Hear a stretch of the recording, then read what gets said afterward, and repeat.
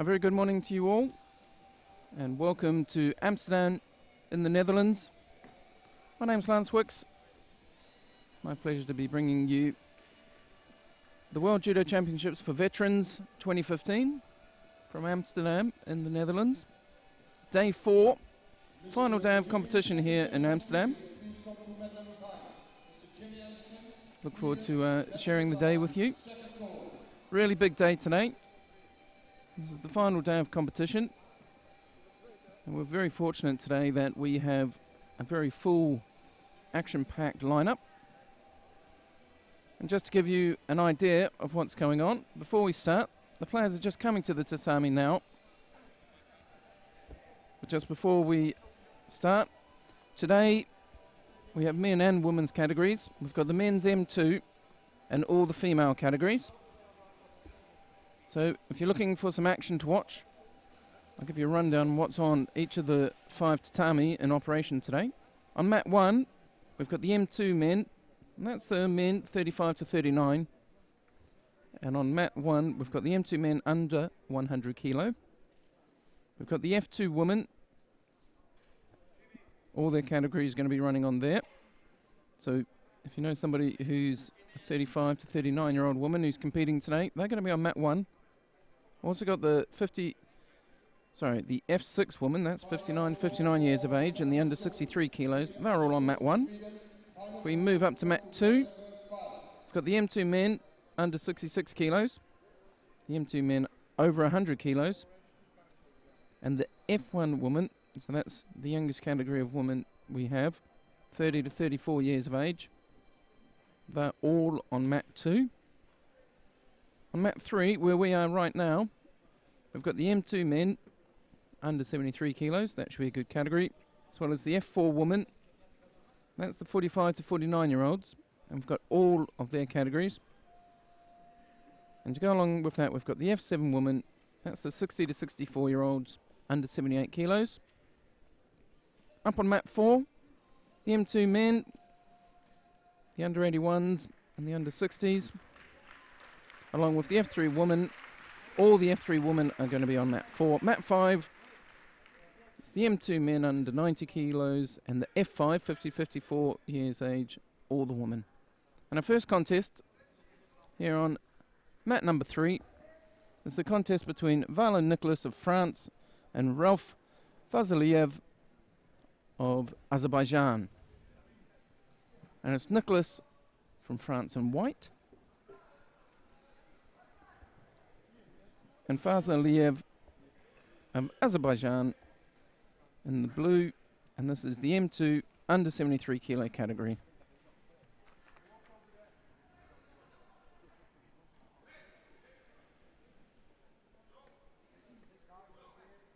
Starts off, kg start, Shido a piece now.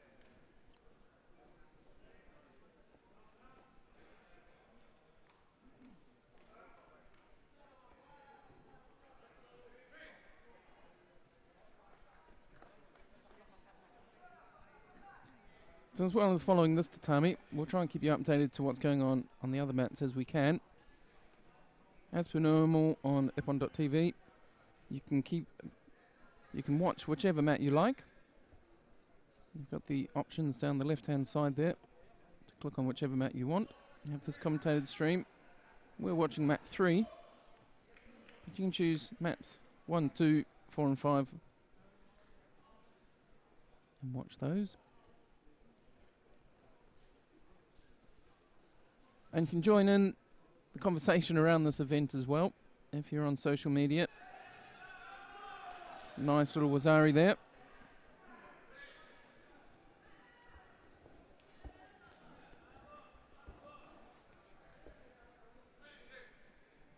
Nice little drop Naigui.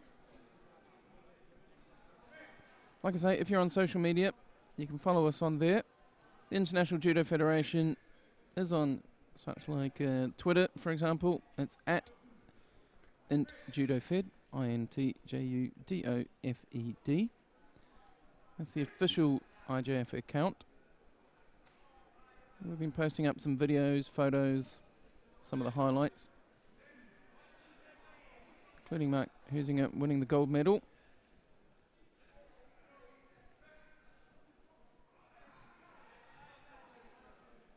The event also has a hashtag, which you can use on Twitter and Facebook and places like that. And that hashtag is Veterans Judo 2015. So if you pop that in the messages on Twitter and Facebook and that sort of thing, Twitter in particular works well. We see that here in the studio, as do the media team and lots of people involved in the event. So if you have a question about somebody from your club or from your country, you want to know how they're getting on, what mat they're on, anything like that, just ask away and we'll try and answer it on air if we can. So we're down to the last 30 seconds. There's a Wazari on the board. Zeri has a Wazari. He's also got a couple of Shidos. Drops into Osakomi briefly. You can see a nice camera angle there. The leg gets trapped.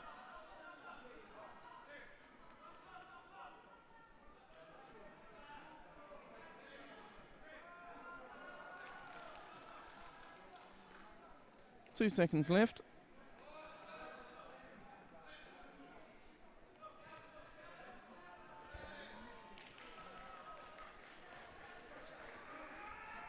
So the Frenchman charges on, but it will be Fazaliev who's going to win this one.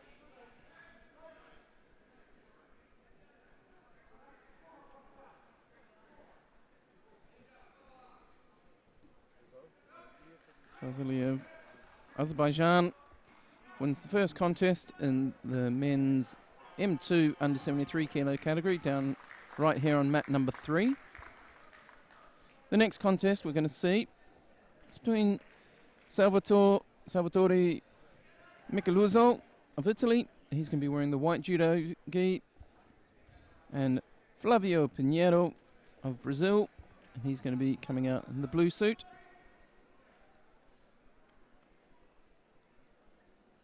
This is the opening round of the under 73 kilo men. After we've had the opening round of the men, we'll have some of the women's categories, and then we'll come back to the men afterwards. We'll go round by round.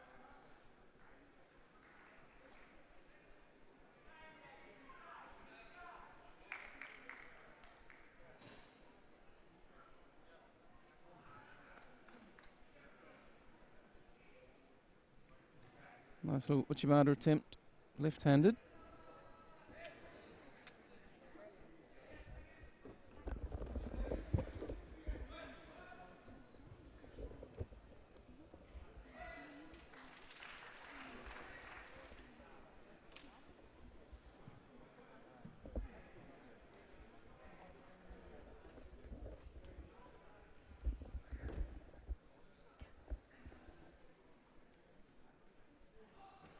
So Ippon,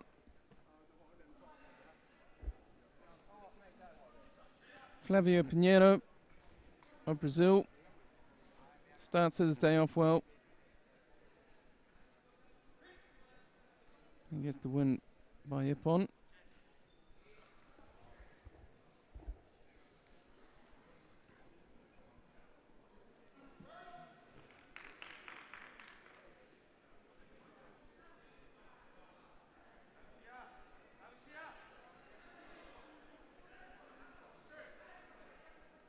You can see that. Coming on next, we have Nasa Benguismi of France and Sergei Sinov of the Ukraine. It's going to be France in white, Ukraine in blue. Frenchman not quite made it to the tatami yet.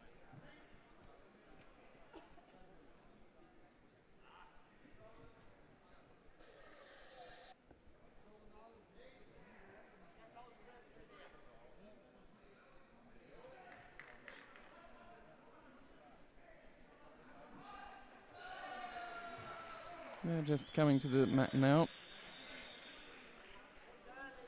So the tournament so far, this is the last day, unfortunately,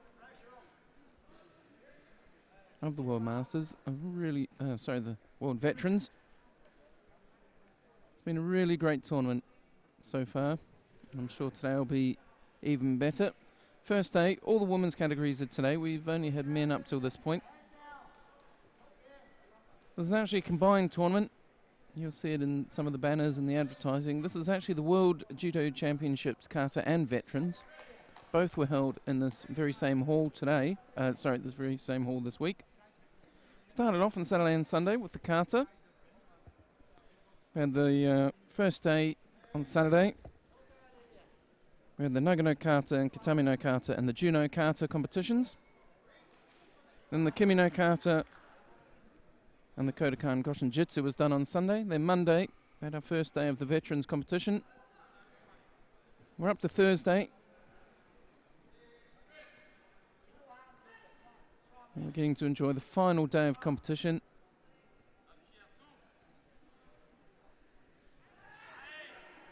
Another nice Uchimata. Didn't get enough control of it.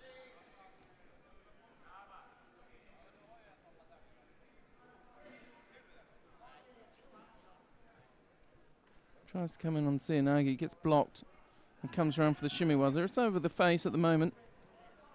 Let's go pretty quickly. Ukrainian. He knew he had it across the face, so he popped it on, felt that it wasn't on, let it go. That's nice.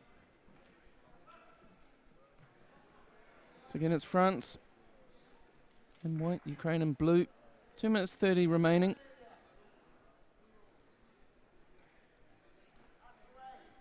So far, they're only just settling in, really. They're quite an active pair. Attempt at the pickup. Gets countered by the Ukrainian.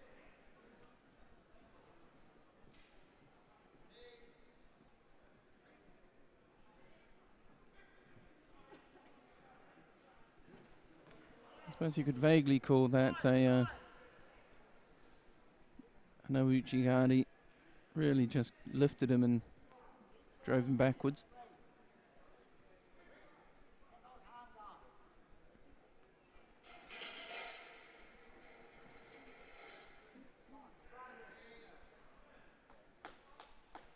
It's quite a large category. There's 32 men in this category, I believe, if my math is accurate. This opening round's going to take a little while to get through. No buys. So nobody's getting a free ride to the second round in this category.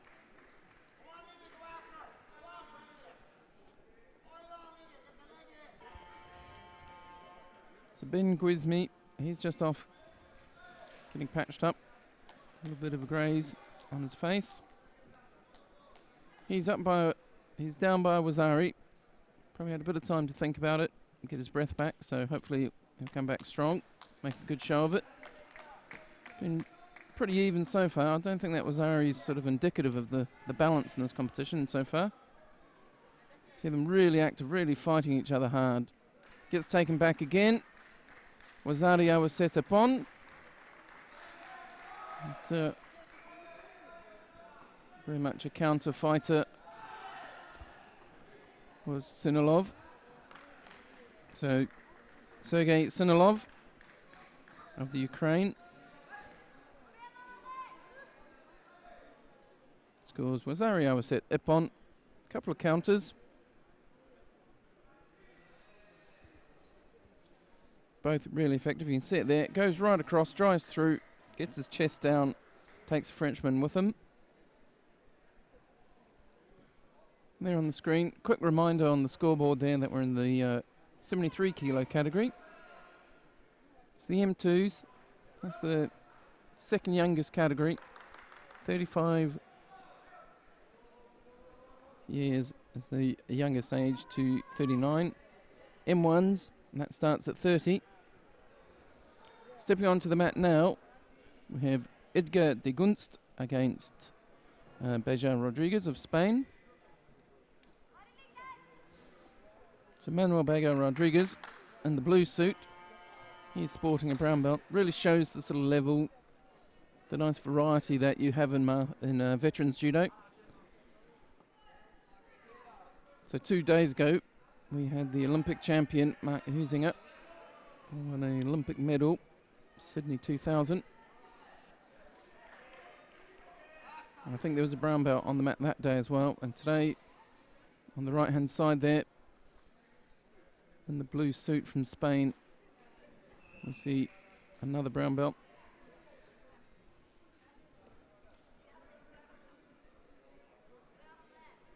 Double sleeve grip. Quite an interesting grip you can see from De Gunst. So with the knuckles up on the outside, he's changed it now, he's come back up on the inside, going for the collar. Then you can see it again, down low on that sleeve, driving the elbow up a little bit. Just trying to take the power out of the Spaniard's arm. Yeah, pretty decent grip, but didn't do anything with it, and picks up a Shido. So De Gunst of the Netherlands slips behind. Minute 39 to go. He just trails now by a Shido because of that. He's got a double sleeve grip, both hands on the elbows basically, and you could see why there when he turned in. Tried to get his hips in and use the arms really to lever the upper body. See again, that hand coming round, down onto the sleeve. Gets caught a little bit there, but counters back. So Bejar Rodriguez did well there with the Ashiwaza, but wasn't able to control it all the way down and got caught himself. Gives away a Wazari, and De Gunst suddenly in the lead. And on top for the Tadashio Gatami. He's got a Wazari already, so he only needs to hold this for a little bit. Looks pretty solid. He doesn't want to let his leg get trapped, but... So Wazari Awaseta Pon calls the referee. 42 seconds remaining. So he finished that one before time.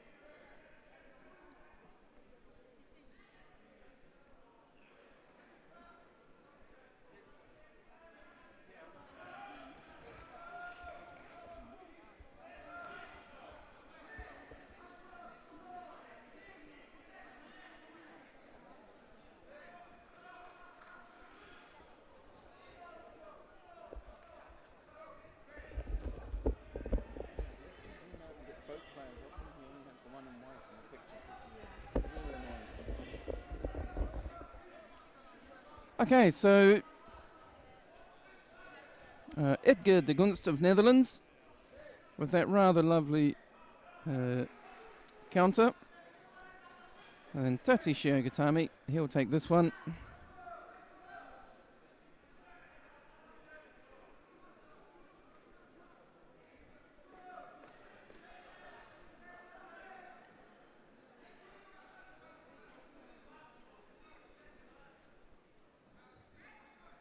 They bow off nicely. I wonder if we can get a shot of that one on the replay.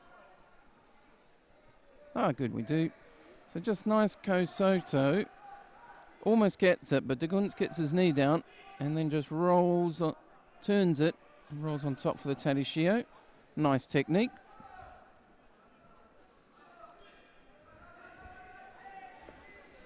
So coming onto the mat now, we have Olivier Lena of France versus Stefan Cobbler of Switzerland. And it's Lena of France in white, Cobbler of Switzerland in blue. France. Lena comes in immediately.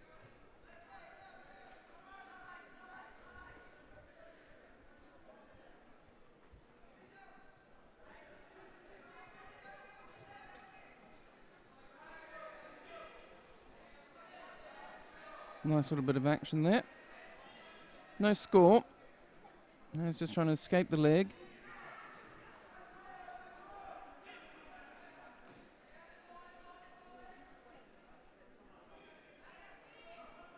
Now you can see him working on the arm. Not enough progression for the referees. Mate is called.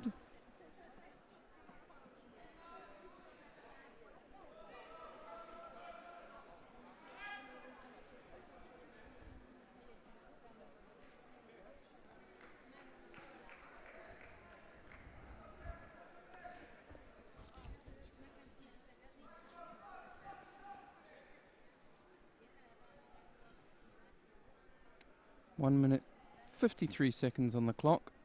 No scores as yet. One Shido just awarded against Cobbler in blue. So he trails now. He slips behind.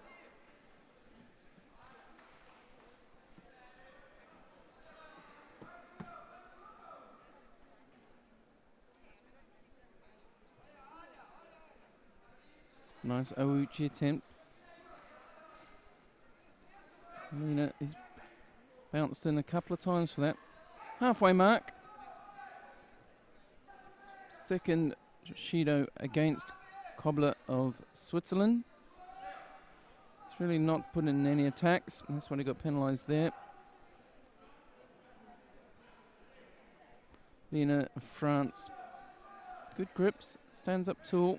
Goes from that bento posture, and then he does a little bit archie, was it? He's been throwing in that right-handed Uchigari. That wasn't quite so good. You see what he's trying to do, but he ended up falling. Things have gone slightly differently. He may have been giving away points when he fell back like that, but not quite. Lena, I think, is better off to stay as he was.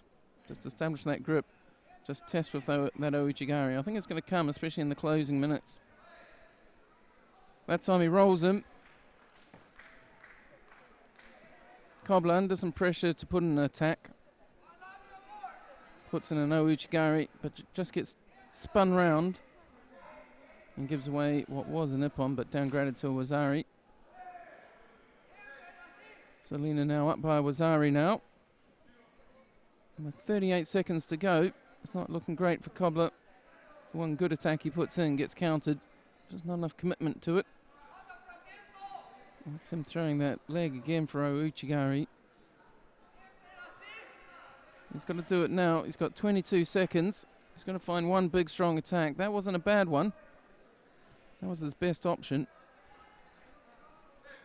Lena may pick up a Shido here, but I doubt it. For stepping out. So 15 seconds left. Cobbler's really going to get a chance very quickly to get a grip and throw. Wastes a bit too much time standing away from his opponent. He needed to close in much sooner than that. Lena's not silly. He's staying away. So Olivier Lena in France.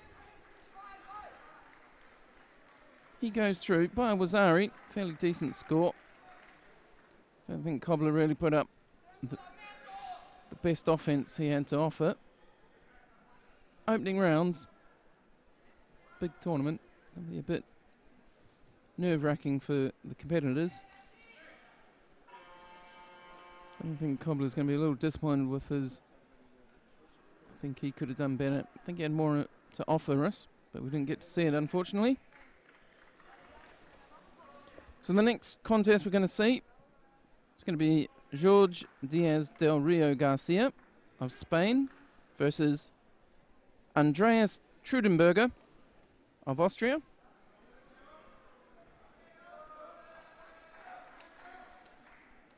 And Trudenburger going straight to work, almost finishing that one off in the first 10-15 seconds. Nice work on Juji Katami. So it's the Spaniard in white, Austrian in blue.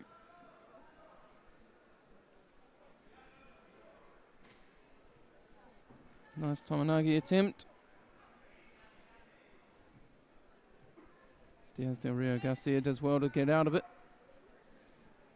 Variabon gets caught again, this time with an Ippon Sioi.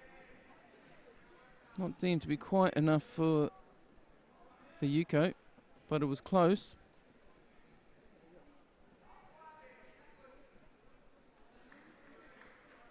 And Diaz Del Rio Garcia has taken a knock to the nose. He just gets taken off to see the first aid. Get that cleaned up. So moving through pretty quickly. Just give you an update. Down on mat 1, we've got the F2 under 57 kilo category. We've got Lisa Capriotti of the United States of America against Kirsten Gray of Great Britain. Mat 2, got the F1 under 52 kilo.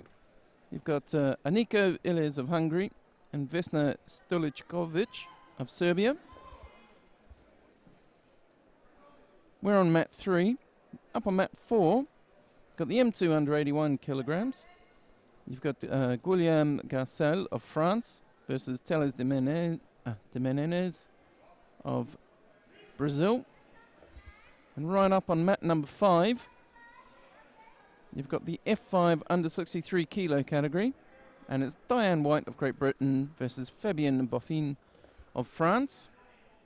And we're back in the action here on mat number 3 with the M2 under 73 kilo category.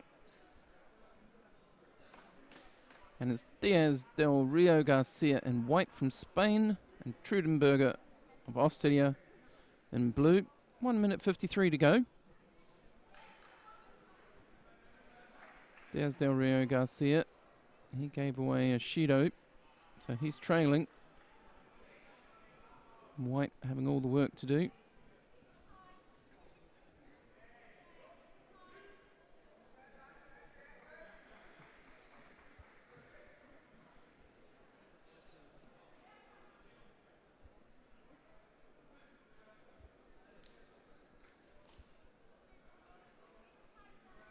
Nice movement.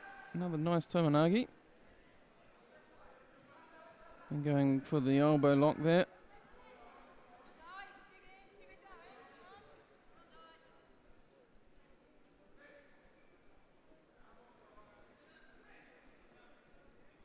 Just closing in on the last minute. A little bit of nay, was it? No action. Nothing happening on the floor, so Mate gets called. Minute 7 left on the clock. Diaz Del Rio Garcia picks up what is actually his third Shido. So he's got a minute. He needs to be really careful he doesn't lose his contest. Now, you can hear shouts there. Trudenburger dropped in for the drop Sioi. Shout from the Spanish supporters in the background, claiming a leg grab. We saw the hand fly out. Not sure if he actually grabbed the trouser or not. Referee's commission doesn't seem to think that he did.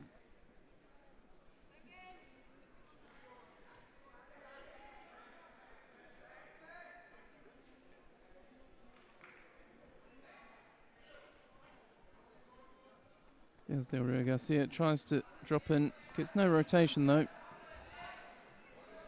Ends up face down. Allowing Trudenburger to go to work. 18 seconds. Trudenburger's going to use up all the time on this one that he can.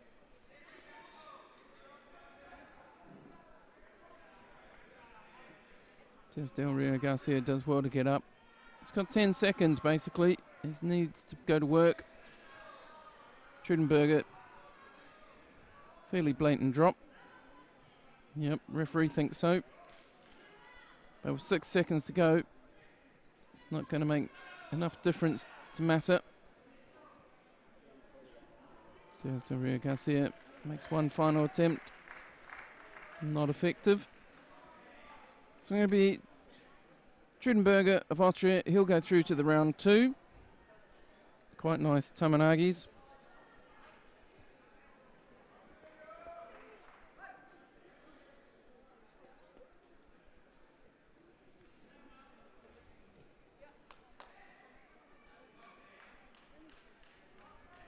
And we have up next,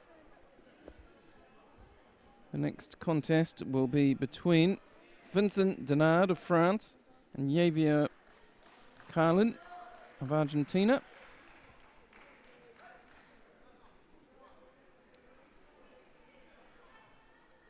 And it's France in white, Argentina in blue.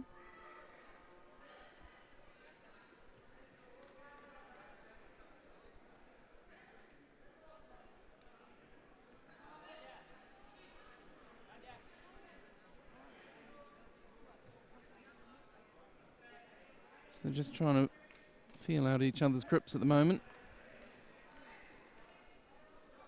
The M2's 35-39 years. They're not often not that far off a senior career. Once you get up into the M9, M10, M11, there's been quite a big gap. Some of the fitness levels have dropped, but a lot of these guys are in tip-top shape, and you see it in the speed of these two. Couple of drop COs, drop Cianagis either way. 2 minutes 6 on the clock. Dinard of France in the white judogi. Carin of Argentina in blue. Throws a foot sweep, just enough to knock Dinard, enough that he feels he has to drop to the ground. Carin blatantly wasn't expecting it to work. It was just one of those stabs just to have a feel, but it was more effective than he expected.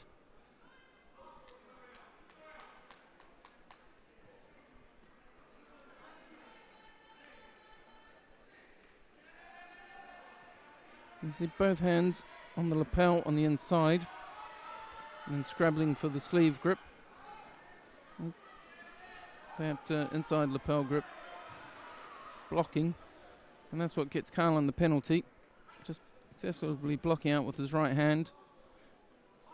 You can see it working quite effectively there. He's got that right hand coming in under the arm, right in onto the chest, shoulder of his French opponent. Just pushing forward, blocking out the space. You can see him pushing the Frenchman straight towards the edge. And then he drops. Not a great attack. Leaves himself a little bit open to the Koshijimi. Hard to tell from this angle if it was close or not.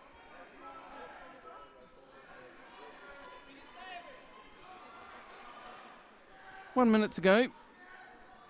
So Carin has a decision to make. Does he try and engineer a penalty? Probably for stepping out using that right hand. Or does he go for the throw? Dinard, he's decided he's got the lead and he's going to defend by making the first attack every time. But Dinard's dropping a little too obvious to the referees, and that evens it all up with 45 seconds to go. So now it's a real difficult choice for both of them. They both need to put in good attacks. There's no play time. Dinard is getting a bit loose for me. Carin, for my money, he's just a little more focused, just sticking to the basics, controlling the space. Dinard is trying a little more outlandish, a little more risky manoeuvres. Blatant drop there. That could get him in trouble. 25 seconds. You don't want to be giving away a Shido. Yep, he does. So that changes it. The Argentinian takes the lead for the first time. 18 seconds to go. And the way he's been fighting this last minute or so, I don't see him doing anything silly. He's got the balance just right on his defense. That right hand coming inside, enough to block out Carin. Carin not helping himself by just dropping. 5 seconds. Another grip straight off the grip. So throwing himself at Carin, but it's not going to be enough.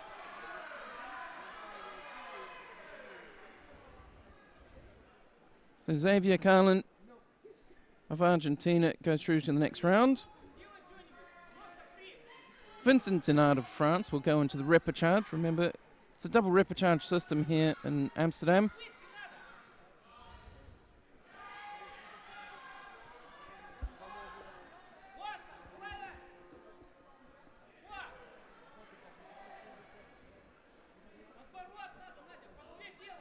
Double repêchage, so everybody gets at least 2 contests. So the next contest we're going to see is going to be between Vitaly Rizzy of the Ukraine and Laurent McKenzie of the United States of America. Ukraine in white, USA in blue. This is the M2 under 73 kilo category. We're on mat 3, 5 tatami in operation this week. Straight away, the Ukrainian goes for the Koshi Jimmy, working the American around and around in circles, but didn't have the hands placed correctly.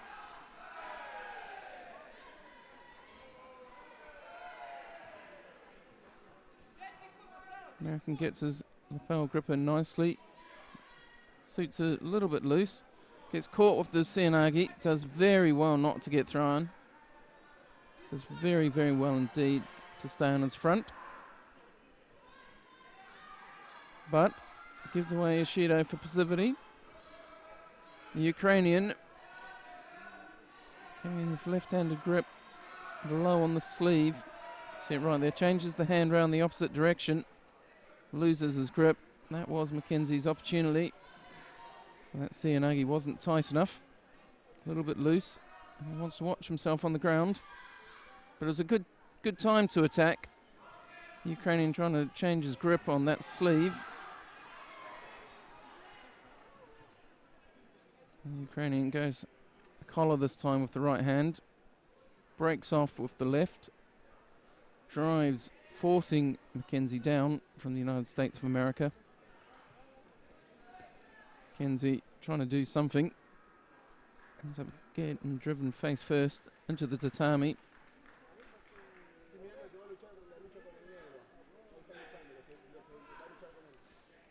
Picks up a Shido, so it's 2 Shidos against the American. He's falling further behind. Minute and 30 seconds left. Halfway through. Rizzy of Ukraine leading comfortably. He's looked a little more skilled.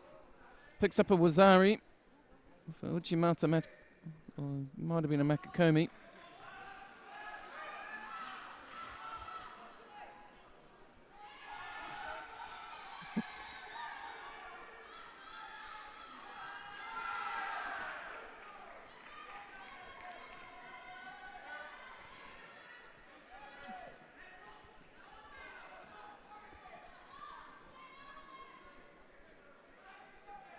So the Wazari gets downgraded to a Yuko,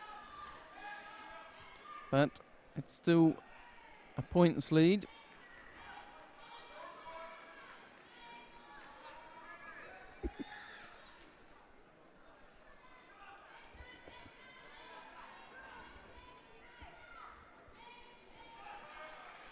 It gets upgraded again to a Wazari.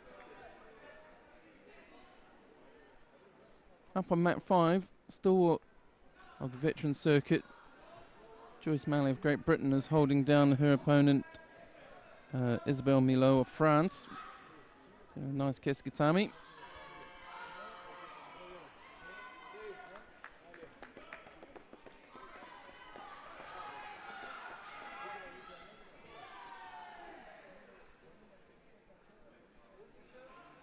And that's in the women's F5 under 70. 44 seconds remaining. Vitali Rizzy catches his American opponent for rip-on. 34 seconds remaining. Just drops in, I think it was a drop Sioi.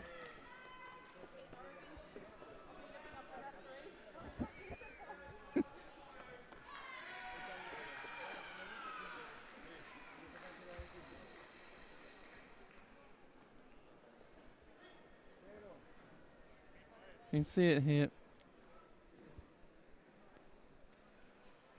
That was the first Uchimata.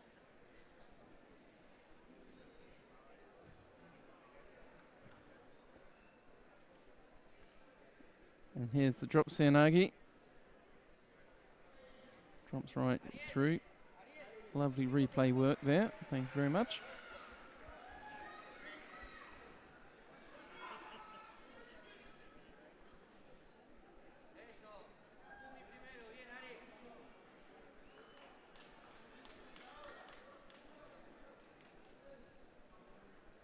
So coming to the mat now,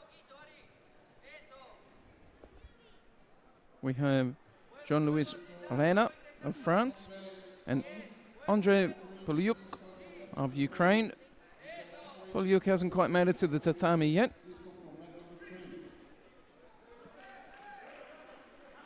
So this will be first contest in the second half of the draw. So we're halfway through the first round. And the schedule, as I understand it, is going to round one of the men's under 73 kilo. Then we're going to go into some of the F4 categories. For me, it's going to get tricky because there's a lot of contests to keep track of, a lot of categories. And then we'll do the opening round of the F7 woman under 78 kilos. And then we'll cycle back round to the M2 men under 73 kilos. The Ukrainian in blue has arrived. The Frenchman in white. So it's Rena versus Polyuk. The Frenchman drops. Not really much of a Sutemi-waza attempt, as more as a drop to get into Neiwaza.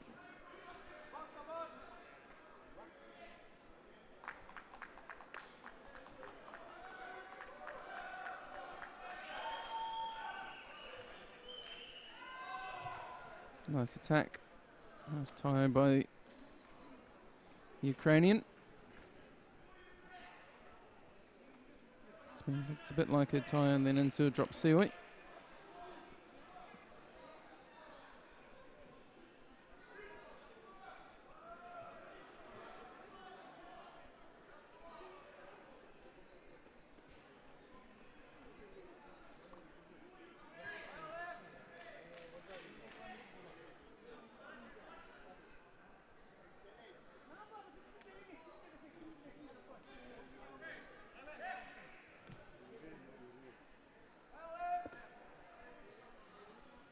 So there's some discrepancy going on. Not quite sure what's going on there.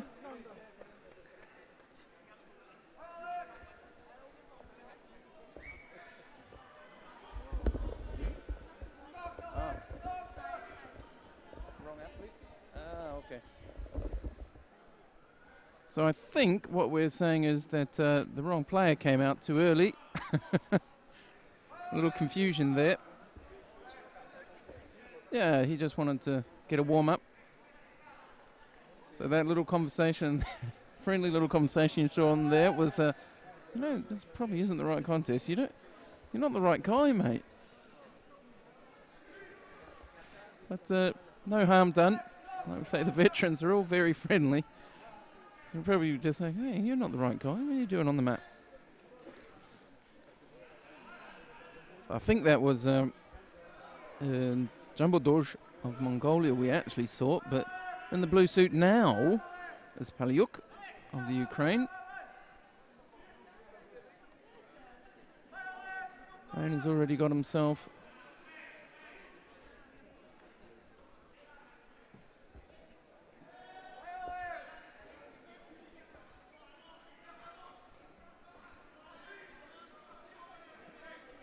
so after that excitement and confusion, we'll settle into this one.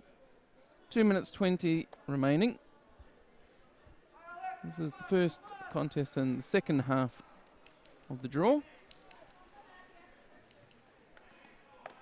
Rena driving. He's got a Yuko on the board already after the first minute. That's just running out now. 2 minutes and 1 second exactly on the clock. Rena's had a little bit of a warm-up with his Mongolian friend. Another one of those sort of drag down Sutemi-wazas. Gets a Wazari for that one. When he did it earlier, I thought it wasn't really effective, but he's got 2 scores off it with it. Now he's got the Sankaku leg position. Pulling on the trousers as well, trying to turn the Ukrainian. Gets right across for the Yosekomi-waza. Nice strong position. He taps out there. Don't think the referee can see it. He gets the nod from the referee's commission, who can see it on camera that he's tapped out.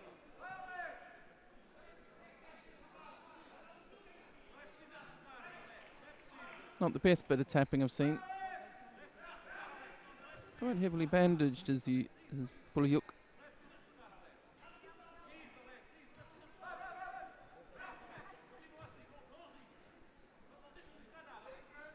He's not unhappy. I'm not entirely sure what he's unhappy about. Whereas Rena, he's going to go on and compete now.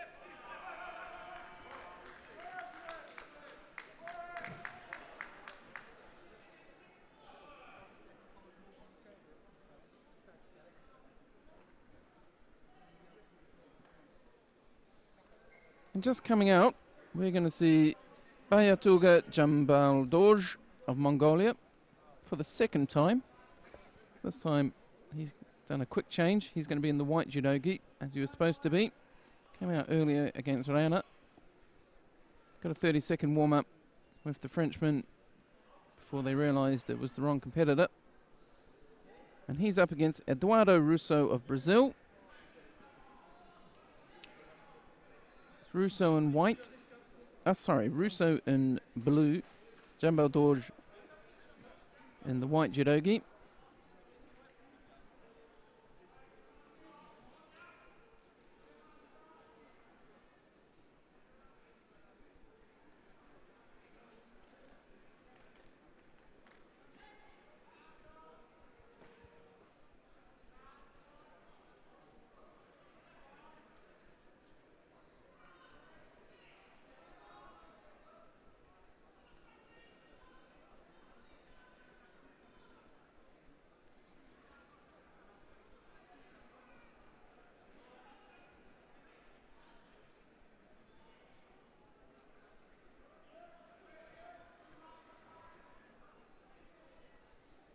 First minute just winding down. No scores, no penalties.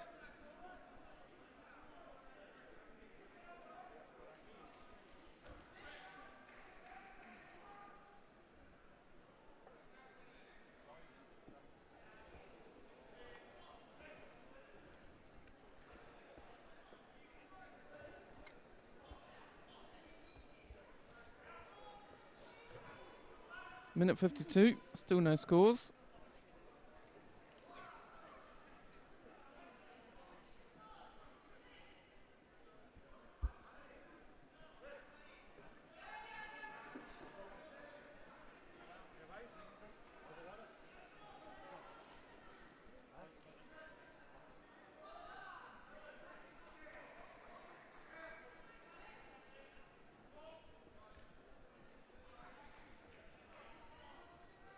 So we're over halfway through this one.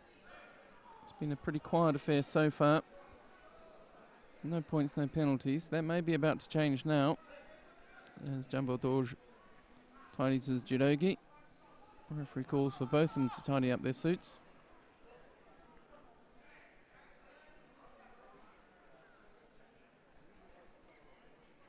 It's Jambaldorge of Mongolia in white, Russo of Brazil in blue.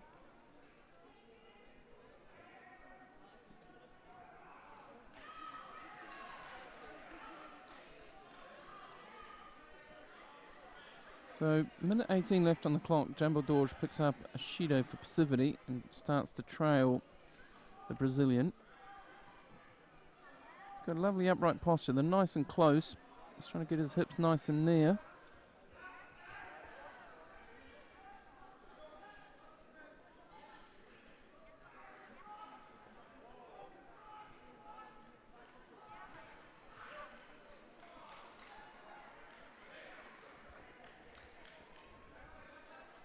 It's a very quiet contest. So far, nothing much really being effective. Russo a bit tardy in doing up his judogi and his belt. 48 seconds. Let's see if they can produce something of interest. It's not been unpleasant to watch. It's just not really produced very much. Nice attack there by Russo. A second stab at it works quite well, but not quite well enough. Jambaldorge, typical style of the Mongolians, able to weather that storm.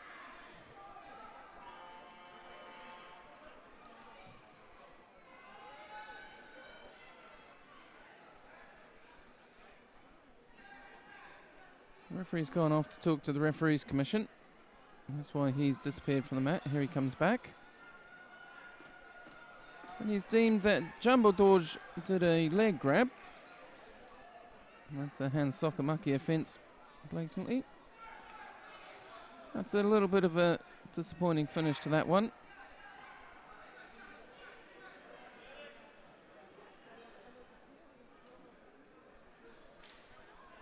The referees commission saw a leg grab in there.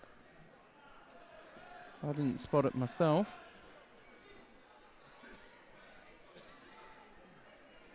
But it's Eduardo Russo of Brazil. He goes through to round 2. And Jambaldorge, his next contest will be in the repêchage. If you're just joining us, please do join the conversation. You can use the hashtag VeteransJudo2015 to get hold of us. Just drop that on Twitter. Don't forget the IJF's Twitter handle is IntJudoFed, INTJUDOFED. Drop a tweet. You can watch all the action on epon.tv. So if there's somebody from your club or your country competing today, be sure to shout it out on Facebook and Twitter and let them know they can follow. Let everybody know they can watch as well, like you are. Lovely bit of ashiwaza there, though.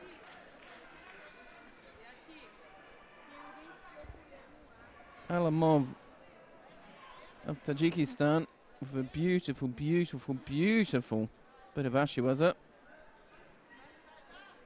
which I absolutely assure you we're going to get to see in a moment. Watching a lovely slow motion.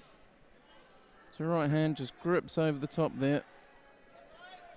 As he does it, that's when Alamov decides to go for it. Might see that one again.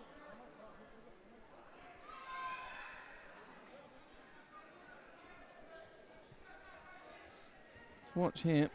As the hand comes over top, he's got a good grip. Just sweeps that foot away beautifully. Absolutely beautiful. And you can see that Sébastien Kuhn of France absolutely caught cleanly and disappointed, but can't really argue with something like that when it happens to you. So we're moving through quite quickly now. We're up sort of 3/4 of the way through.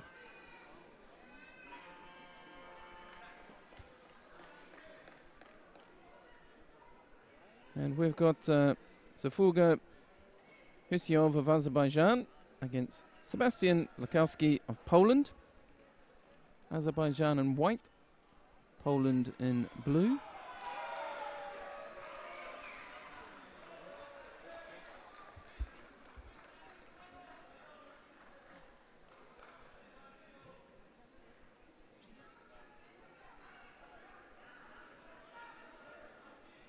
You see Lukowski using his right hand in there under the arm, blocking out the shoulders, blocking out the upper body.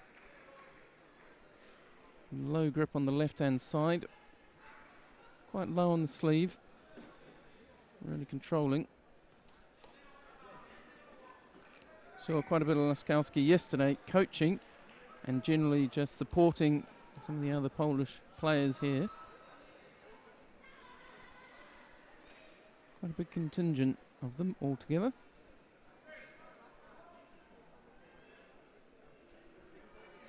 So Lukowski this time, he's got the left hand on the collar. Sinov does better that time. Gets in better grip, manages to get in his own attack.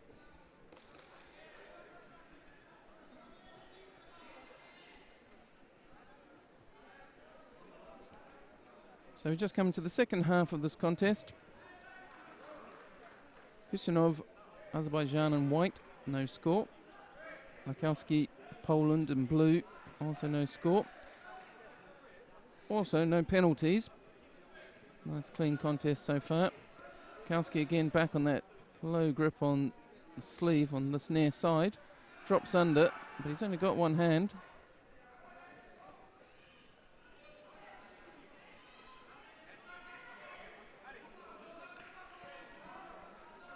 Just over a minute to go.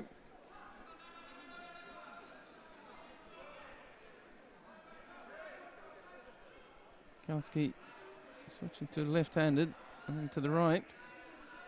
That's the grip he prefers, I think. Right hand in, left down on the sleeve. Hooks in with a bit of an uchimata.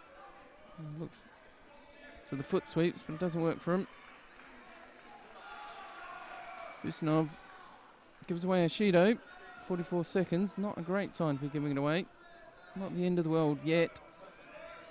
Comes in fairly loose Sianagi. Okay.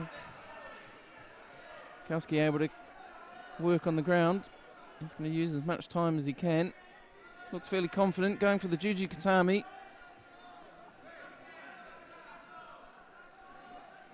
He's got the arms fairly loose.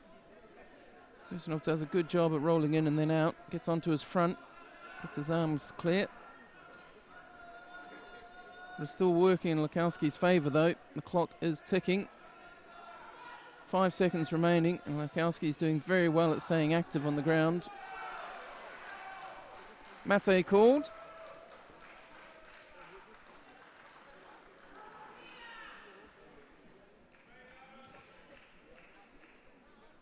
So it's going to be Lukowski of Poland. He's going to win it by the slimmest of margins, just a Shido against Husanov of Azerbaijan.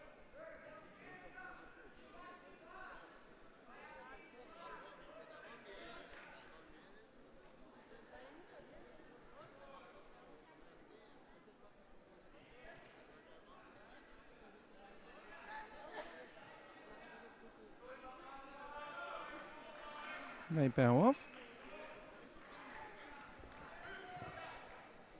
The next contest we'll bring you is between Telmo Alves of Portugal and Budget Sayedel Haek of Brazil. It's going to be Alves in white, Sayedel Haek in blue.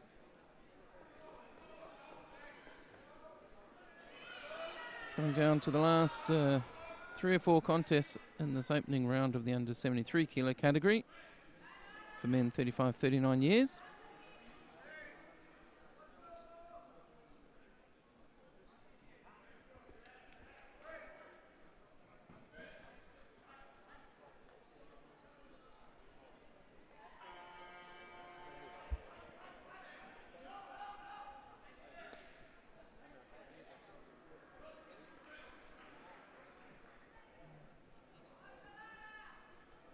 So a very good morning to Jarvis. I got a hold of us via Twitter. Our plan for today, we might try and get onto Tatami 2, but our plan for today is to stay here on Tatami 3. Try and give you the full story. Obviously, you can switch to Tatami 2 and watch all the action. Just push the button there on the left-hand side of ipon.tv. Nice to have you with us. Sure to let us know who it is you're looking for on Tatami 2. If nothing else, I can let you know how they get on.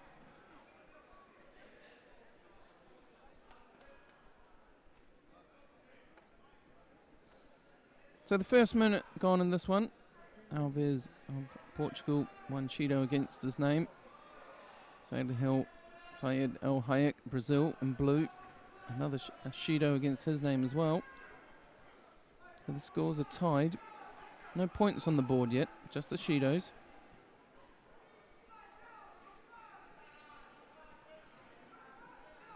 Very cagey, strong grips. Quick flick of the feet there by the Brazilian.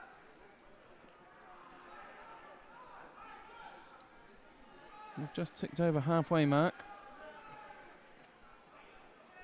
You see, well, you can't see from that angle. Alves, his right hand over the top and onto the collar. He's been very good at blocking out all the space. He changes it, grips around the side there. It doesn't work in his favour. Brazilian picks up a second Shido. He starts to trail. 60 seconds remaining.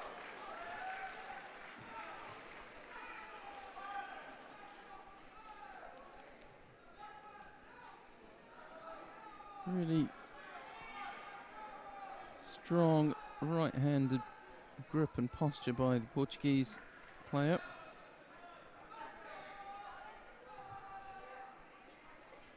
The Brazilian struggling to find a way past that right arm and right side of Alves. But Alves gives away a Shido there. 36 seconds remaining and the scores are tied.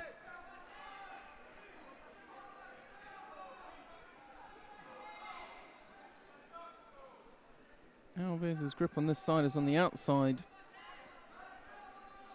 Haek's managed to get his collar grip on the inside, got the arm on the inside there. You can see his left hand.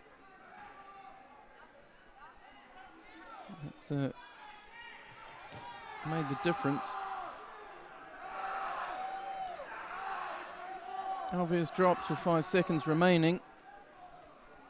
Probably not bad enough to pick up the Shido, but the referees commission are going to take a think about it. They're going to have a look. They give a Shido against Haek. He can't believe it. A tough time to give out a Shido. 5 seconds remaining like that. Alves of Portugal really been given the win there. Haek done really well to re-establish himself there, get his grip going. He'd struggled against the Portuguese grip, but found a way to stop it. But deemed to have got the grip and not used it. Gets a passivity penalty just at the end. Absolutely distraught over it. Rightly so. He must have been feeling fairly good that he'd managed to establish his grip. But it's Tao Alves who will come through to round 2. And Bajet Haek will go into the repêchage. And our next contest coming out in the white judogi from Kazakhstan. We have Jurgen Sidakov. And in the blue suit from Argentina, we have Luis Pablo Corollo.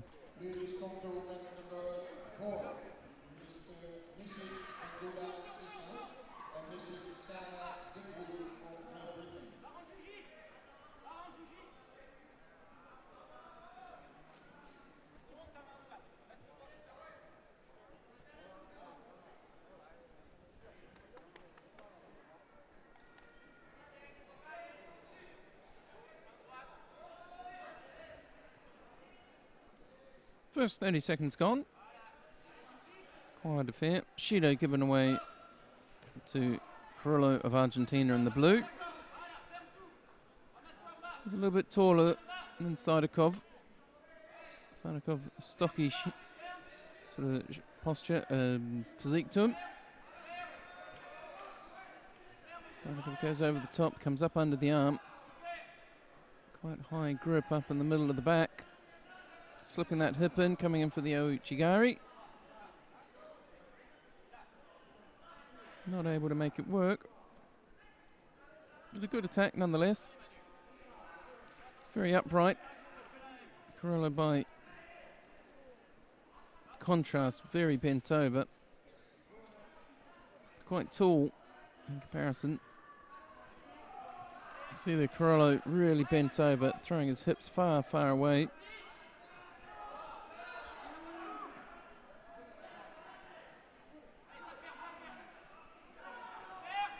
Time.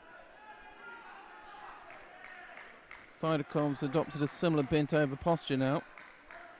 You can see his right hand holding the loose jacket of Corollo.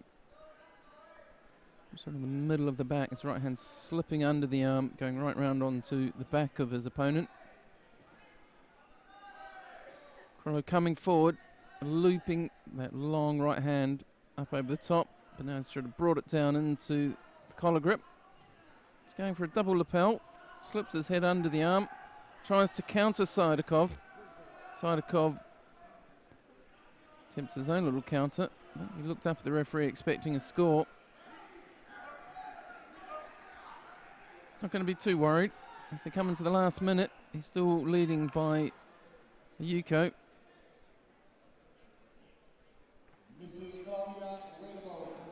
Referee moves some of the supporters back into the stand where they belong. Sidakov, best attack so far. Gets right in with the Sianagi, just not able to hold it. Gets his body in the right place, just not the grips and the Kazushi working for him. Possibly a sign of things to come though. As the pressure mounts on Corollo to make something happen. He's trailing by Shido. Good Ouchigari attempt. Sidakov, Sianagi, not a great one. Don't think it's bad enough to get a drop. Penalty, it's not. Sidakov in white, leading just. Corollo in blue, trailing. Not a bad little manoeuvre. Ouchigari. He's got longer arms and legs than the Kazakh. That wasn't clever. 15 seconds, gives away Ishido, ties up the scores. He's feeling the pressure of Corollo coming forward and attacking with the Ouchigari, but he needed to make it a good one. Goes across, gets countered backwards. So Corollo of Argentina, Luis Pablo Corollo of Argentina, having trailed all the way, not really looked good. Just in the last minute there, starts to pick up the pace a little bit, throwing those big Ouchigaris in, little legs of the Sidakov not able to cope. And Sidakov, after giving away Ishido far too close to the end, gets countered, and we'll see it here. You can see the big height difference. He pops up. Sidakov makes a vague attempt, Makakomi, and Corollo just keeps moving forward, drives him backwards, gets the ippon, celebrates, as he knew he had been trailing most of the way through that one. So Corollo, good win.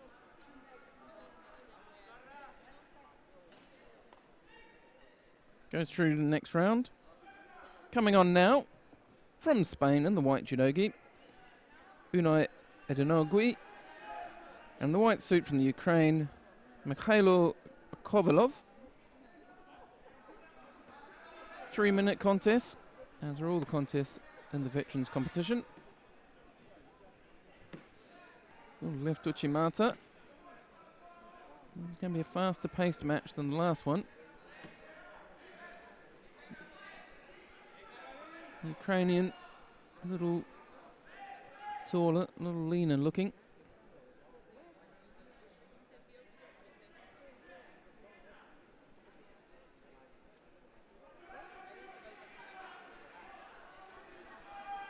And the referees just establishing a bit of the ground rules, making sure people aren't coming down onto the contest floor. This match gets back underway. 2 minutes 20 remaining. Another good Uchimata attempt, but he's left his arm there.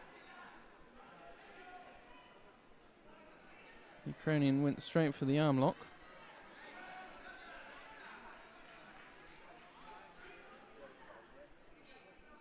Spaniard gets penalised for passivity.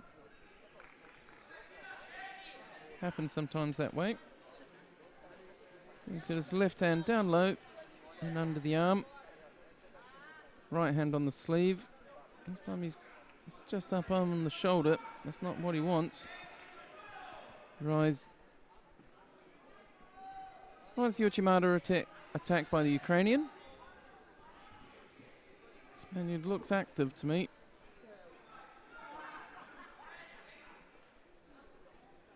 Settle down in the middle of the tatami. That's the grip he wants. Left hand under the armpit. Rides another Uchimata. Tries to get a purchase on it to turn Kovalov of the Ukraine. Couldn't quite do it. Kovalov picks up Shido going outside of the contest area. So it's all even just as they hit the halfway mark. Kovalov tries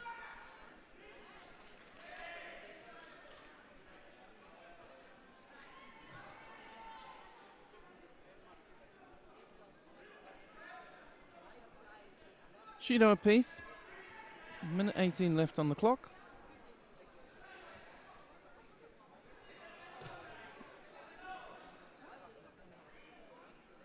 Naigui just hinting, slipping that left hip in with that Uchimata attack. Didn't quite have enough on at that time.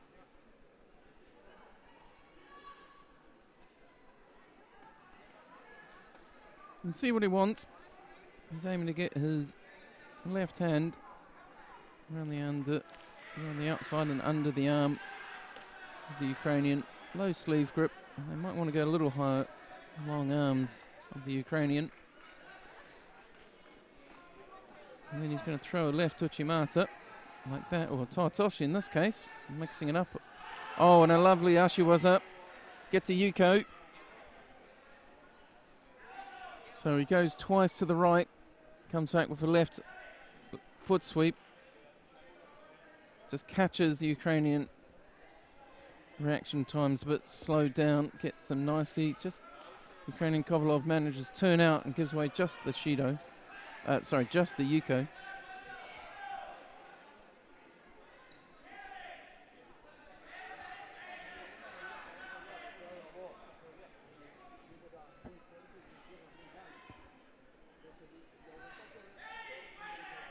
Kovalov starting to look a bit untidy now. He's under a lot of pressure. 5 seconds remaining. Naigui engineers that well. Burns up the last few seconds of the contest down on the ground near the big number 3.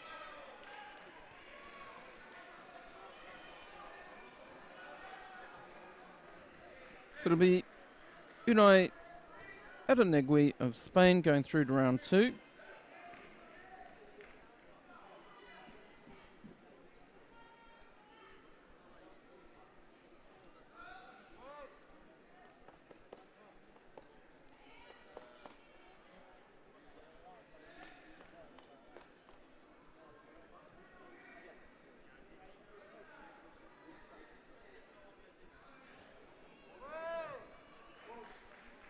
It's a really nice throw right to finish that one off. So up to the final contest in the opening round of the M2 under 73 kilo men. And it's going to be between Alexei Mshkin of Russia and Loic Goselin of France. It's going to be the Russian Mshkin, should I say, in white, and Goselin of France in blue. After this, we'll go into the opening round of the F4 under 57s and then the F4 under 63s. So that's the 2 female categories. F4, in fact, we'll do the F4 52s, F4 57 and F4 63 in quick succession. I'm trying to keep track of this all with contest sheets, so I've got a lot of work to do.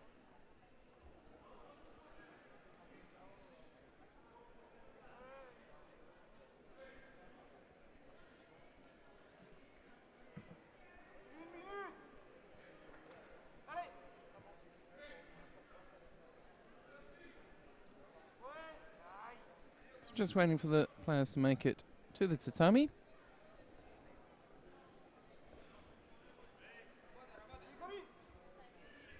So remember, you can reach out to us here in the studio. You can drop us an email. There's a link on the top right-hand corner. But even better, send us a tweet. Just put the hashtag Veterans Judo 2015 in your message. And we'll all see that here in the studio in Amsterdam, as will the rest of the team.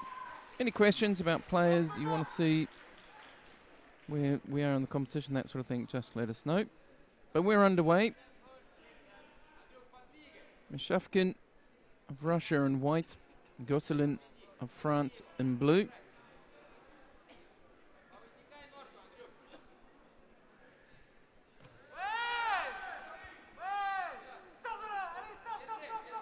The Russian drops straight in, looking for the Juji Gatami. Frenchman trying to protect his arm. And this Russian looks like that's his preferred waza. He looks awfully good at it. Really nice angle to watch it from. Thanks to our volunteer cameraman, doing great work.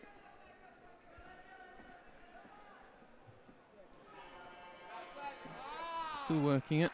Not enough progression.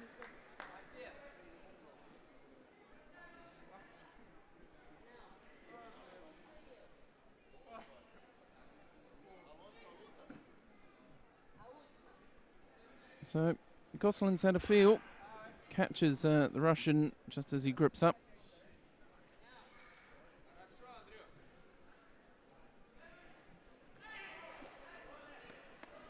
Mshkin just taking a knock to the face as they grip up there. Goselin, he now knows firsthand about that Jujigatami. So he's going to be trying to watch out for that. Comes in for left Uchimata. Doesn't get the upper body of Mshkin moving.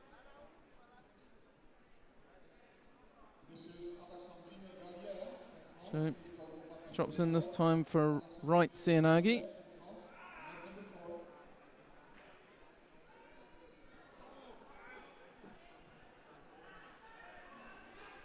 Slightly risky moves.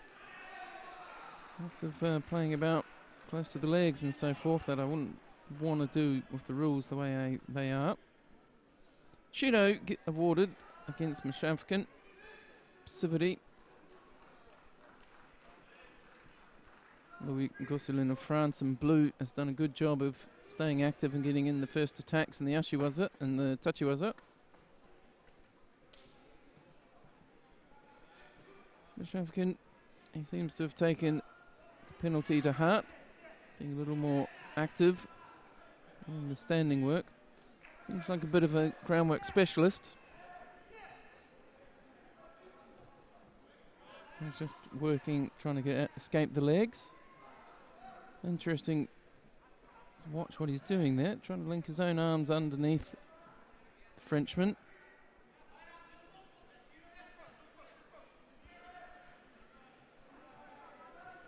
The escape didn't eventuate, didn't get out from between the legs. Goselin able to hold on. So Mshkin in that outside grip. With his right hand grabbing around the outside of the Frenchman's arm and gripping just under the shoulder, sort of in the armpit. Mshkin picks up another Shido. Well, unfortunate. He's been more positive. But again, he's being second to the punch all the time. He has picked up the work rate though. He might be at risk of picking up a penalty for the double-sided grip. So he's now on 3 Shidos, 15 seconds remaining. He's aware of what he needs to do. He just hasn't had the chance to do it. He's got that double-sided grip again, but he has been attacking. A sort of typical, what we'd almost term a Russian-style double-sided grip like that. Very extreme side-on grip. So Mshkin, he's going to lose 3 Shidos. But to his credit, once he'd been penalised first time, he really tried to turn up the heat, try and get back into it. But Loic Goselin really did a very, very extremely good job at just controlling that contest, making sure that after that established grips, he was putting in the first attack and preventing the Russian from really threatening. So it'll be Loic Goselin of France. He will go through to round 2, and that draws the opening round of the under 73 kilo category to a close. Like I said, it gets going to the quick change competition now. We're going to have the first contest of the F4 woman 45 to 49 year category, under 52 kilos. There's 3 competitors in this category. We're going to see the first 2 of them. Stephanie Schluder of Germany, Annick van der Voort of Belgium.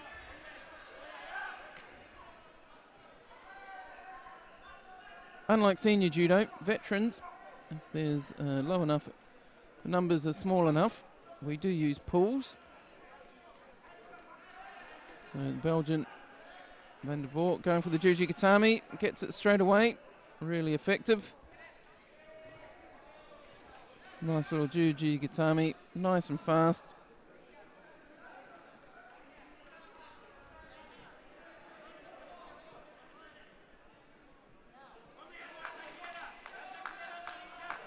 So because there's only 3, that is the opening round of that category. So we'll now switch to the 57 kilo category, as we see Lance throwing sheets of paper around on his desk. And we're going to see the first contest between Ode Weihart of Germany and Carin van Meurs of the Netherlands. I think the first Dutch fighter we've seen this morning. In this category, 2 pools. This is Pool A. We have Weihart, van Meurs and Vasily. Pool B, we've got Springer, Steiner and Fedorova. So we'll see 1 contest basically each, opening rounds of each of these categories.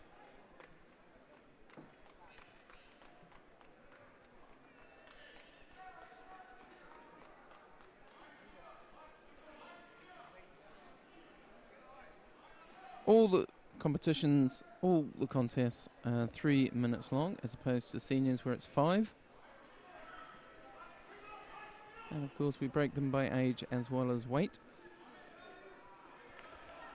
So it's Odo Weihart of Germany in the white judogi.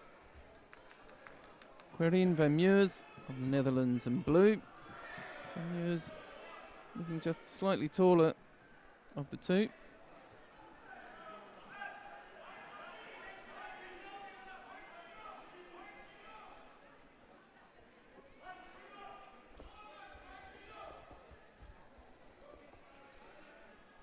So Nippon awarded, but downgraded to a Wazari.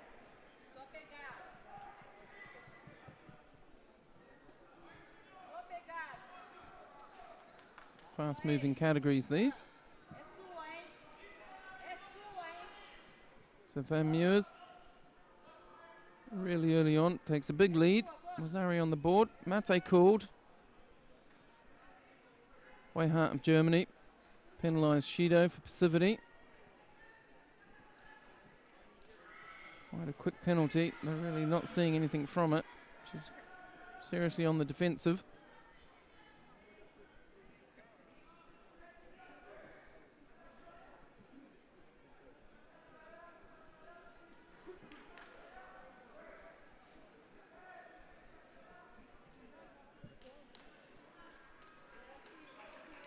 The Dutch fighter much more upright, really controlling the grips.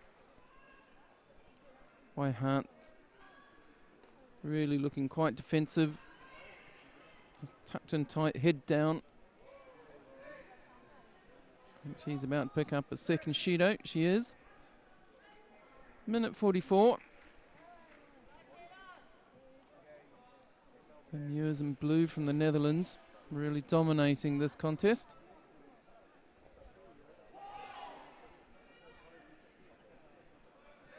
Go down to the floor.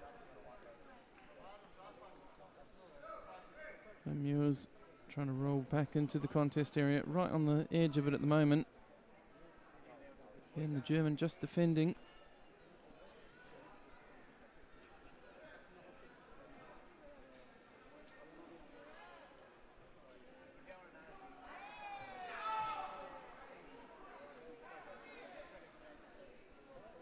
So, coming into the final minute, really not seeing anything from Weihart yet. Van Meurs, big grip down low under the arm, down near the ribs. With her right hand, takes it back with Tania Toshi. That one's a Nippon. Don't think that one's going to be downgraded.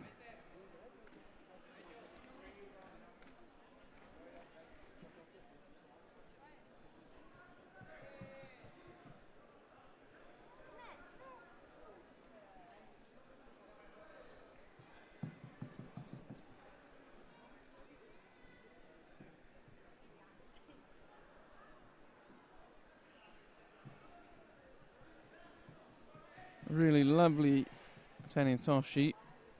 50 seconds remaining on the clock. That was clean and clinical.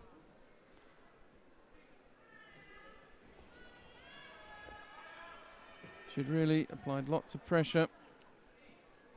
Scored early on and it got downgraded to a Wazari and just kept applying pressure. Wayhart defended and defended and defended, but didn't really open up at all.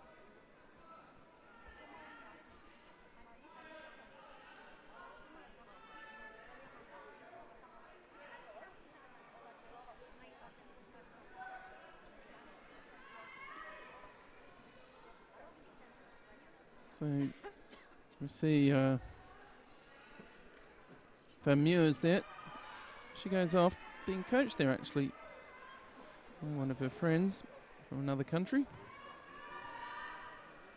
So the next contest we're going to have is the other half of this category.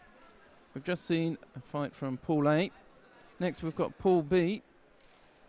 We have Anita Sprenger of Germany against Muriel Steiner of Switzerland.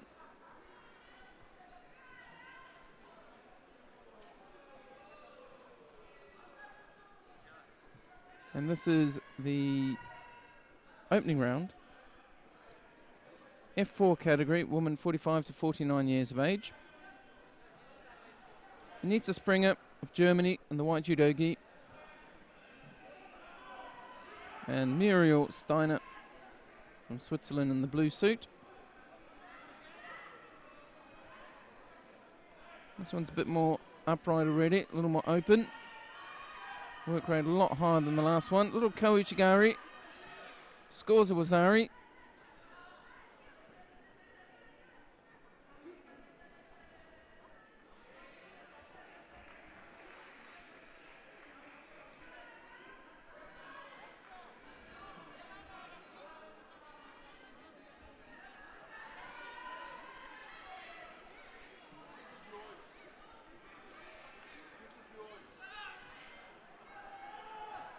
German drops under.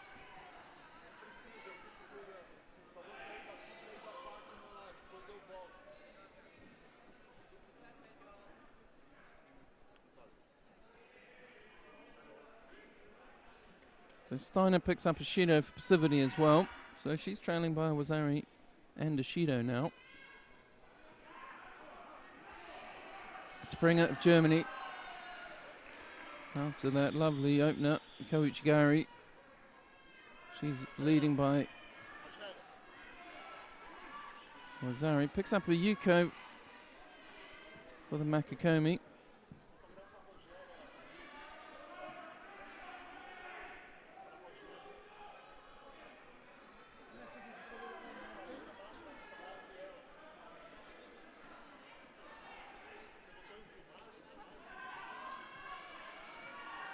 Steiner slips further behind.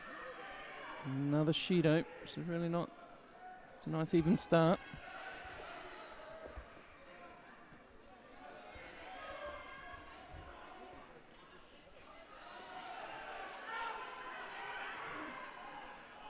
After quite an even start,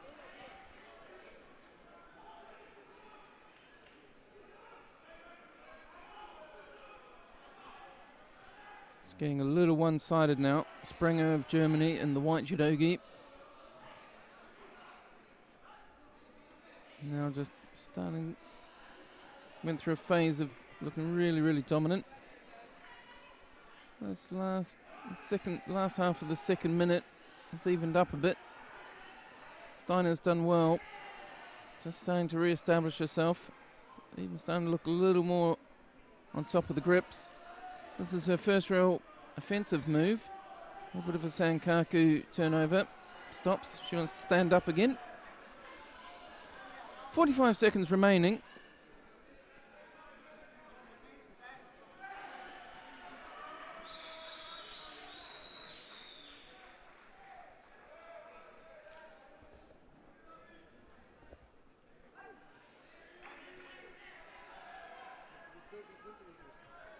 .28 seconds remaining.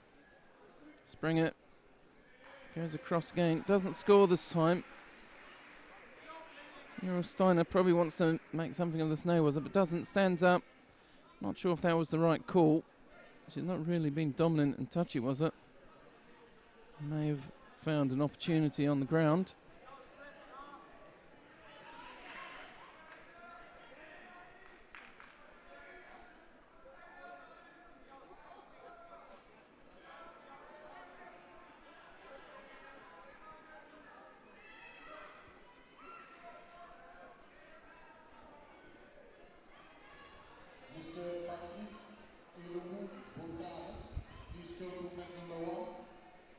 So the time runs out. Springer of Germany is going to win that one.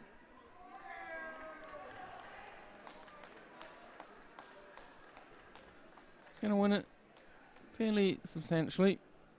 Muriel Steiner just not really finding her way into that competition very well.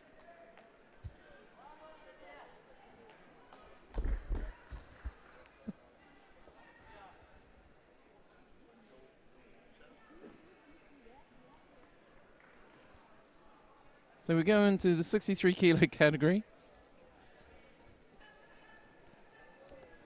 So the F4 under 63 kilo category. Coming on. This is the opening round.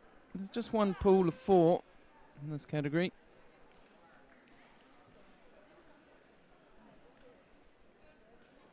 We have the Austrian Moni Schingelberger of Austria versus Beatrice Pactoli-Barach of France. Just waiting for them to come to the tatami now. It's going to be Austria in white and France in blue.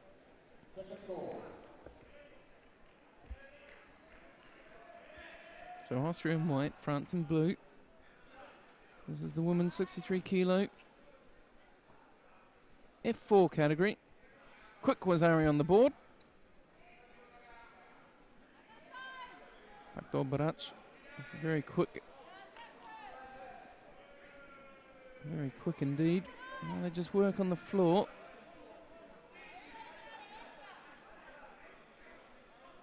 They go back to their mark.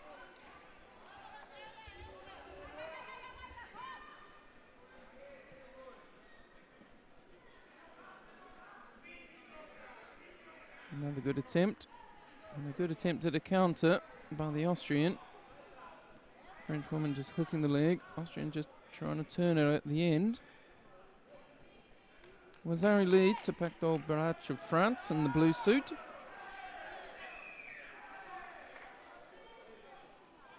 They grip up again. Moving around nicely. Pactol-Barach. A low grip off the right hand on the lapel. Tries to hook in on that leg again. Not able. Somewhere resembling Kosodagak. But really not trying to hook the leg as much, just block it.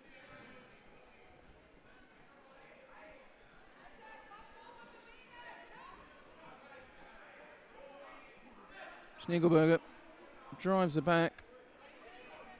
No score. She's down by Judo. And the score as well. So she's got a bit of a loose attack, that one. Really not effective. Allowing Pactol-Barach to drive it to the floor. Schingelberger of Austria in the white. Down by Wazari and Shido now.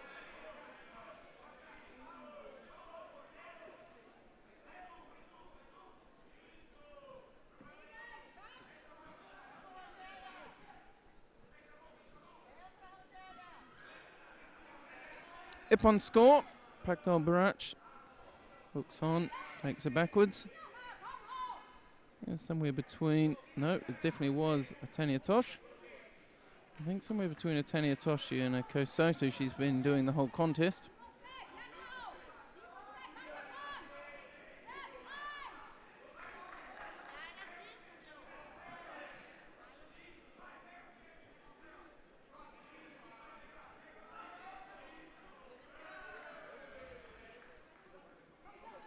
It's a nice embrace. See here, big hand comes over top. She just takes both legs straight back. Nice easy one for the referee to call. That's an Ippon.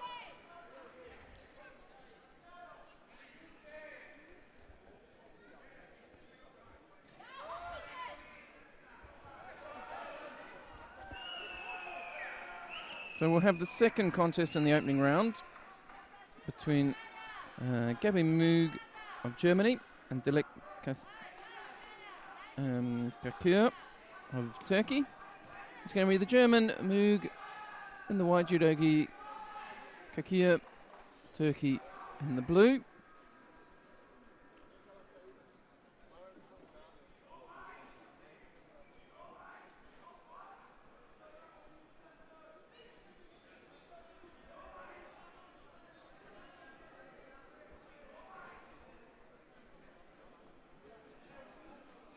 Cagey start. Even so far. Both fairly traditional grips so far. Head to head. Just shuffling from one side of the mat to the other. Feeling each other out.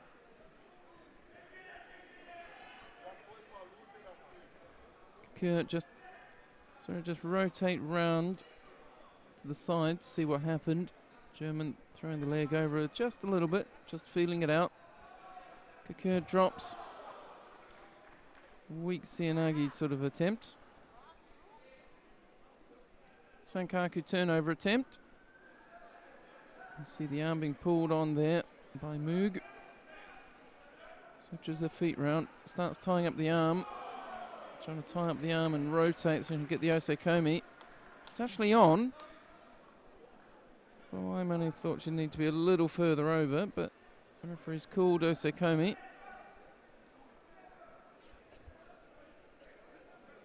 "12 seconds of osekomi already." You can see why she called it there almost. She had a hand on the leg, I think. From this angle, it's much clearer that that's an osekomi. From the other side, it didn't look as strong. So the German, Gabi Moog, wins that one. For Sankaku Gatami. For Rippon. And Dilek Kakia of Turkey. She loses that one.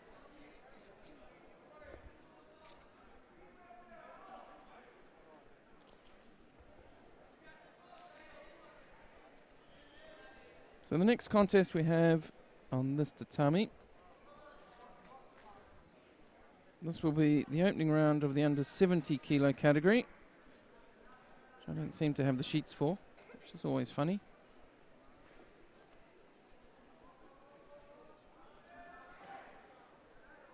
It's going to be between Zofia Husanova of Azerbaijan and Clara de Cilia of Switzerland. Husanova of Azerbaijan in white, de Cilia, Switzerland in blue.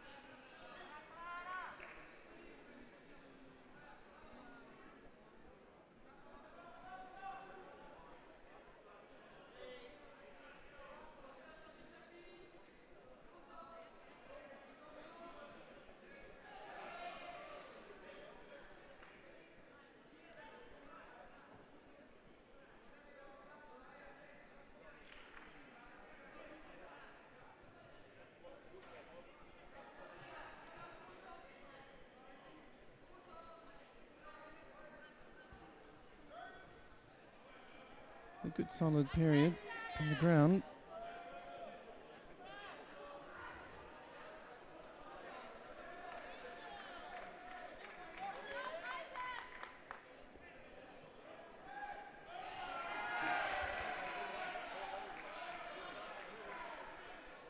First 45 seconds gone, or 46 it might be.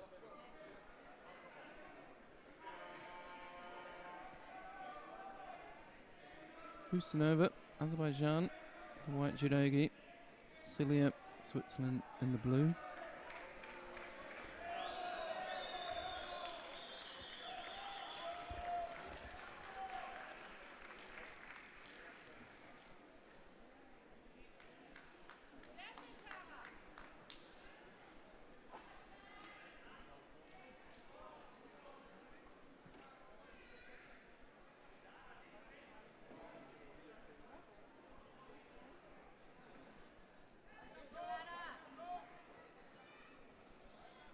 We're just closing in on the halfway mark. No scores as yet. That was close.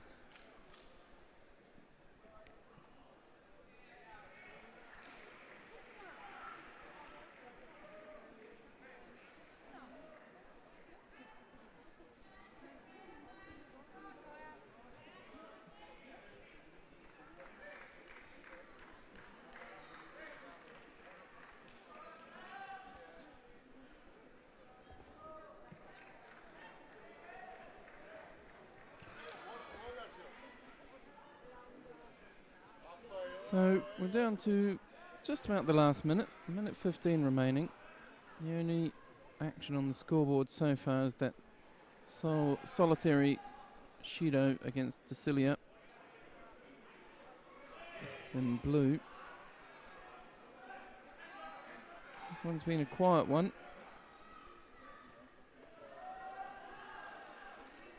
Wazari scored there. And then into the Osekomi, was it? Husanova. Looks pretty strong, that Kamishio Gatami. She looks pretty comfortable. Although Desilia has turned quite nicely.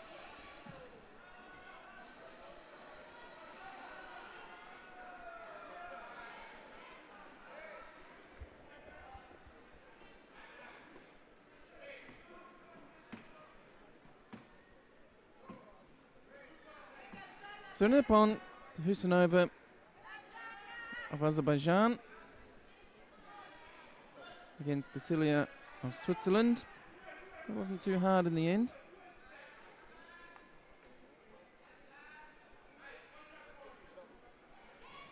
Quite a quiet one.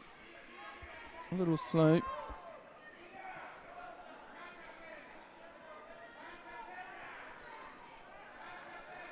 So the next contest will bring you, again, it's from the F4 under 70 kilo category. Monica Stragliotto of Italy versus Anya Dorothy Ulin of Germany. I know we've got Jarvis out there. He's looking for somebody, Daphne Teveld.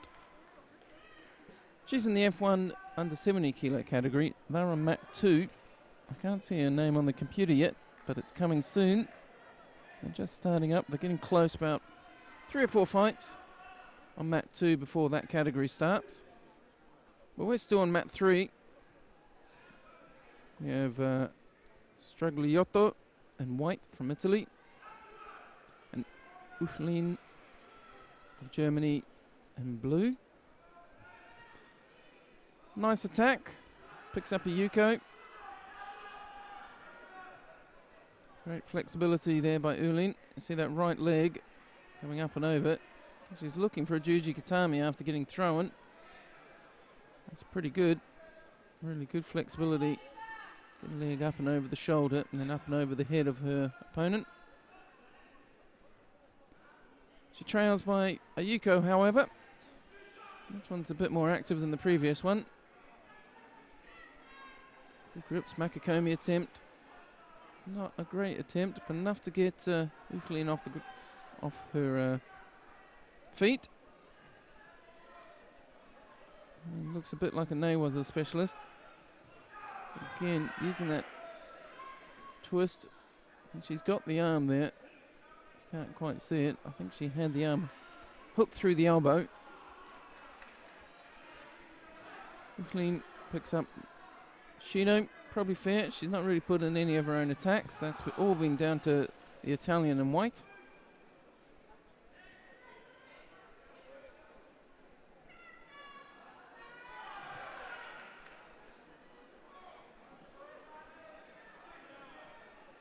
Another effective attack. Stragliotto. There's a Yuko upgraded to a Wazari. Scoreboard playing catch up. Now she's having her attempt at Neiwaza. Hooking the leg there for the Sankaku turnover. Not quite getting her over yet. Slowly coming. And Ulin forced to tap out. Scoreboard looks impressive, 1-1-1. So Yuko was Ariana Nippon on the board for, and that's for Monica Stragliotto of Italy. She's going to take that one and go through to the next round.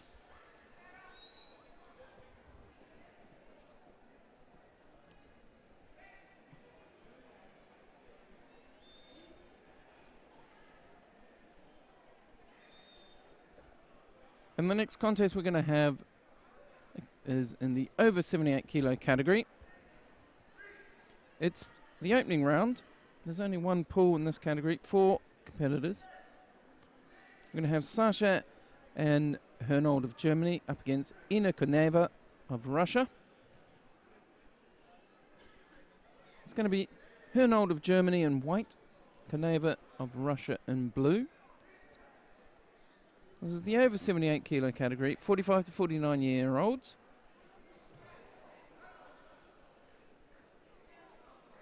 And if you just joined us, you're watching the World Judo Championships for Veterans on Nippon.tv. Coming to you from Amsterdam in the Netherlands. These two grip up very nicely, nice and gently, not a lot of grip fighting. Bit of jostling now. Quite a size difference, the German much larger. Koneva, bit shorter in stature. You see that grip up behind the tricep on the left hand side. On the collar on the inside where you can't see it. As they circle round, you can see there that Hernold had a very similar grip with the left hand. She just let go of the lapel and gone across. Koneva picks up a penalty. A little bit too defensive with the grips. You see again, quite high up on the tricep, pulling, controlling Hernold. I get the impression that Koneva's waiting for Hernold to turn in. She's going to try and counter her like this. There she goes. And Wazari scored. Osakomi called. Although maybe waved off immediately once the referee comes around on this side and sees that the shoulder's popped up. Mate called. So Koneva. She's just getting in there. She's the smaller of the two. A little more compact form. Hernold is that bit bigger. But with that size becomes a little bit of agility and balance. Centre of gravity moves further faster. Koneva picks up a penalty there. Hernold down by Wazari. It's picking up the pace just a bit.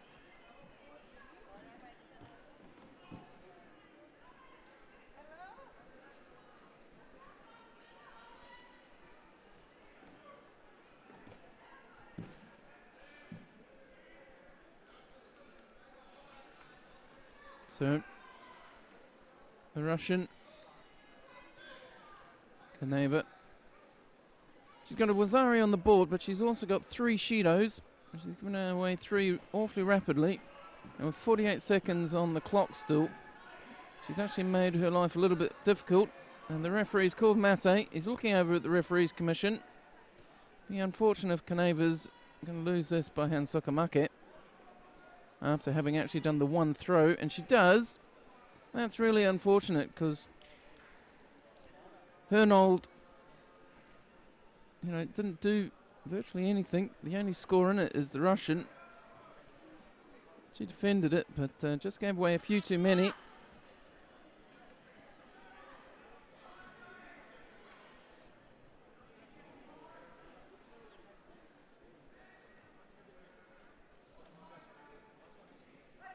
So the next contest we have from Great Britain, Sarah Hopkins.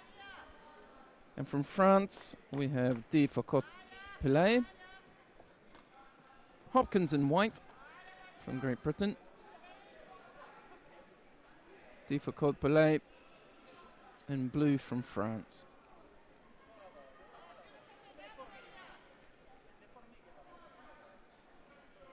So Hopkins left-handed grip, smaller of the two. Just hooking in.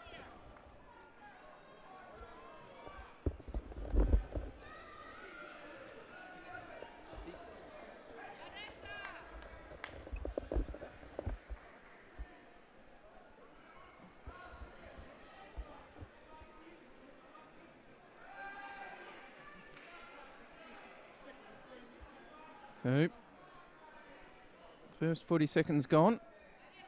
contests are only 3 minutes, so 40 seconds, bigger proportion than normal in the contest itself.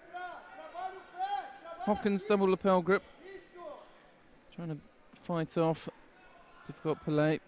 Pelé looping over the top with the right hand, trying to put her size in play. That big right hand, you can see it really well from that angle. You can see what she wants. She wants to just get the right hand on and then use that right leg. Ochimata, Makikomi, and that Sasai as a groomit. That's what the French woman's got to offer. Attempted Uchimata there. She's a big lady. If she can get that all working together, it could be effective. Hopkins picks up a Judo. So she starts to trail now. She's going to have to pick up the pace. A bit more work to do. Drives through. Comes in with her Ponsioi Ouchigari combination. Yuko score. Although, at the moment, it's against blue. So they're deeming that there was a counter here. That French woman, difficult play, took control of it. Just at the end, pulling Hopkins onto her side. We're into the last minute. Great Britain white trailing. France and blue leading. Mate called as they explore the edge of the contest area. 46 seconds, so we've got one, possibly two opportunities. Hopkins onto the belt, a little Tanitoshi attempt. Tries to counter the Uchimata. Now working, no was it. It's very close to an Osekomi. You can see pulling, rolling, just trying to get her partner right onto her back. Osekomi is called, sorry, I've missed it, them calling Osekomi. The clock's ticking up nicely.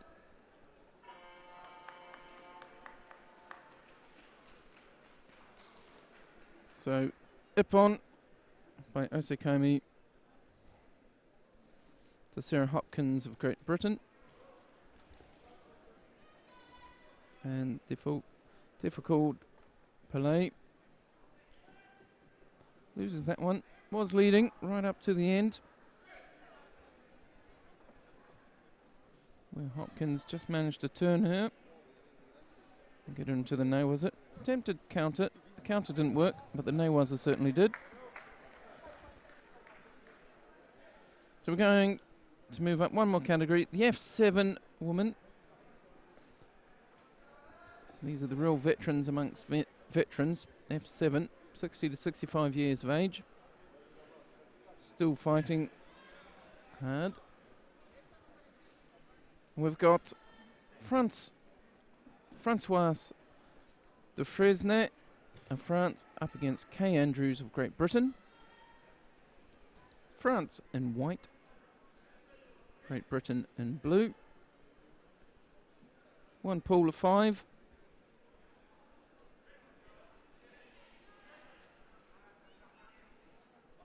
I believe they've merged these categories. I think they've merged the two age groups, F6 and F7, together, if I'm correct. Again, with Masters, the competition format is a little different, a little more flexible.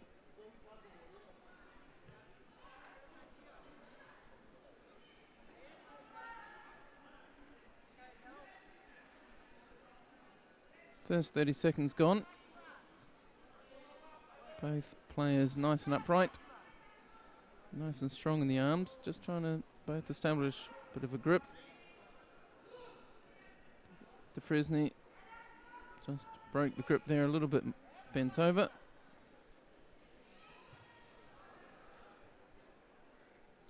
Just got forced down by Andrews.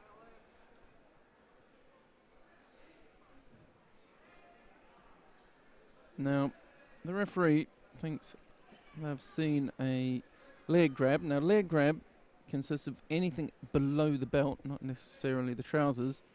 I think what they're saying is they saw Dufresne basically grab the jacket skirt of Andrews when she got pulled down there, in that gripping bit as they broke. And that's what I think they've seen. And they just want to check and confirm that. So the referees commission is looking at that now on the replay. So what they're saying is Dufresne and the white judogi, they were nice and upright, and then she broke posture. And when she broke posture, hands came down. And what they think she did was grab the... I think they see her grab the judogi below the belt.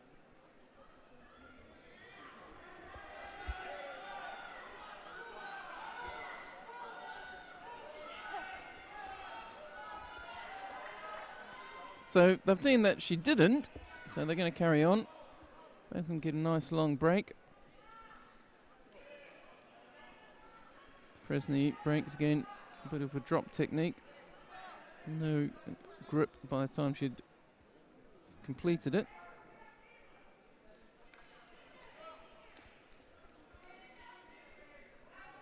Another drop. This time it does pick up a Shido. So Dufresne slips behind Andrews of Great Britain. France in white, Great Britain in blue. Dufresne does well there, turns, gets Kay Andrews out into the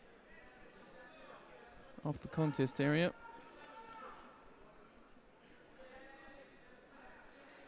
As she's coming back in, Andrews ends up double gripping, on both sides.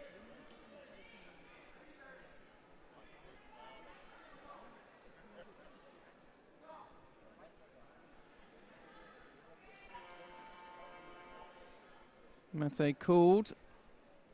Andrews looking for the Osakomi, was it? But Mate called.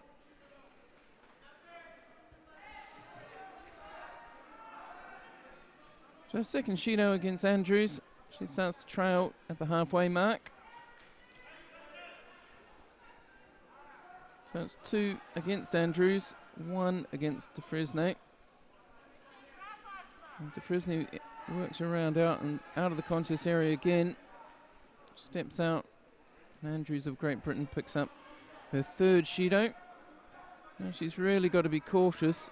Got to stay away from the edge. Just getting rotated out a little too easily by the French woman. See her trying to do it again there. She's got a better grip this time.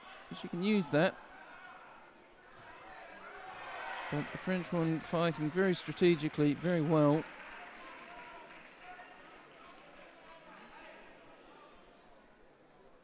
Fitness levels of both of these two high. Coming into the last minute, they haven't slowed down at all.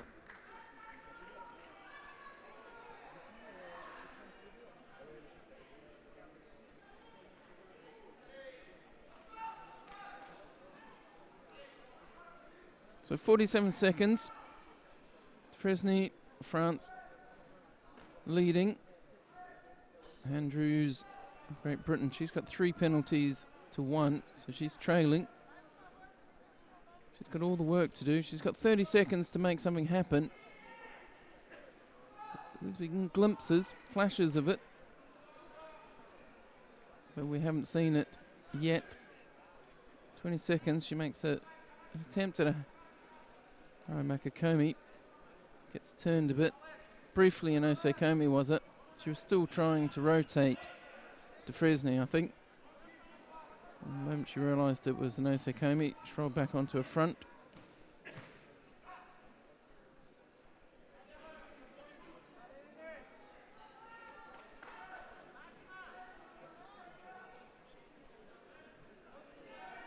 Andrew's really struggling the left hand.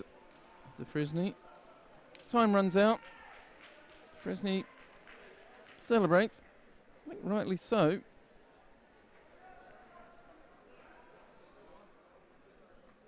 Andrews put in a strong performance and she did well to nullify it all.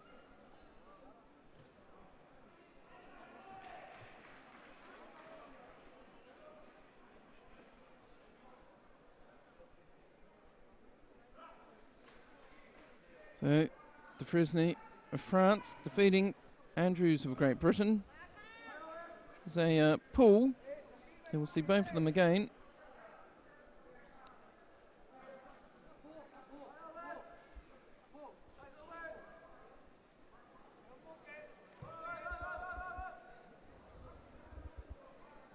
So the next contest we're going to see is going to be between Angela Tassi of Italy and Cristiana Pallavicino of Italy.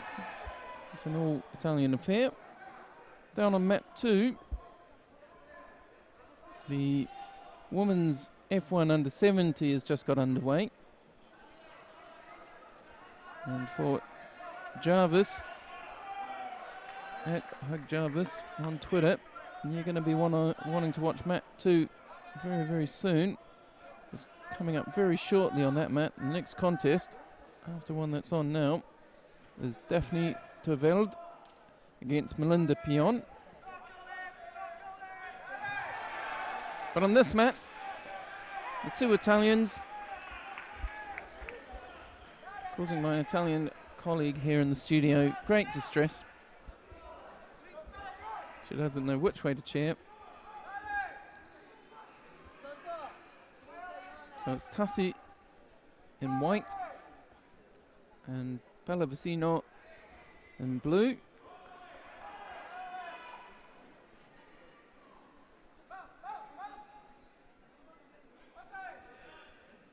So it's the under 78 kilo category. F7.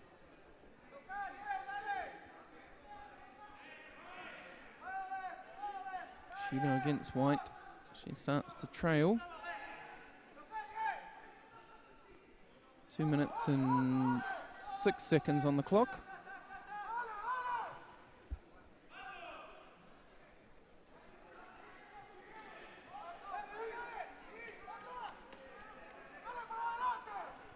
So if you'd like to find out what's going on, if there's somebody you're looking for, please do let me know.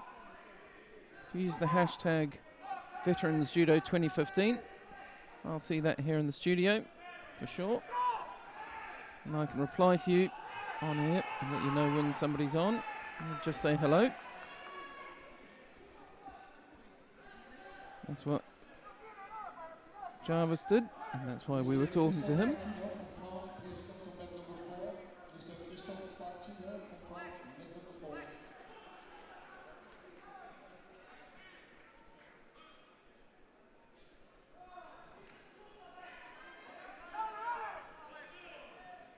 So, pace just fading out of that one a little bit. The referee deciding to hand out a second Shido against Tassi. Two Italians on the tatami.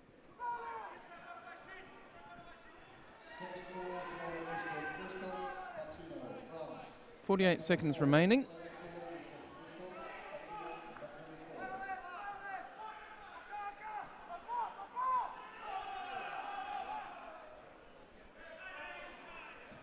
Pallavicino just checking the time on the clock.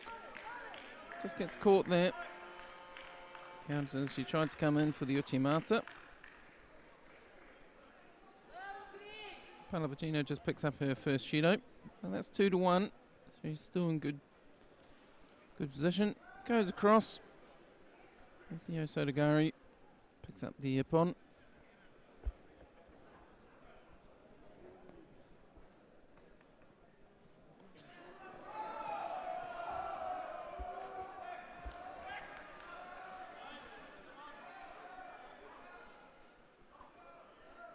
So, the referee awards the fight to Italy. Awards it both ways, just to be fair. You couldn't get the country wrong. So it's Pallavicino wins that one.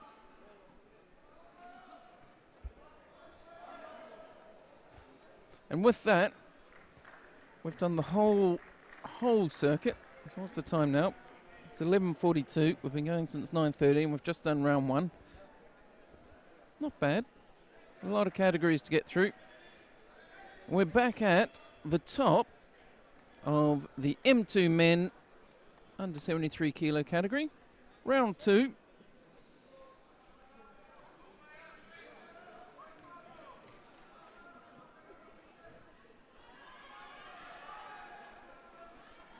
And we've got Rauf Fazaliev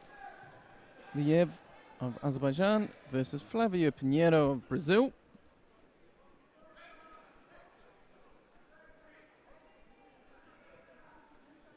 Two minutes 43. Just the first little part gone. They settle in. They're both working that collar grip. Quite side-on postures. A bit of a run round. The referee calls mate. Penalises competitor from Azerbaijan for just being a bit too much with that right hand. Just blocking out with his right arm. You can see him just pushing there. Tries to come underneath with a Kardaguruma style attack. This new style Kardaguruma without any gripping of the leg. So both of them just using the lapel grip at the moment, but Fazaliev, he's looping over the top and pushing with his right hand. Gets penalised again. A little shake of his head. This time you see he's coming on the outside of the shoulder, trying not to fall into the trap. He knows that if he does that again, the referee is just going to penalise him, so you see him holding there on the outside of the shoulder. Now he's gone double sleeve. And that opened up an opportunity for Pinheiro. There's a little bit of difference there in the gripping strategy. He did much better. Slides underneath. The Azeri trying to roll him into Newaza. Pinheiro won his first one way back at the start of the morning with Osekomi. Pretty confident on the ground. Fazaliev picks up a third Shido. We've only just passed halfway, so he's in all sorts of bother. He's a bit of an Uchimata, but didn't have any upper body. Pinheiro, interesting turnover. Yes, trying to get both arms in. Scrabbling underneath. He's going to try and roll.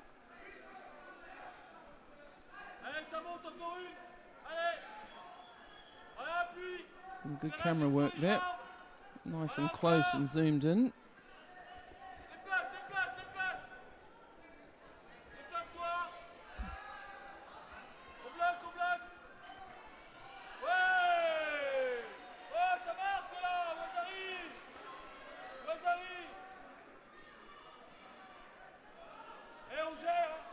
So pause as the suits are tied up.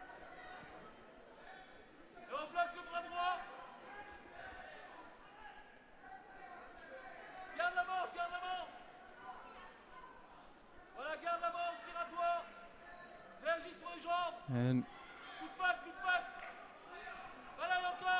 Fazaliev, all to do 53 seconds, 52 seconds, 51. Pinheiro, he's in the lead, but only by way of Shido.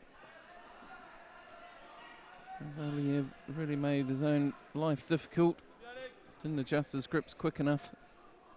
That's what the referees were penalising him for. Just over 35 seconds remaining. Fazaliev needs to find a way through here. Needs to find an attack. Mate called.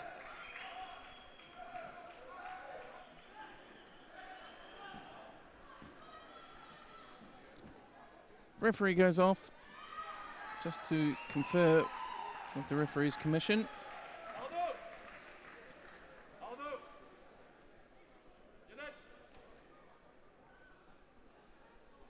That may mean he's looking at giving a fourth Shido, which he does, Fourth one will be obviously Hansukamake. And Pinheiro goes through to round 3.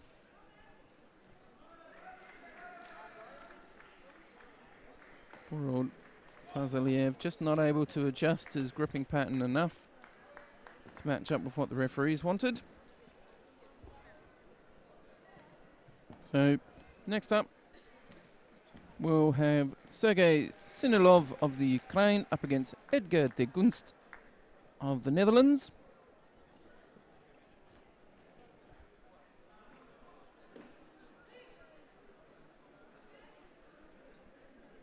So Sinilov, if you can remember all the way back to the start of the day in the white belt, he won his by Ippon.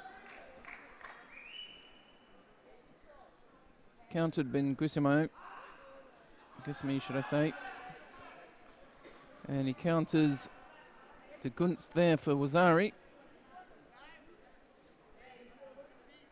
De Gunst was a bit of a counter man as well.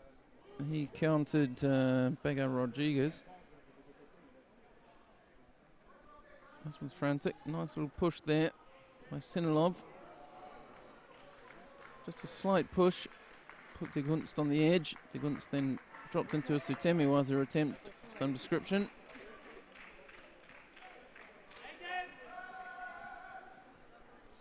Gunst picks up a Shido. So it's a Wazari and a Shido in the lead.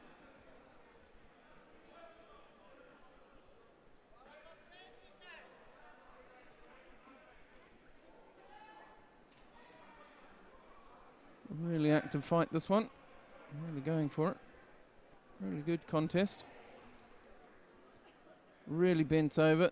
You see there's so much downwards pressure there on that sleeve grip that both their hands actually touch the ground. A Shimiwaza attempt. Mate called.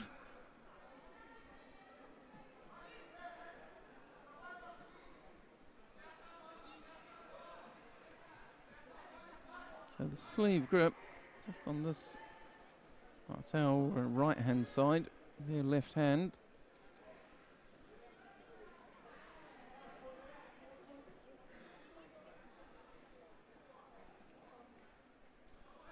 See that sleeve grip there, that's where all the action is. Whoever wins that battle has the chance to attack. In this case, it's just evened out. You see the right hand of Sinilov fly around the back there and grab de Gunst. Shido goes against Sinilov. Nothing else because he's in the lead. He's more likely to pick up a passivity penalty, I would imagine. Human nature being what it is. So de Gunst actually held down Beja Rodriguez with Tadishio. So he might have a little something to offer on the ground. They end up there again. 40 seconds. The way these guys are fighting, there's probably only one good attack in it. So this next action could be the decisive one for de Gunst.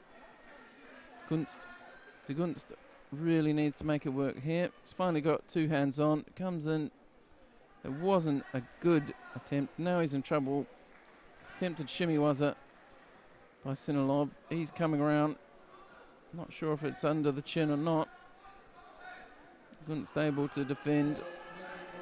Now really stretching him out. If that's on the around the throat. Yep, must be. Ippon called. Really nice bit of Neiwaza there by Sinilov.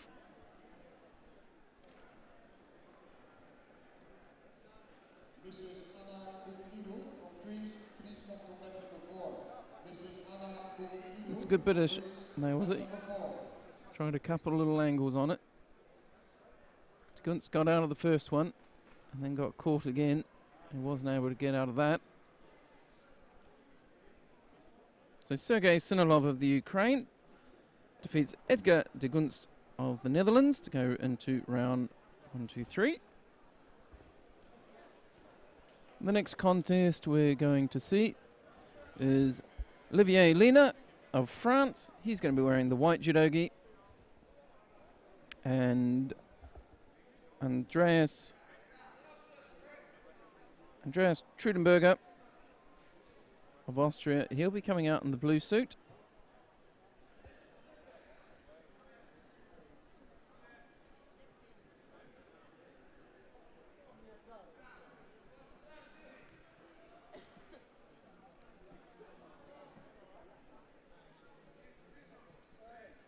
So, quick change of referee. We're in round 2 of the under 73 kilo category for M2. In the white suit, Lena of France. In the blue suit, Trudenburger of Austria. Trudenburger drops in immediately, scores Wazari.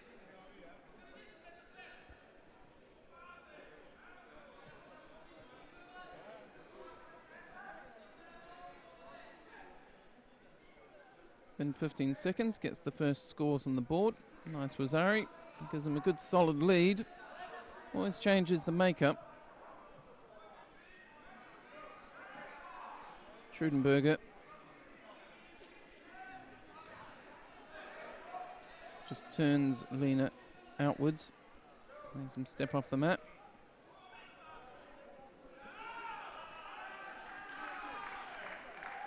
Ippon score there.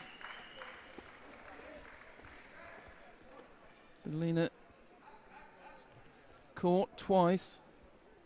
So it'll be Wazari I was set upon, is it? So we'll see it in a moment. I'm sure we'll see the replay.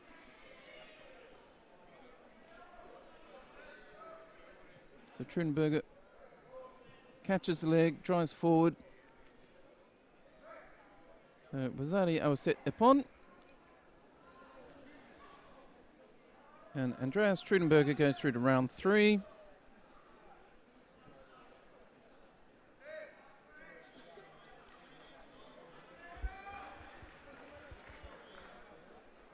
And Lena of France will go down into the repechage. Next up we have Javier Carin of Argentina. And he's up against Vitaly Rizzy of the Ukraine. Ukrainian in the blue suit, Carin in the white from Argentina. Now Rizzy, he threw a lovely Ippon COA for Ippon in the opening round. So you can watch out for him. You can see it in his posture already. Nice little foot sweep there by the Argentinian.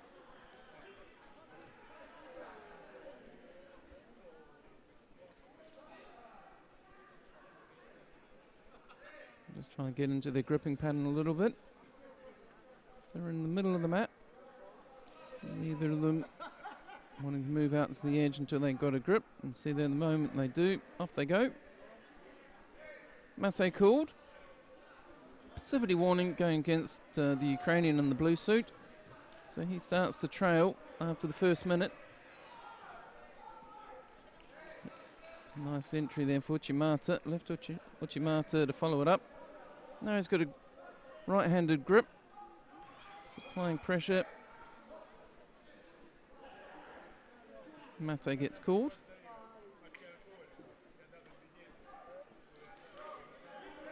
So he took a bit of a knock to the leg. Minute 40 on the clock. See Rizzy taking a slightly unorthodox sleeve grip there with his left hand.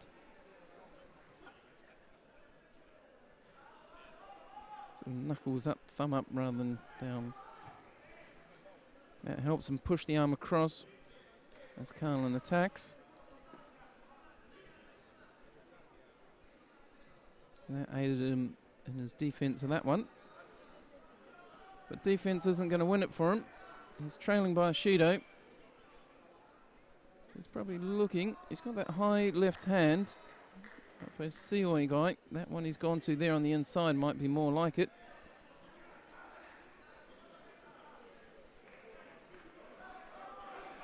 picks up his second Shido. Hooks in there nicely for the Uchimata. Not quite enough to score though.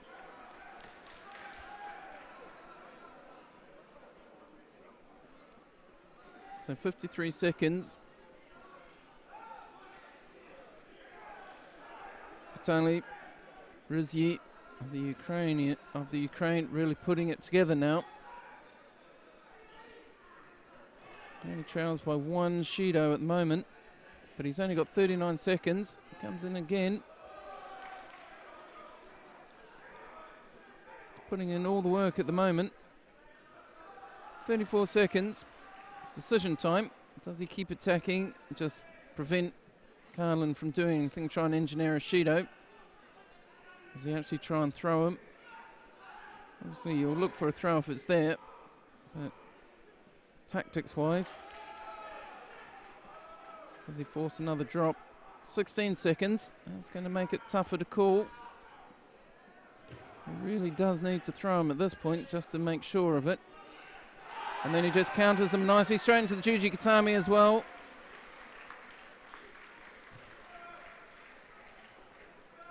So the pressure built up just as they got near the end. Momentary lapse by Carin of Argentina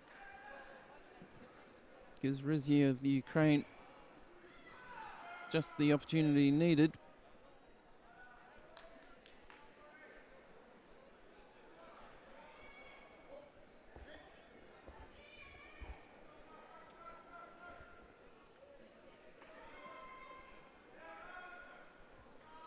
It's a nice little counter, and then straight into the Juji Katami.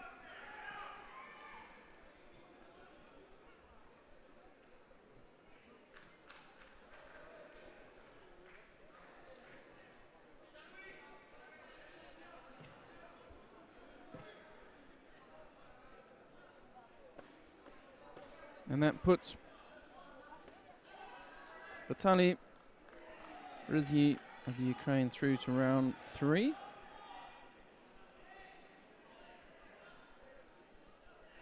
And he'll be meeting Trudenburger of Austria in round 3. We're down to the second half of the category.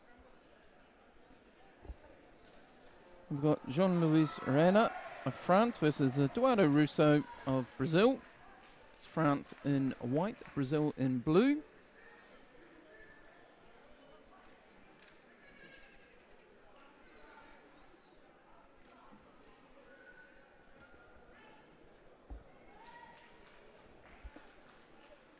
If you're just joining us from some of the other mats, just to let you know that mat 1, they're taking a short break for about 25 minutes.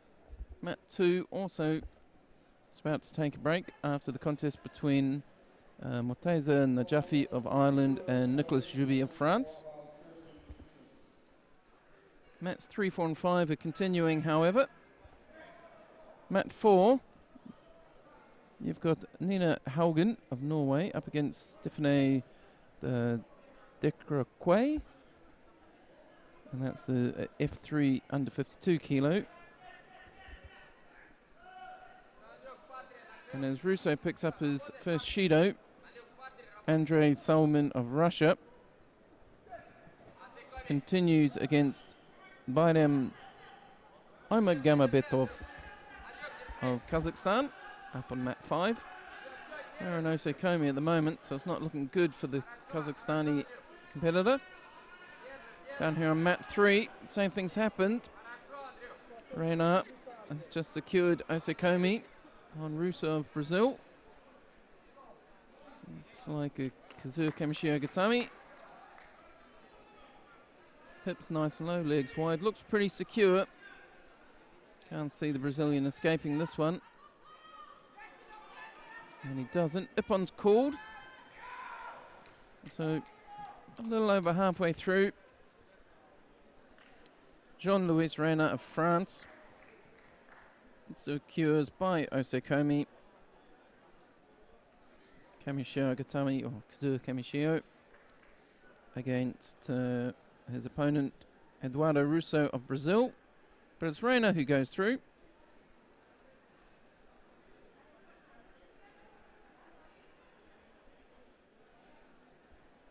And the following contest will be between Alashir Alamov of Tajikistan and Sebastian Lukowski of Poland.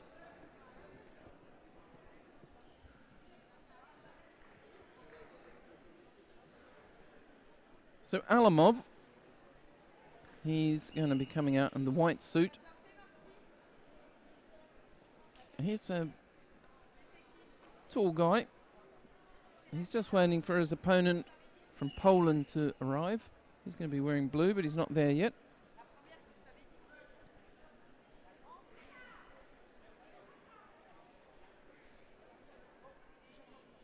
Big congratulations to Jarvis Hug. He's celebrating that Daphne Terveld just won her first match. He's using the hashtag Veterans Judo 2015. Congratulations, Jarvis. If you're celebrating a win, share it with us via the hashtag. We'll try and give you a shout out on air as well.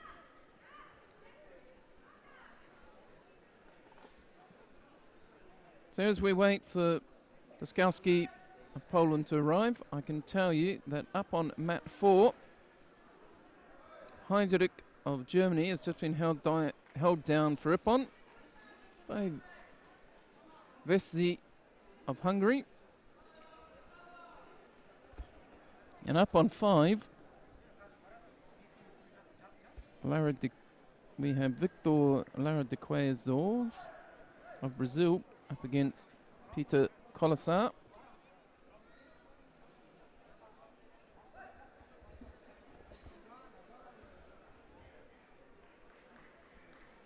Lukowski's just arrived.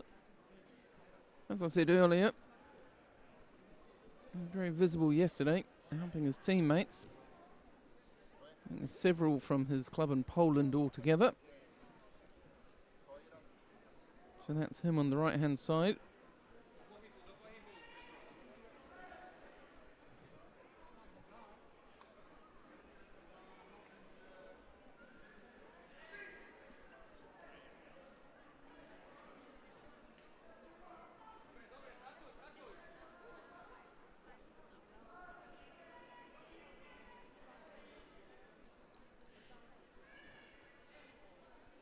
Right, we're ready to get underway.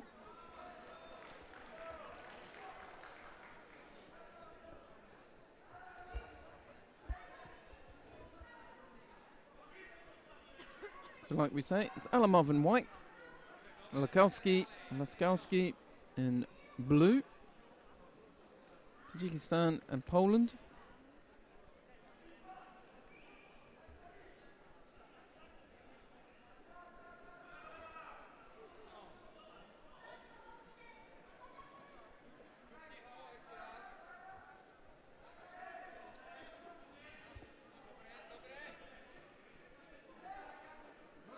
First 30 seconds gone. Would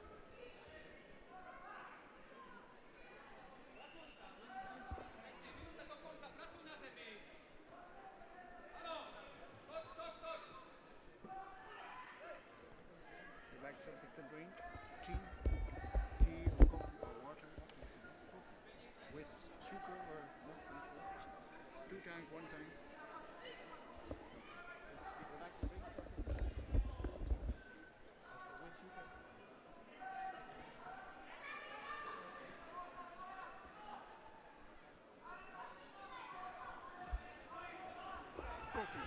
Coffee, okay? Coffee, 1 tea. Apologies there.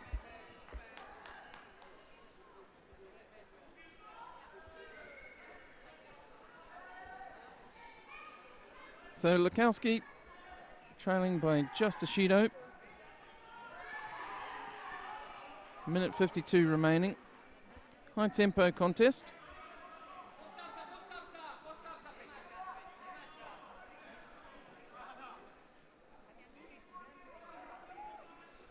Both competitors been asked to tidy up their judogis by the referee.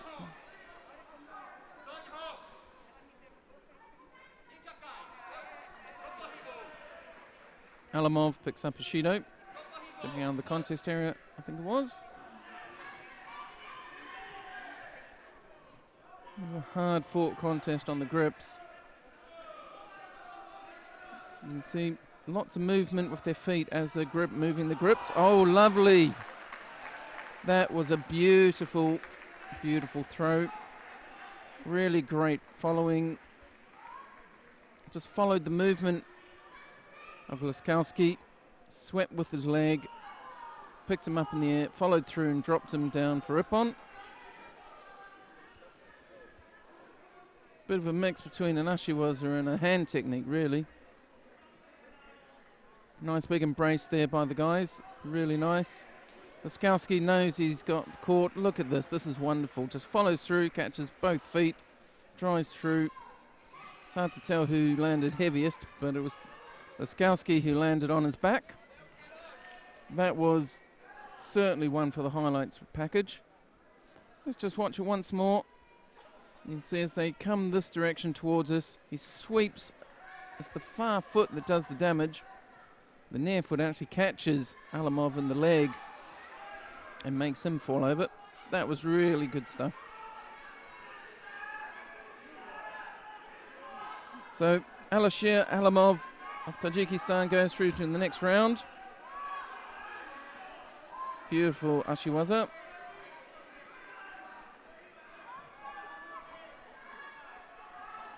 Lukowski goes off into the repechage. Next up we have Telmo Alves. He's wearing the white suit there. You can't quite see him. He's the one doing that Tartoshi.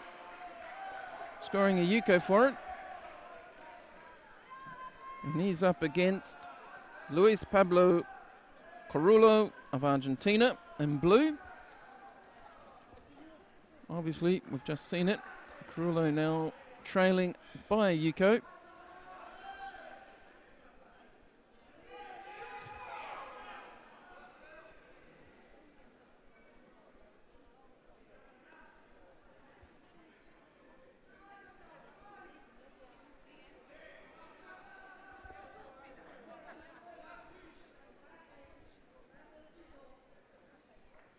Just settles down a little bit as they do a little bit of nails, a bit of digging, see if they can find anything. Nothing in the offing.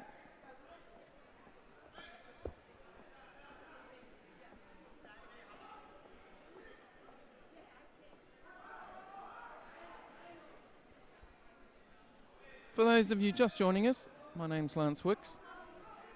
I've got the pleasure of bringing you the commentary here from the World Judo Championships for Veterans 2015. We're coming to you from Amsterdam in the Netherlands, live on ippon.tv, where you can watch any mat you like. I'd recommend watching mat 3 with us, or mat 5, because mats 1, 2 and 5, sorry, mats 1 and 2 are on a break at the moment. Mat 4 you can watch as well. Mat 4, Chandra Smith, the United States of America, has just stepped on against Lenka Konagova. We're on mat 3, where we've been all day, trying to keep track of all the action. This mat, we've got this large category, the under 73 kilo men that we're watching at the moment. We've got Alves and Corollo. But we've also got the F4 woman, all the F4 woman categories, and one of the F7s, the under 78s.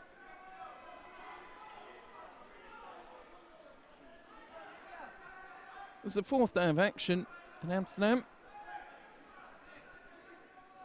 6th if you count the kata.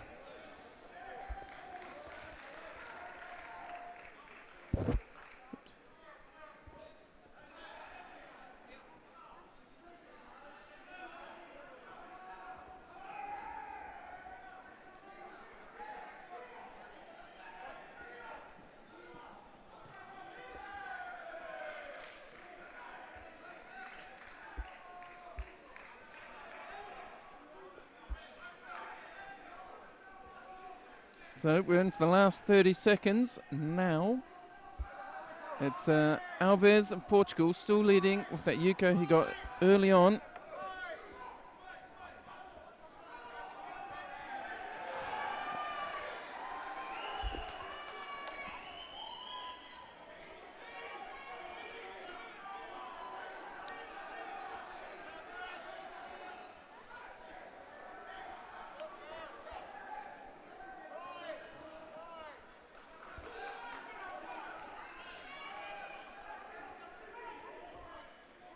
5 seconds remaining.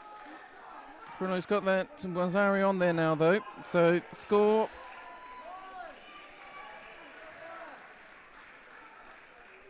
So again, just like in the opening round, Corollo goes from trailing, trails all the way to the end, and just near the end picks up a score and will go through.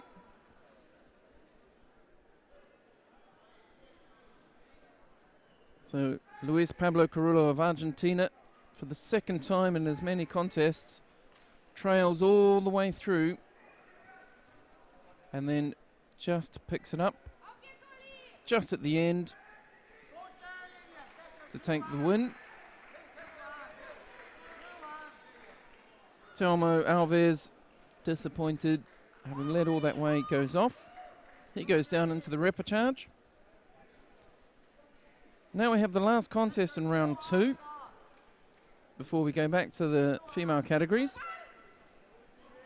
And we have Unai Adoneigui of Spain up against Loic Goselin of France.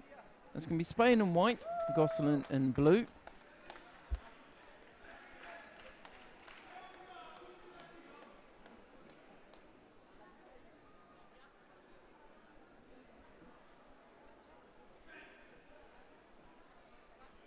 It's a very well worn obi on the Frenchman.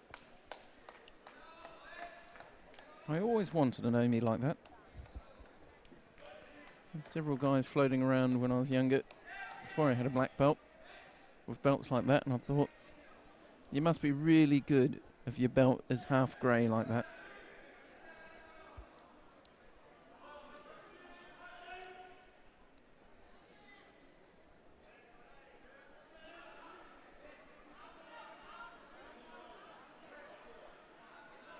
A 3-minute contest. We're just over first 30-second mark.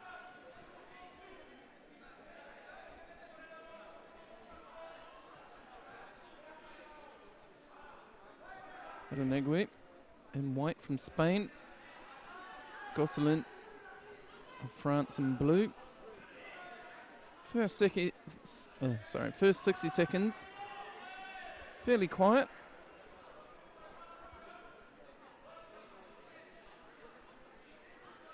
Nice Uchigari, then turning it into Uchimata, but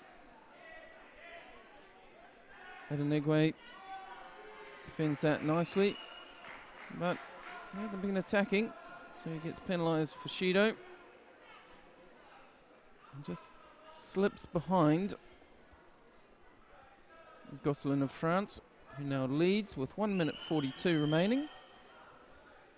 Like I say, if you are just joining us, thanks for joining in. Please do share the link to the live stream with your friends and your colleagues and your club mates. Pop a link to ipon.tv on your Facebook or on Twitter. Really appreciate that. You may know it's on. Not everyone does. If you are joining us as well, thanks. Appreciate it. It's a work day for many of you. Hope you don't get in trouble for watching it. It's one of the feedback we got from yesterday. Somebody got in trouble with his boss for watching the live stream.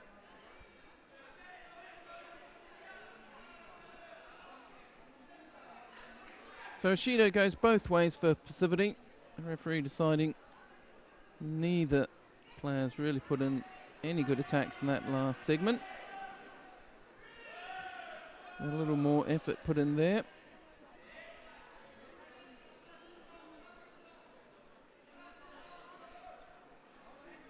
As we come into the last 55 seconds, all on Adoneigui now. He trails by a Shido. No points on the scoreboard. By virtue of the Shidos, Goselin leads in blue. 40 seconds. You can almost see them thinking, what do I do next? What's my strategy at this point? 55 seconds, he could have looked to engineer a Shido. But he's down to 30 now, so he needs to get his one good attack in. The way these... Oh, what a lovely Uchimata. So as is often the case, Naigui really had to go looking for something. Had to take a couple of risks. He did. He couldn't find something. But Goselin was there to take advantage of it. It's often the way of things. They're into the last 30 seconds. Naigui in white, he was trailing by a Judo. He wasn't going to win it. They bail through. So as he comes in here, you can see Naigui is just looking for anything. Turns in. He just turns around here. If you watch Goselin, just gets that hip in lovely. Really nice example of the Uchimata. Catches him on the hip, lifts him up, and the leg barely does any work at all. The leg is barely even part of that throw. It really is mainly. It really is just a hip technique in that one.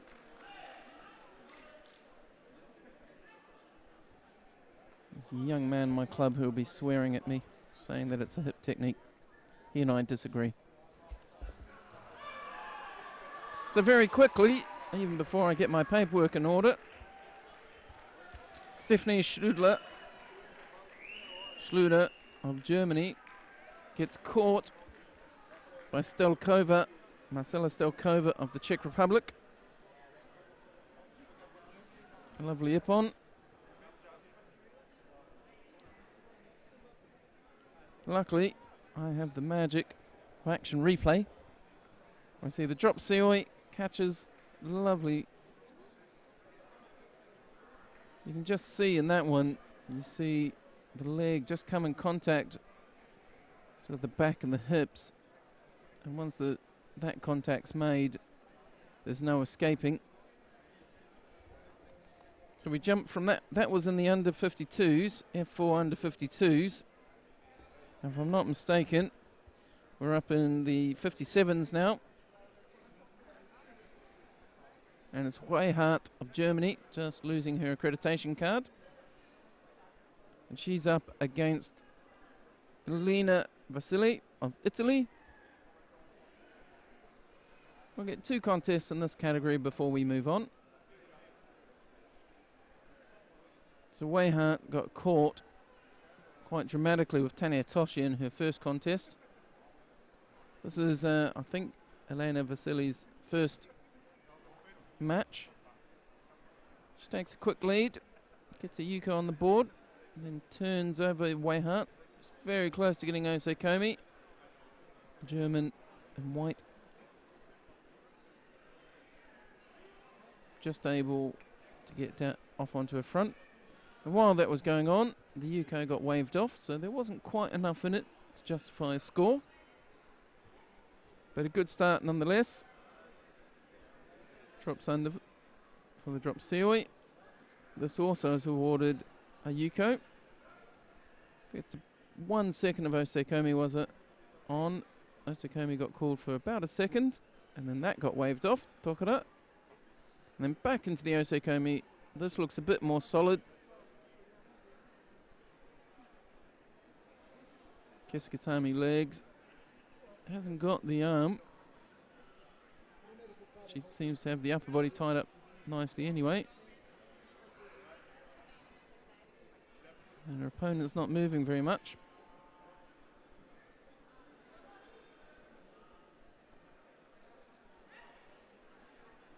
So Oda Weihart of Germany. That's her second contest and her second loss for the day. It's pools, 2 pools of 3. So with Lena Vasili winning that one.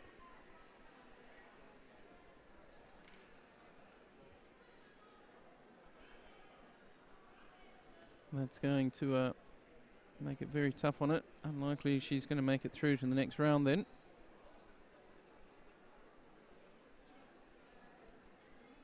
Nice big hug.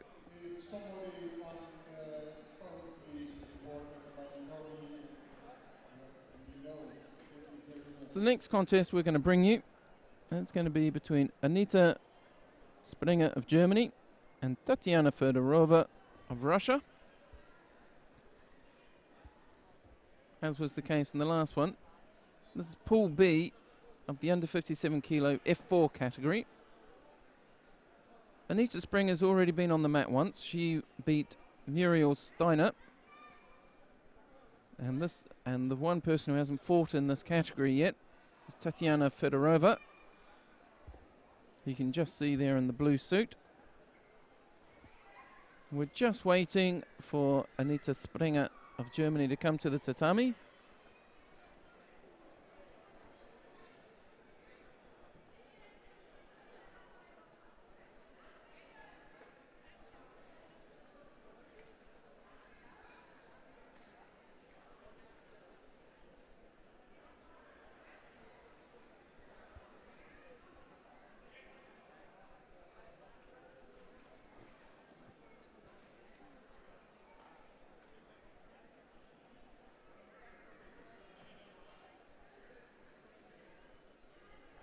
Mrs. Anita Springer from Germany, please come to mat number 3. Mr. Anita Springer, Germany, mat number 3.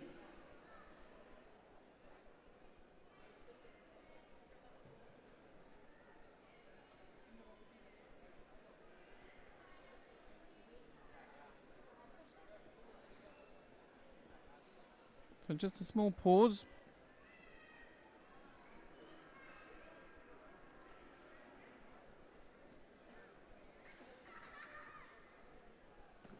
While we wait for Anita Springer to come to the tatami, I can give you an update on what's going on. It's not overly tricky. Mat 1, they're on a break until 12:25. Just a moment or two away. When they do come back, they'll be starting with the F2 under 57 kilo category.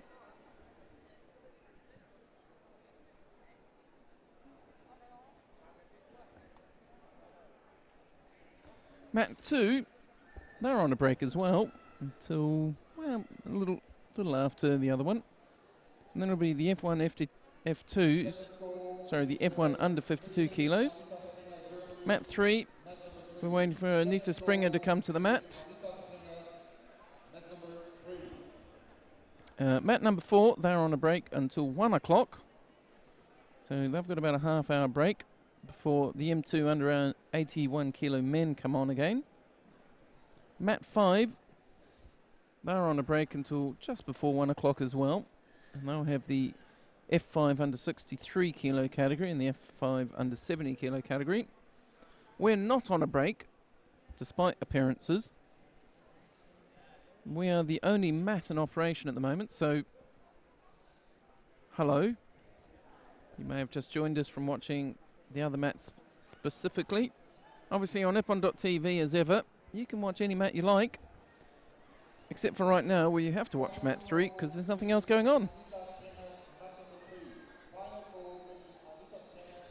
So unfortunately, that's the final call for Anita Springer of Germany. You only get 3 calls if you don't make it to the tatami in time. It's not very helpful for us. Be a real shame for Anita Springer if she doesn't make it to the mat.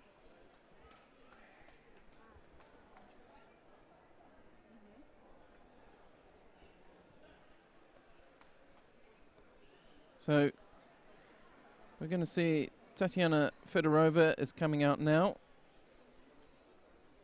She's being awarded this contest uncontested. That's a real shame for us. So Fedorova gets 1 uncontested. And then Anita Springer didn't show up for her second one. What a shame. Okay, so hopefully, well, in fact they are already, and I'm not. We have Moni Schniegelberger, I remember the name now, from Austria. She's in the white judo gi again, and she's up against Gabby Moog. Gabby Moog we saw earlier.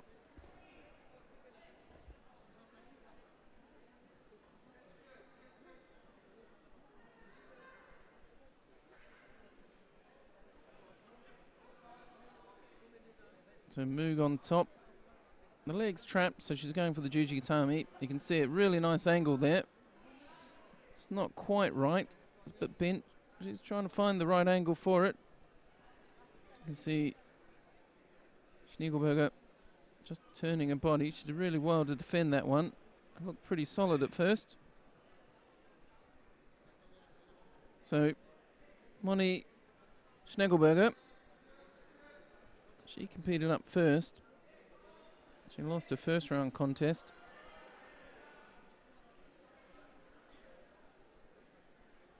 Against Beatrice Pactol-Barach.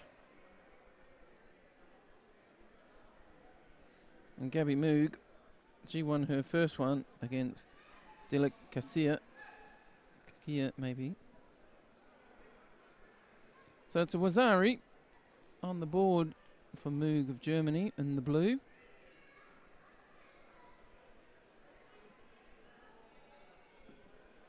Minute 40 odd left on the clock. Another turn there. Moog picks up a Wazari. Awaset Epon.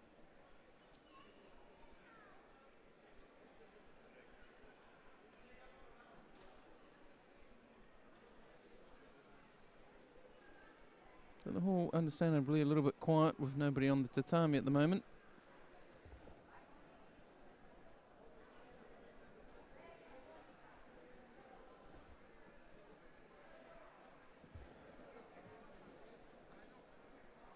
Down on mat 1, Kathleen de Grave of Belgium, unfortunately has come out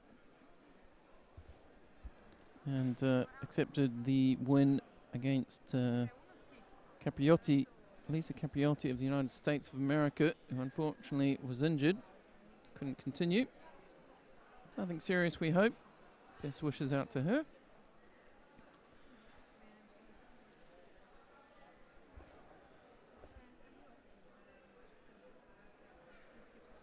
So, second loss for Schniegelberger. And we see the other two competitors in this category on again. Pactol-Barach for France in white. Kakir for Turkey in blue. Pactol of France, you'll remember, beat Schniegelberger early on with Tanya Toshi. Goes ahead here by Yuko and straight into the Yosei Komi was up. Dilek Kakir. She fought Gabby Moog. She lost, got held down by Senkaku Gatami. She gets held again. Katja Young from Germany, go to mat number 1. Katja Young, Germany, mat number 1, please.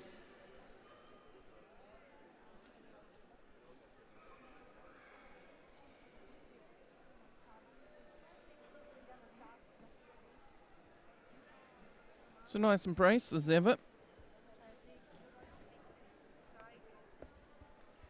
Well, that'll bring us to an end of that round.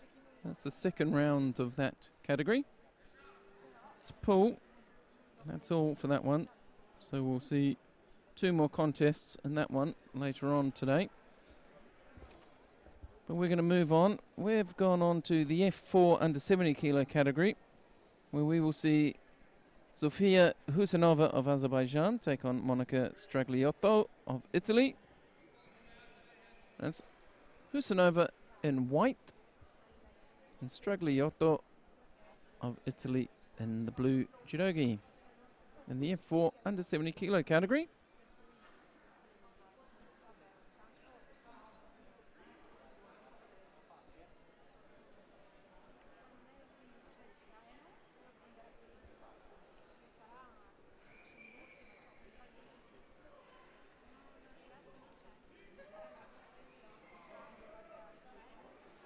Quiet start, and that shows.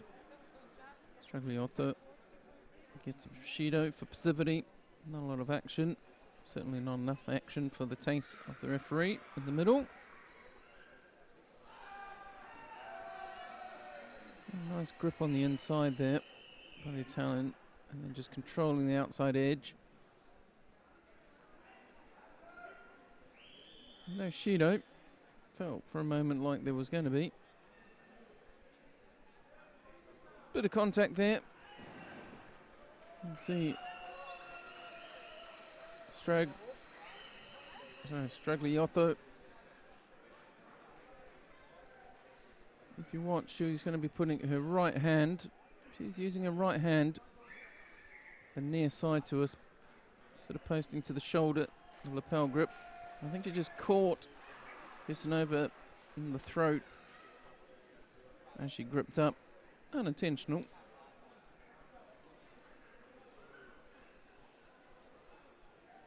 Good attack by Husanova. Just manages to get Stragliotto onto her knees.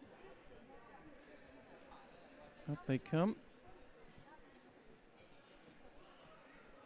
Stragliotto. She's getting the right hand in, but skin of passivity.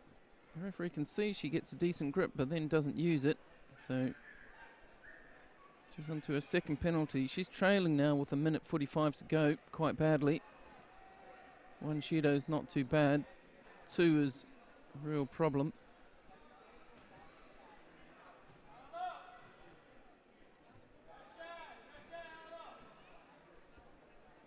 Nice attempt at the turnover. Usanova, well practiced at that. Rolls over. Doesn't quite secure the Osekomi yet. Just trying to roll. Lets her head come up. Gave up on it. She kept her head down. She may have, the referee may have given her a few more seconds. Stragliotto picks up a third Shido. 1:14. She's really going to struggle. Keep clean long enough to not give this away.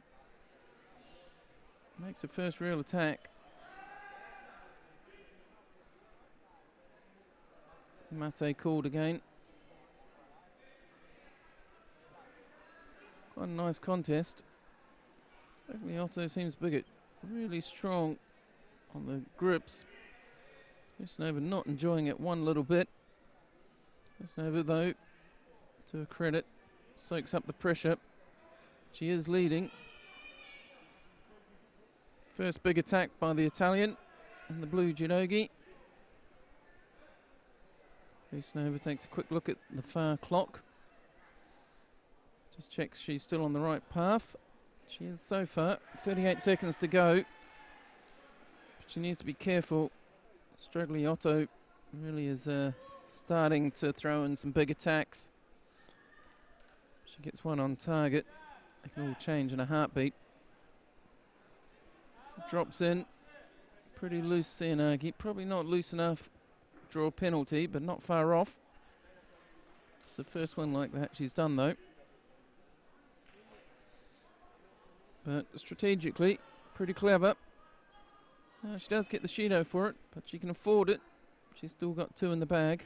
Mate called.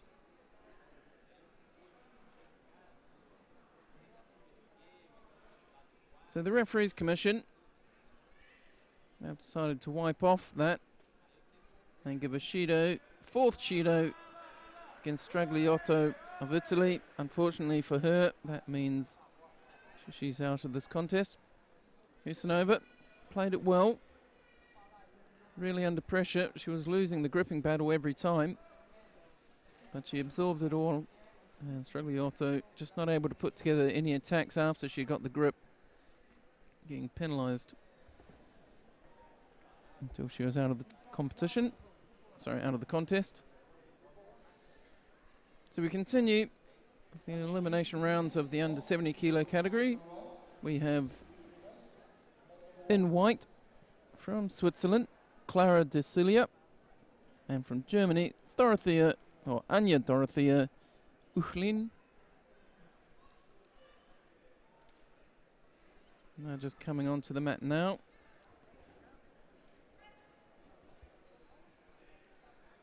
Three minutes in it.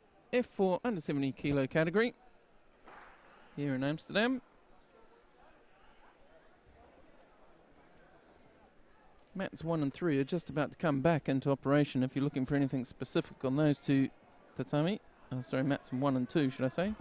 We're on mat 3. Mat 2, they're just bowing on.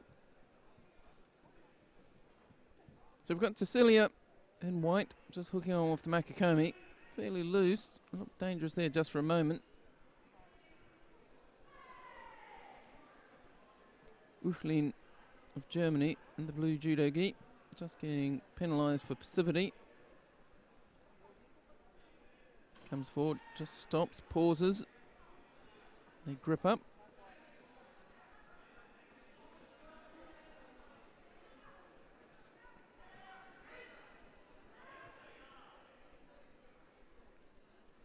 And just rolling onto the ground. Just Judo in it. They're just coming to the end of the first minute, first third of this contest. Really a bit sloppy there. Just got to be careful. This is awfully close to Osekomi. Very, very close indeed. She can't afford to roll back at all. Oh, it is Osekomi. My bad. Osekomi was called. Tokita just got called. Very fortunate. I missed the Osekomi call. So that's a Wazari now. Tassilia takes the lead. Minute 38, so just under halfway. Strong grip by the German on the right hand side. But the sleeve grip being messed up quite badly. Ulin just grabbing the belt there. Grabbed the skirt first and then the belt. Tassilia gets penalised for dropping.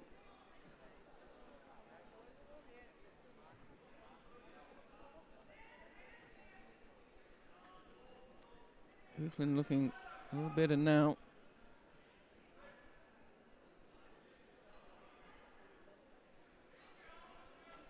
Using the edge. Not quite tight enough on that. 55 seconds, so she really needs to come up with something. She's behind by Wazari. Tassilia picks up a second Shido. But it's not going to make a difference unless there's a Wazari scored by Ulin. 46 seconds, decision time. Now's the time to decide what you're going to do. Trying to put it all together. Put your opponent in the right place, at the right time. Get them moving the right way. Break their balance and throw them with it. 26 seconds left. Hopefully, the way they're gripping, she's probably got time to establish a grip. Third penalty, 26 seconds. You don't want to rely on earning that third penalty, even with a pretty ropey attack like that. She goes for the Neiwaza. She's got the leg over for the Juji Katami. Sits up tall, rolls to her left. If she can do this, she's got 9 seconds to make this work. She's trying to turn it. No, thought she was going to go for the Komi, was it? She's got 1 second left. Doesn't quite make it in time.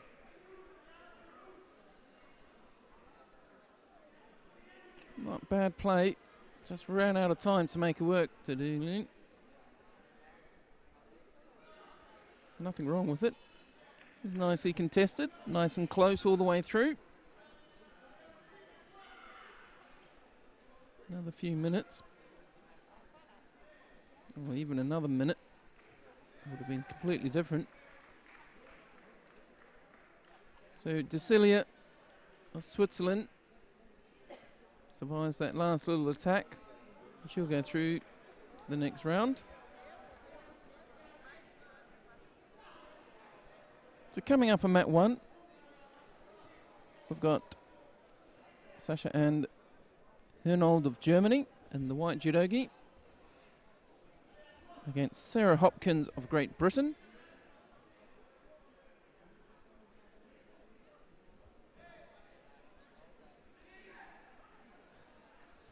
This is the, what are we in here? This is the F4 plus 78 kilo category.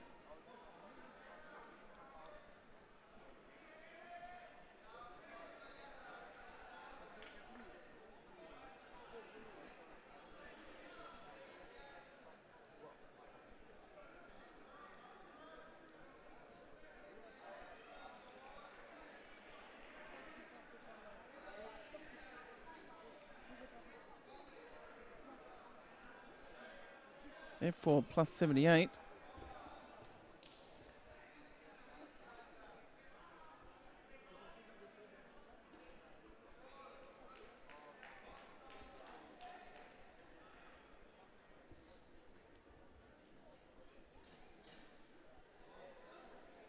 First movement on the scoreboard.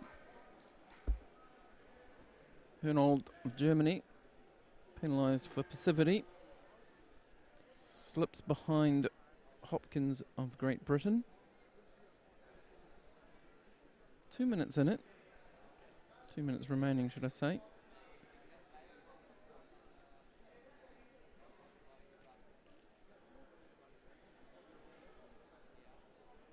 A little more active by both of them there. Hernold taking on board the Shido, putting in some attacks.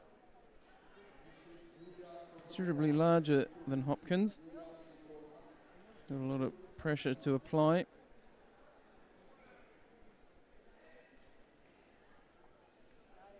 Not bad little passage of play, both attacking. Not sure I'd agree with that one. Hernold was trying to attack, I felt. That puts her behind by 2 now. 1:15 remaining. Hopkins breaks off the grip.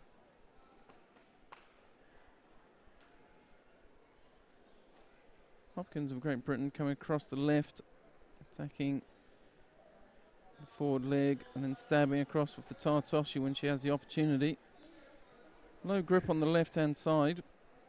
Well, just coming around you can see it, she's just breaking it. The sleeve grip there and trying to stab across with the Tartoshi. Difficult. That one I do agree with. Hernold gets the third Shido. 42 seconds. So Hopkins in the lead. Good grip in on the inside, on the lapel. Hernold struggling to get anything.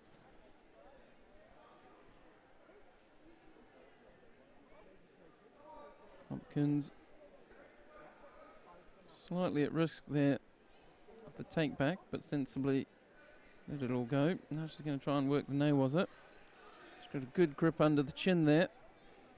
Going for the Koshi Jimmy. Coming round slowly but surely. Turns her over. Not quite enough. Might have stayed with the Koshi Jimmy, to be honest.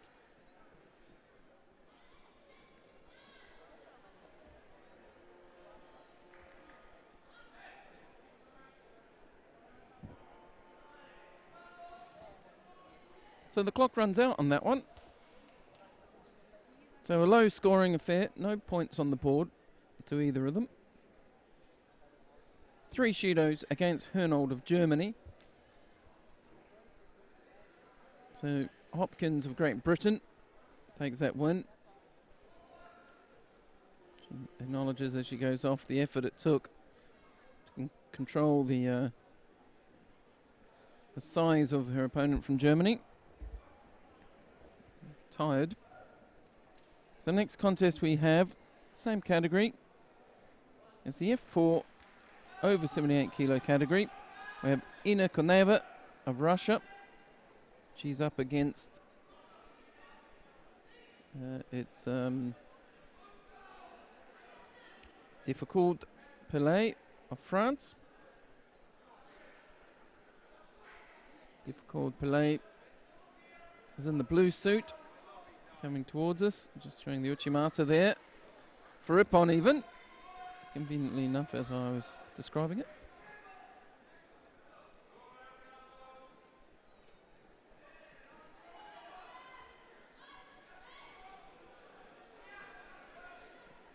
So as they bow off,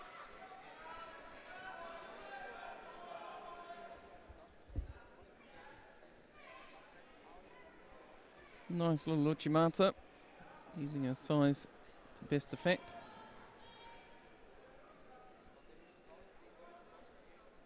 It's often something people neglect when they have a size advantage, is to actually use it.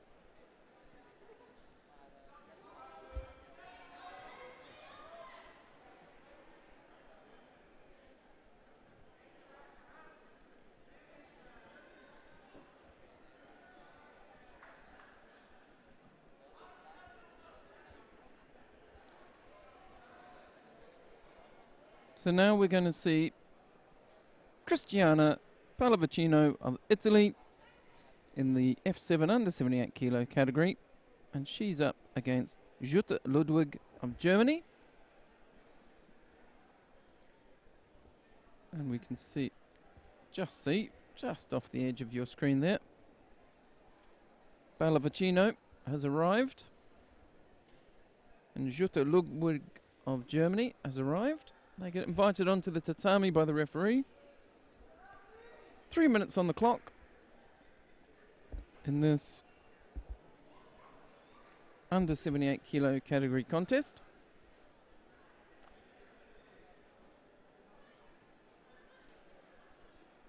This is Jutta Ludwig, France. Please come to mat number 1. Gabriel, You can see mat number 1. the German looks to have double lapel grip.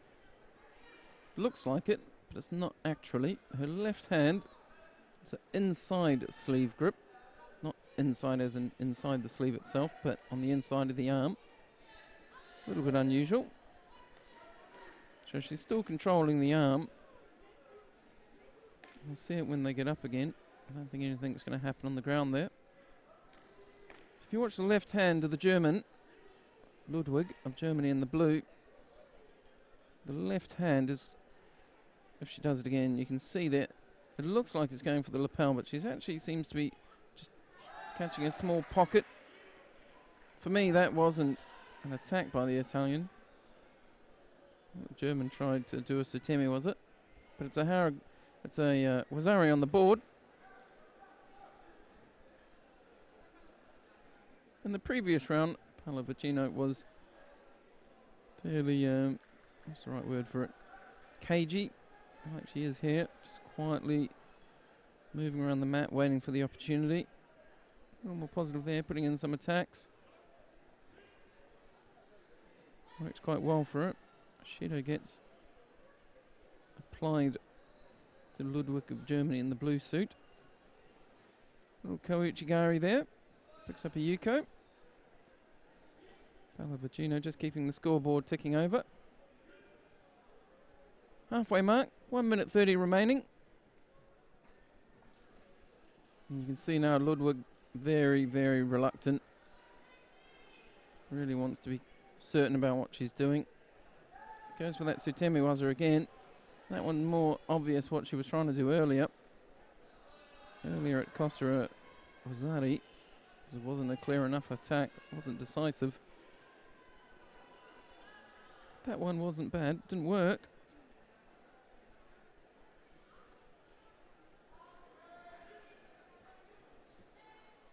So, Pallavicino, strong lead with a minute remaining.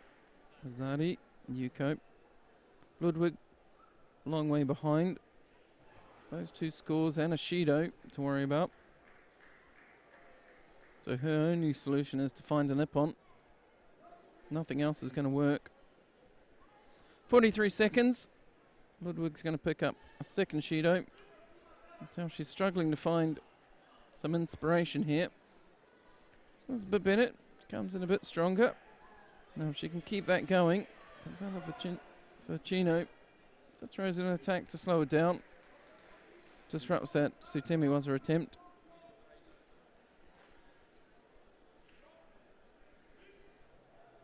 Pallavicino picks up a Shido for passivity.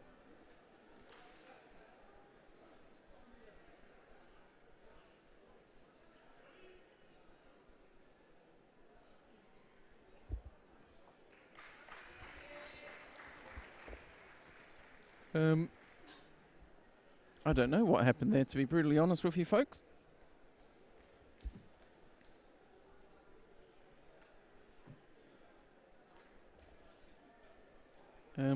Yeah. Anyway, Pallavicino picks up her second win. Jutta Ludwig, her first loss. As we come to the bottom of the category, I'm not going to worry too much about it. I'm sure it'll make sense to me later when I'm... Okay, we might have a replay of it. I'm not sure what we're seeing. So it does a Kouchigari. That was... Oh, I see. So just before the end, Pallavicino did a Kouchigari And they're saying that she was still controlling on the way down there, and that it should be a Wazari as a result. We saw it as the Sutemi, was it? The referee's deciding that Pallavicino was still actually trying to throw at the time. I believe. Could be wrong. Anybody who knows me knows that that's more likely than not. But not to worry. The next contest we have, and this is the last contest before we take a short break on this tatami of 30 minutes. So it's the Fresnay of France in white. The Italian, Tassi, just as we catch the end of that one, gets caught with an Uchimata. Right-handed Uchimata with the Fresnay. Looked pretty handy in her first contest. Proves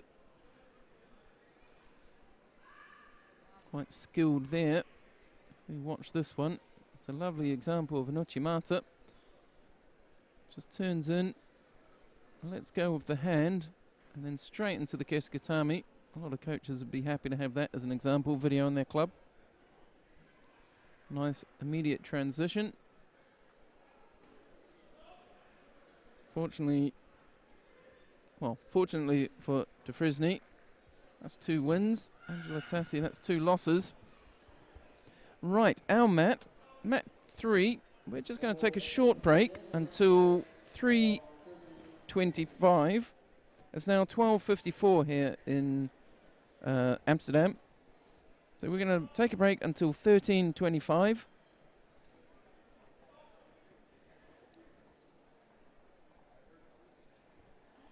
So we'll take a small break until 13:25. That's 1:25 here in Europe. Just like to thank you for joining us for the morning's judo. Mats 1 and 2 are still going for now, so please do switch down there and watch them. But be back here for the commented channel at 3:25. So on behalf of myself, Lance Wicks, and the rest of the broadcast team, thank you for watching this morning's action. We'll bring you the rest this afternoon, and then the final block of this last day of the World Judo Championships for Veterans 2015 from Amsterdam and the Netherlands. We'll see you at 13:25.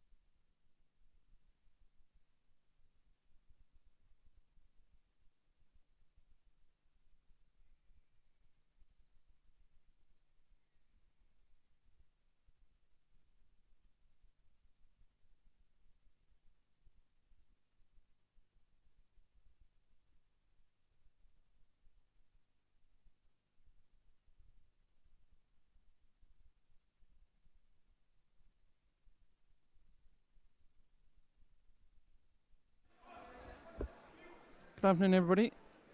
Welcome back to this afternoon's judo.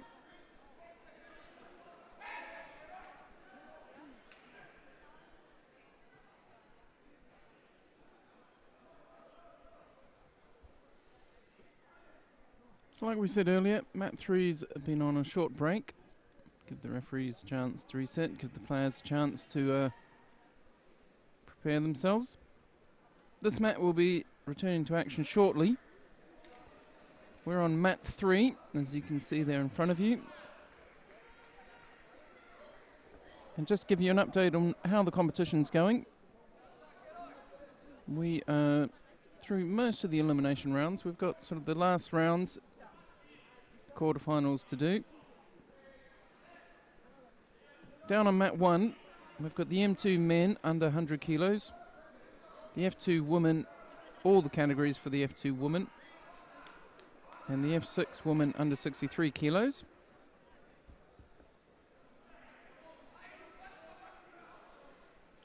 On mat 2, we have the M2 men under 66 kilos, and the M2 men over 100 kilograms, and all the F1 women, all those in the first age group we have, 30 to 34 years. Mat 3, where we've been all day, we've been trying to bring you the full story.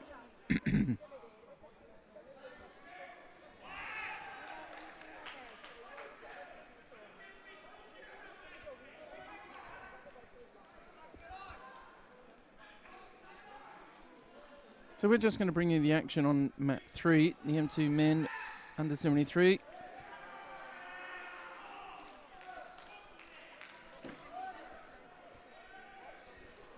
Mat 4 is the M2 men under 81 and under 60 kilo category. F3 women, all of the categories. Mat 5, under 90 for the M2 men, and F5 for all the categories.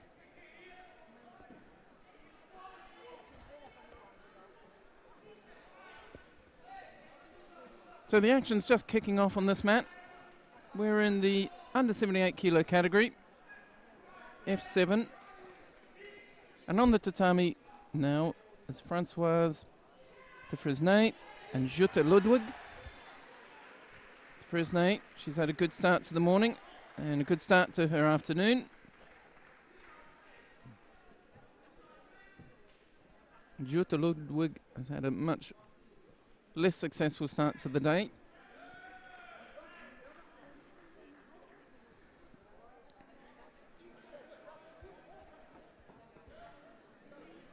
So, the Fresnay wins another. With Jutta loses another. Big embrace. And the next contest will be the F7 under 78 as well.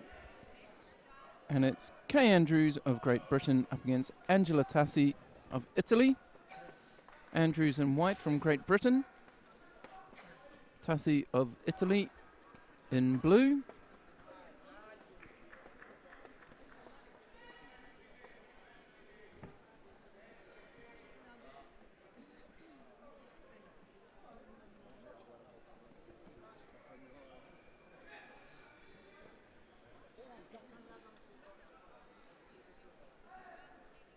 Small height difference.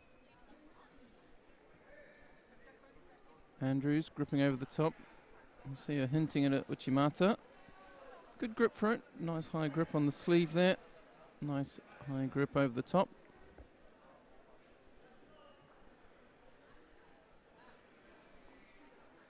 Tassi of Italy penalised for being excessively defensive. Andrews again goes over the top, secures right in the middle. Nice Ouichigari. Catches Tassi rather sweetly. She rolls to the floor. British competitor straight in on top with Tadashio Gatami. Looks pretty strong. Should go all the way.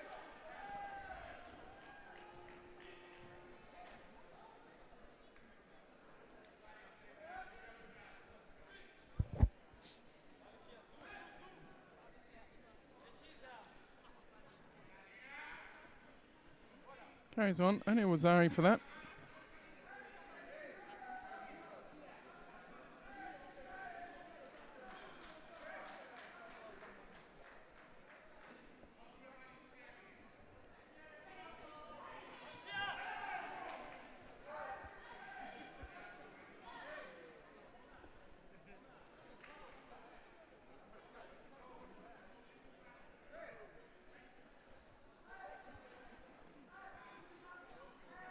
So Andrews of Great Britain makes fairly short work of that.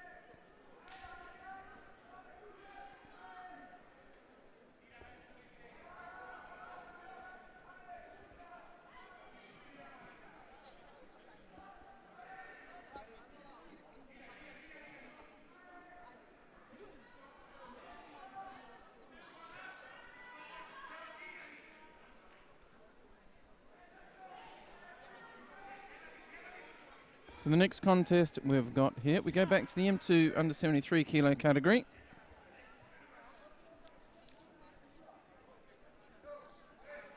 Where we rejoin round 3, quarter-final stage. And we're going to see, for the third time today, Flavio Pinheiro of Brazil and Sergei Sinilov of the Ukraine. As Pinheiro of Brazil in white, Sinilov of Ukraine in blue.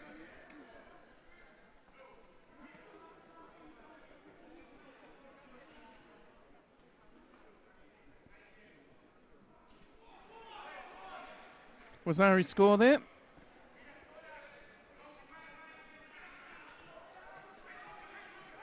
So the Ukrainian takes the lead. 2 minutes 38 remaining.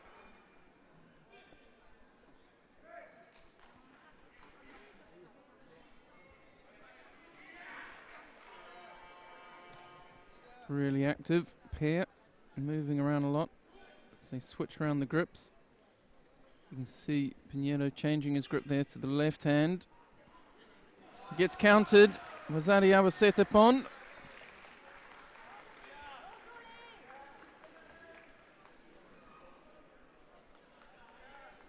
So Sinilov, 2 Wazaris.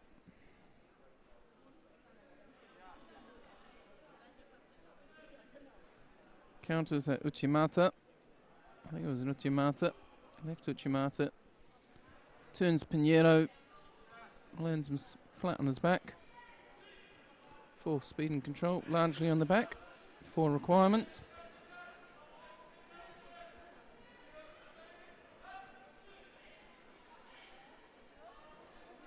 You see here, he comes in for that Uchimata, turns a bit, ends up bouncing off his knee and getting rotated all the way through and gets caught for Wazari.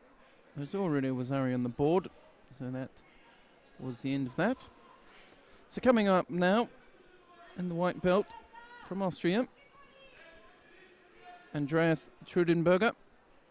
From the Ukraine in the blue suit, Vitaly Rizzy. So it's Austria in white, Ukraine in blue.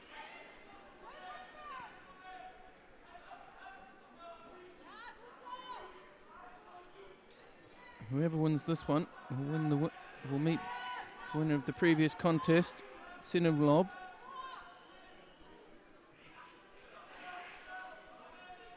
So it could be 2 Ukrainians.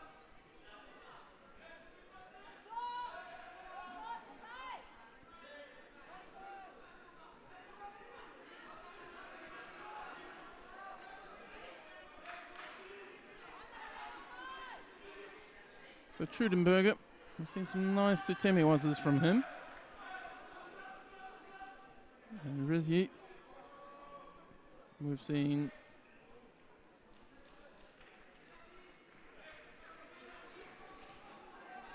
Rizzy has dropped Sioi,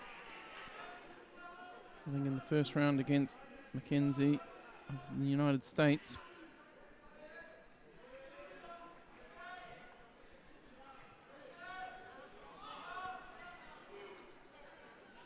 .73 kilos You wonder how many of these athletes have come up as they've got older. True lightweights when they started, perhaps. So Shido against the Austrian, Trudenburger. Mate called again. Referee's commission correcting the error in the allocation of the Shido. So Rizzy now falls behind by a solitary Shido. Minute 40, so it's not a big deal at this point. Trudenburger pulling him down to the ground. Hint of a shimmy was it as he got lower.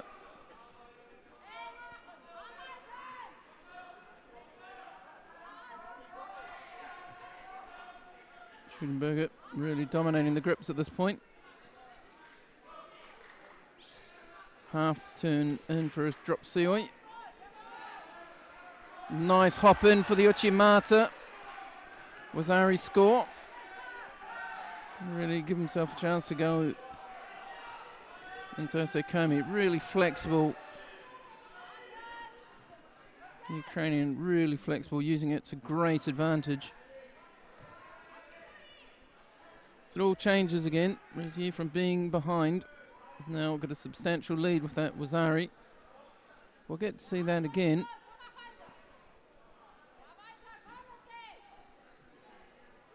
The make-up changes.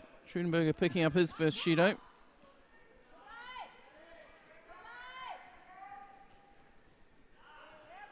Trudenburger going over the top. Two hands on the same side of the jacket there. Mate called. Rizzy gets the penalty for excessive defensiveness. Mate called. Mate. Referee's commission. Pardon me. They take the Shido off against Rizzy. And will they apply one to the far side? Yep. The Austrian getting deeper in. Nice Tominagi attempt. Doesn't get enough of Vitaly Rizzy for it to work. 24 seconds remaining. Rizzy, he can afford to defend this. Doesn't. Decides to go for it. Gets another good attack in. Koichigari for Wazari. So it's a Koichigari for Wazari, following up after that wonderful Chimata. So he's got two for the highlights reel. Again, using that advantage of his, he's really flexible. You could see it twice there. Really flexible guy.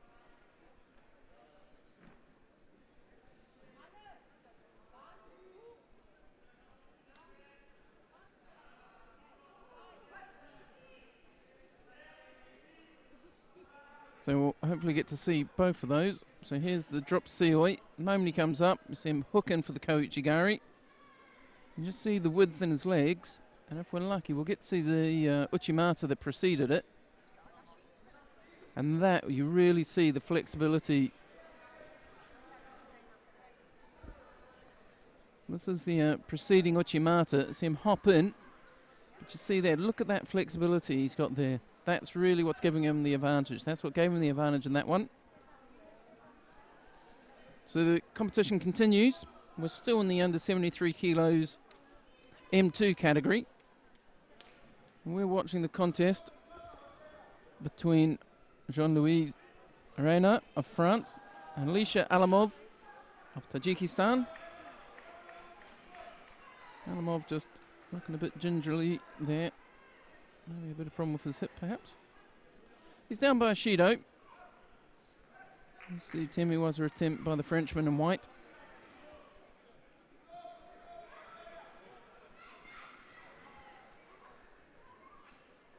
The heads come together. Big, deep grip there by the Frenchman. Pulling, using that pocket of the jacket. Get a good solid grip. He's got a sleeve grip on the other side as well. A little lower down. Not too dissimilar.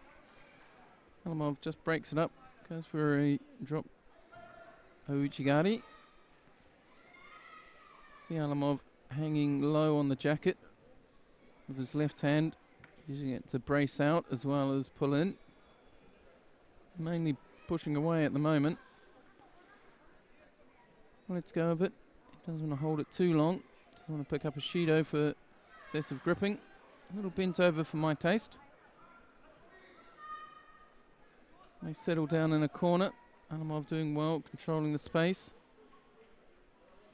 Bit of a grip change. Shido called. Sorry, not Shido. Mate called. But there may be a Shido in the offing. Yeah, Alamov just sitting on that grip a bit too long. Got a bit of work to do now. A little over halfway through. He's got 2 Shidos. He's got a double-sided grip that he's not using. You can see what he was looking for, assuming Aishi. But too late. Mate already called because he's been hanging on that double-sided grip too long. So 3 Shidos, 1:10 remaining. So he's in all sorts of problems now. Gets caught. Wazari score. As often is the way. He makes it hard for himself, and then that opens it up for Rena.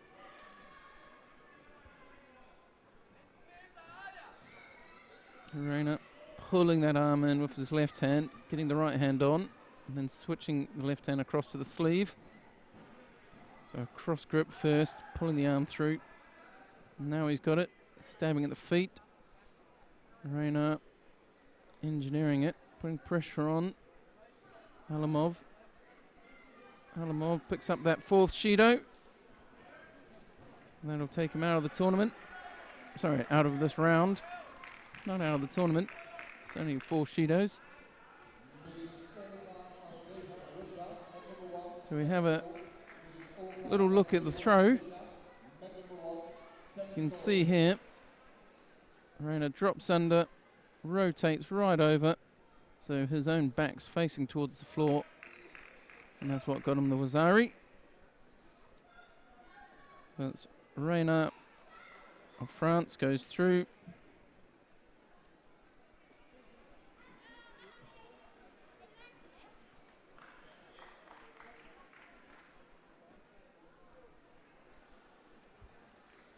Okay, so coming on now, Luis Pablo Corollo of Argentina in the white judogi. And from Spain, Unai Naigui in blue. It's round 3 of the M2 under 73 kilo category.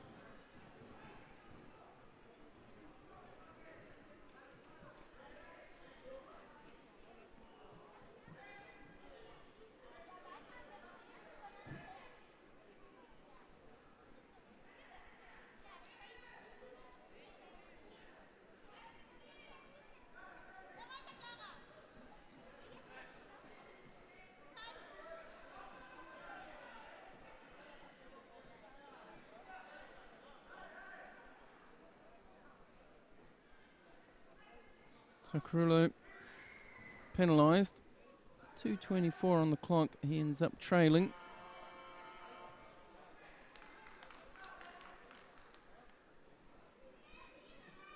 Oh, my mistake. I've got the wrong name written down here. What's going on? Actually, Goselin of France on the tatami, not Naigui. Not sure how I got that wrong.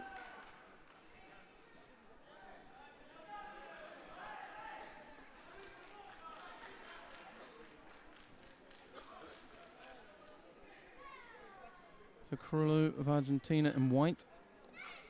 Jocelyn of France in blue.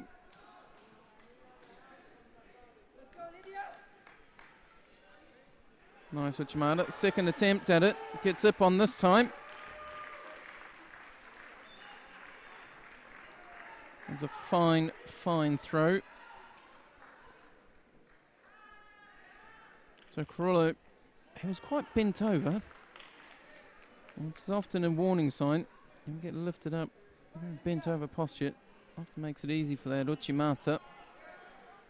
Sure, we'll get to have a look at it shortly.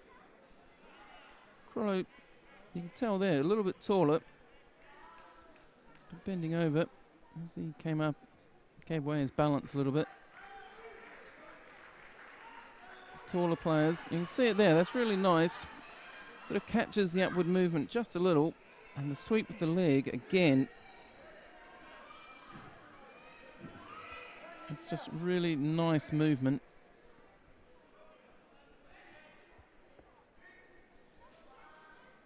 You can just see here, it just slides in nicely, really gets his hip involved. Really, really nice. So we'll change category again and gender. I'll leave the men for the semi-finals. And we're back in the F4 under 52 kilo category. And on the mat at the moment is Haek van der Voort of Belgium, who's just scored a Wazari and gone into Osekomi against Marcela Stelkova of the Czech Republic. It's not going to take us too much longer. So Wazario was set upon. Haek van der Voort picks up the win against Stelkova. If I understand the way this has worked out rightly, that's 2 wins for van der Voort. There's only 3 ladies in this category. 1 win for Stelkova. 1 for, and poor old Stephanie Schluter, no wins. So I think that decides our results. That was probably the gold medal going to Haek van der Voort right there. And Stelkova, she'll take the silver. And Stephanie Schluter taking the bronze. Correct me if I've got that wrong. Give us a shout out on Twitter, on Facebook, and all those good things. So now we're in the F4 under 57 kilo category. You've got from the Netherlands, Carin van Meurs. And from Italy, Elena Vasili.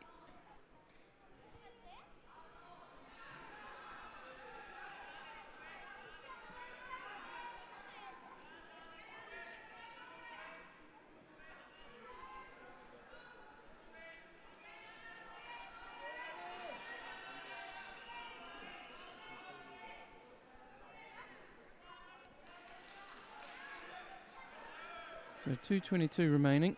No scores, no penalties. Nice and clean so far.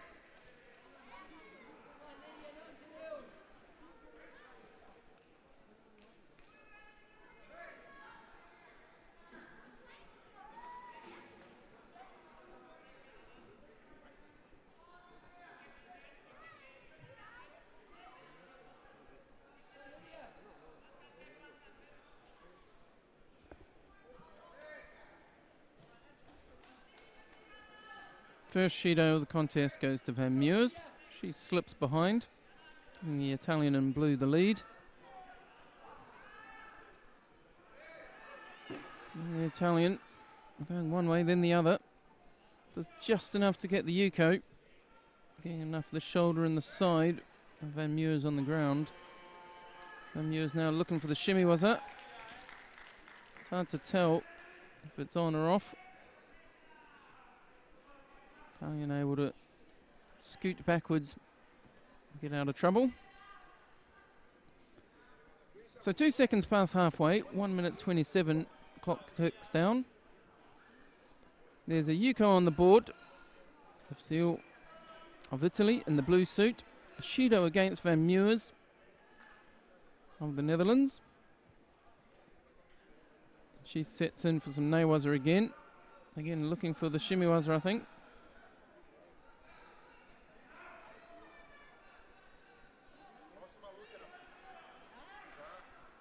So we just close into the final third. Another good drop Sioi. Picks up another Yuko. Handy lead.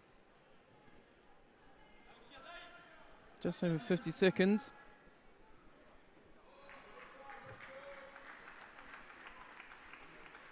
Italian trying to get round the legs of the lady from the Netherlands.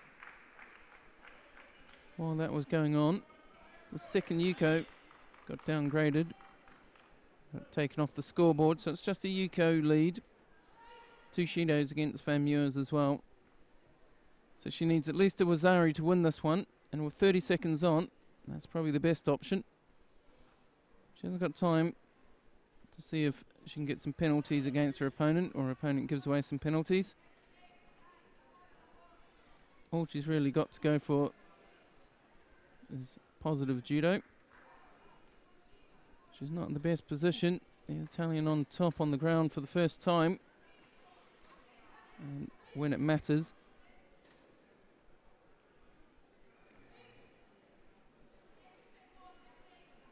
Nine seconds remaining. Not a lot of hope for Van Meurs at this point. The Dutch crowd are going to be disappointed. Remember, this is a pool. Although Van Meurs loses that one, she did win her first one.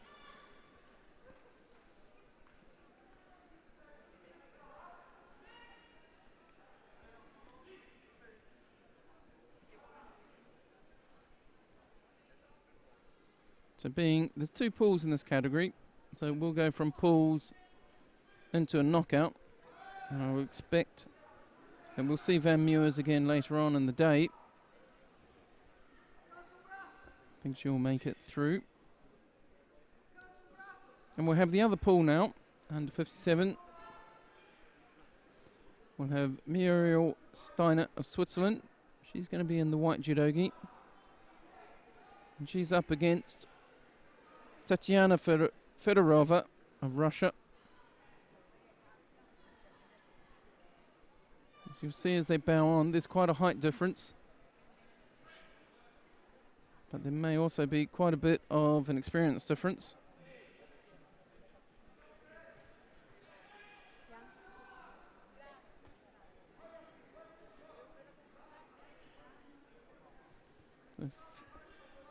Fedorova, half a dab and a drop Seoi, followed up by a second one and straight into a turnover. Attempted Osekomi, was it?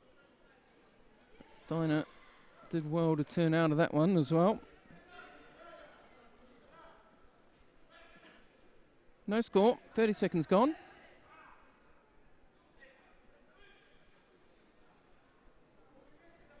Fedorova again, and for the drop Seoi. She thought she'd lost it, but Steiner was still going. I think Fedorova was up and looking to go for Ney, was it? So Fedorova of Russia wins that one.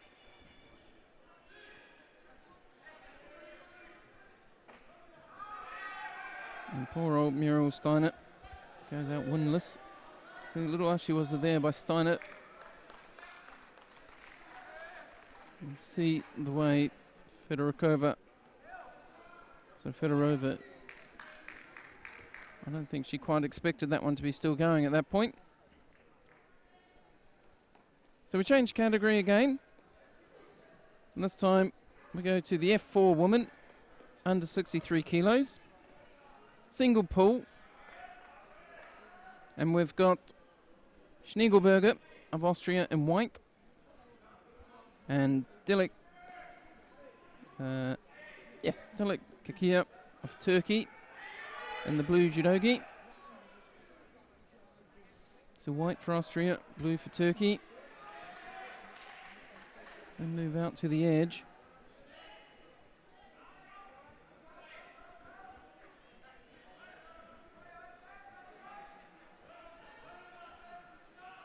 Osekomi on. Schniegelberger and Osekomi looks fairly solid.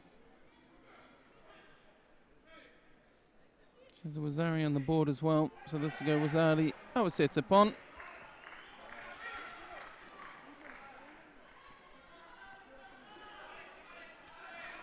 And poor old Dilek Kakia.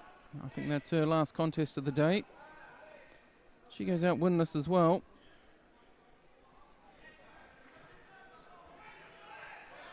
You see it here. Just a little hook on. Austrian just pushes through, counters it, and goes into the Osekomi.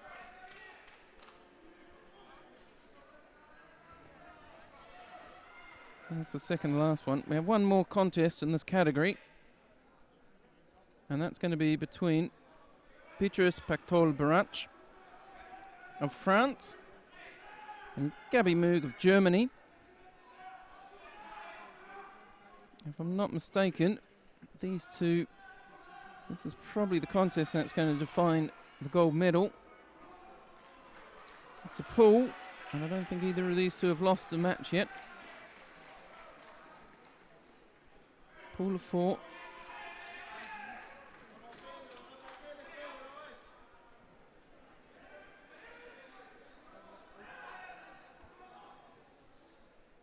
Ends up on the floor, legs wrapped safely.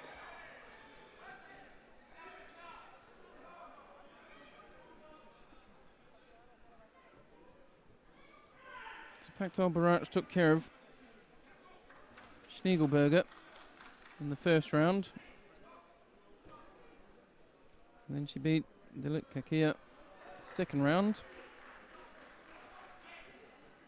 And Gabby Moog beat Delut-Kakia in the first round. Schniegelberger in the second. So I was right. It's probably the one that matters. This is one with all the gold riding on it.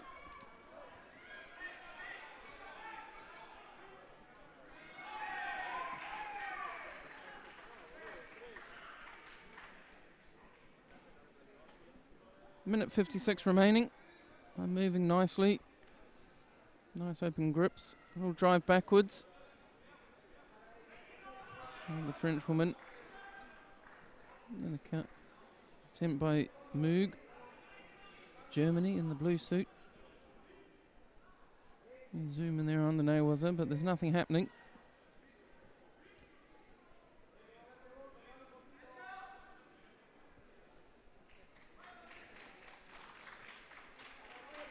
Bit of a loose Haro Makakomi attempt there.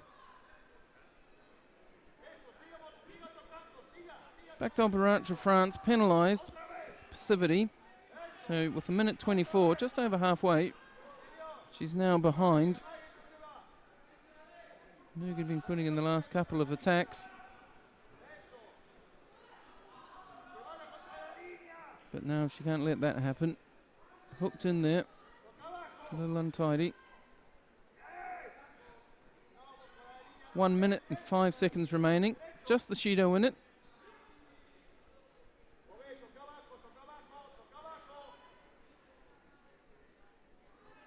Hope we see a little more action. The grips are pretty open. A little bent over. Uchigari not working. Moog slips under. Slips under opponent. Looking for some nail, was it? Pactol-Barach. Just asked to tidy up her belt.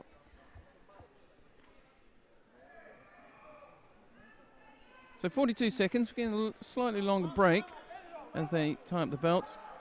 Decision time for both of them. How they're going to close out this last third.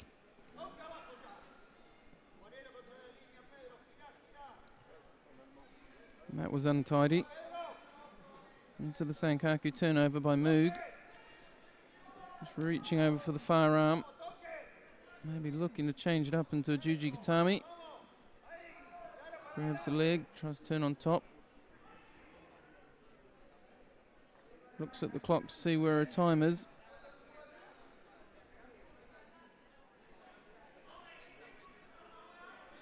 She's in the lead. German and blue is leading. She's got 10 seconds to defend her lead.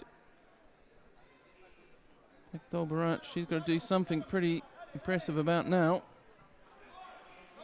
Just runs out of time. Disappointed, obviously. So Gabby Moog of Germany and the blue judogi.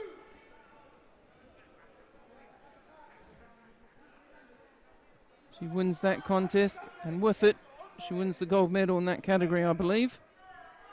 By my calculations, at least. That should put her top of that pool of 4.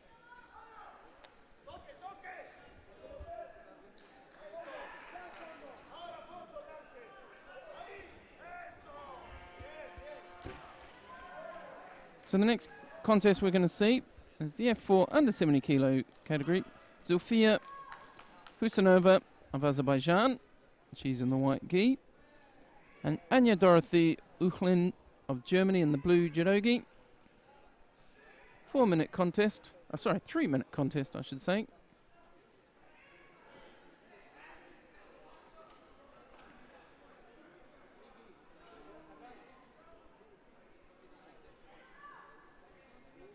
Nice entry for the Ippon Seoinage. Standing Seoinage. Picks up a Yuko. Already got one hip in. 2 might have made it a full Ippon. This one I got a bit more leverage in it.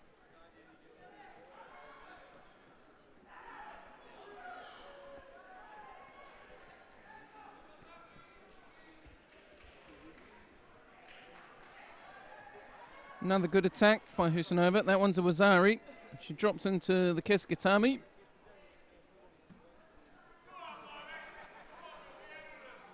Did look the heavier of the two. Heavier set of the two of them. It can't be that much heavier because it's under 70. A little denser. Zadiawa sets a pon. Ulin gets trapped on the ground. Husanova wins that one.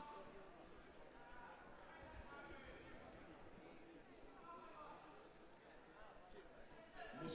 Anthony Diaz of France, mat number 1. Anthony Diaz of France, mat number 1, please. So we're still in the elimination rounds, the opening rounds. We're not up. Only a few of these going into the medal fights, depending on the if they're pools or knockout.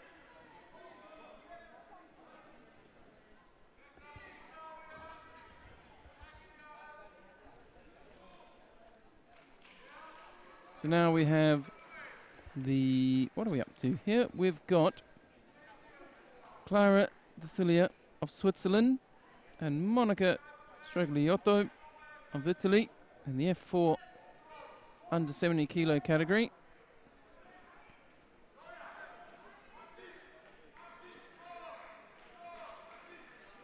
This is now the two competitors in this category.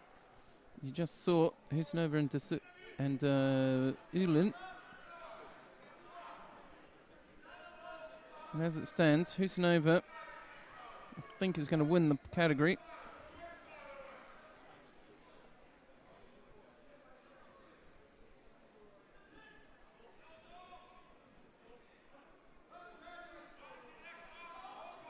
So Dicilia picks up a Shido, stepping out of the contest area.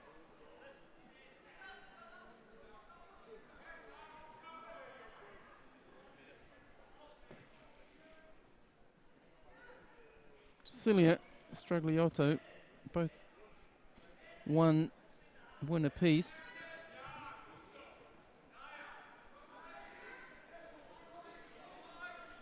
So this is really the fight for the silver medal.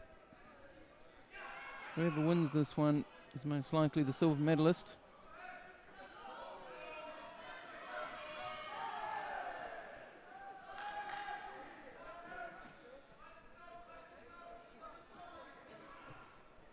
Poor old Anya Dorothy Ulin.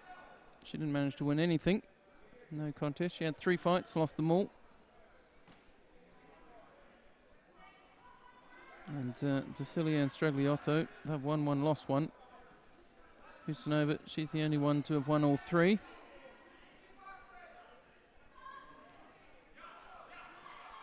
So we already know that Husanova is going to be the gold medalist from Azerbaijan. So the decision comes down to who's getting the bronze and the silver. Well, to get the silver medal. And the silver medalist will either be from Switzerland or Italy.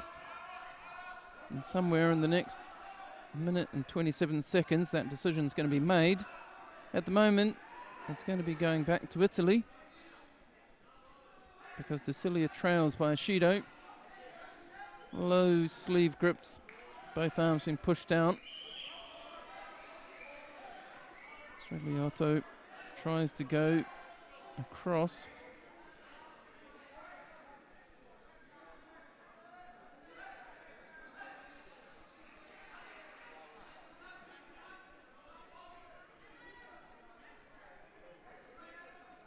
58 seconds remaining.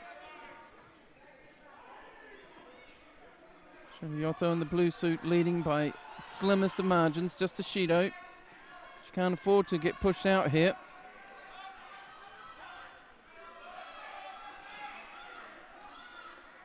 She's got to be careful. She picks up Shido.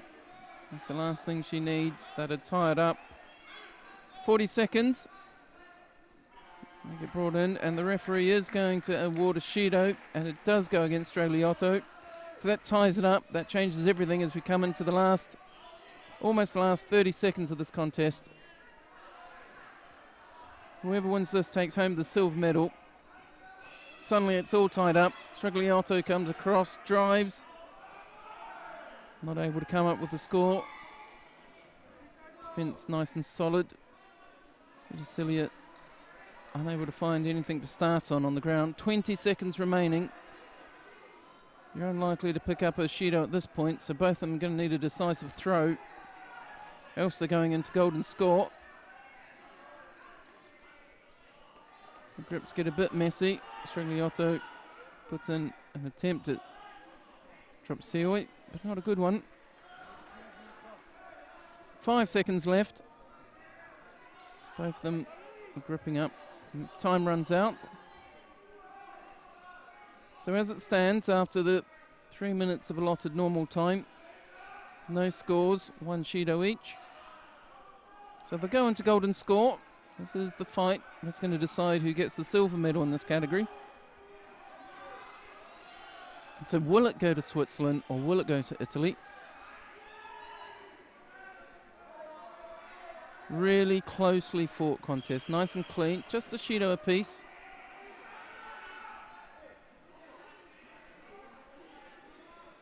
Mate called. Not sure why.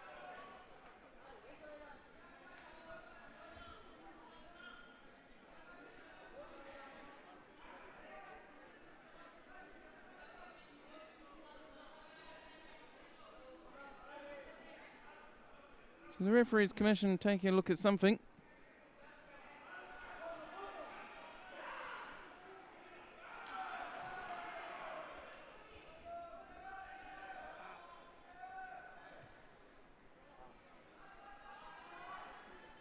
Okay, so I'm not sure what the referees commission have been looking at. And they decide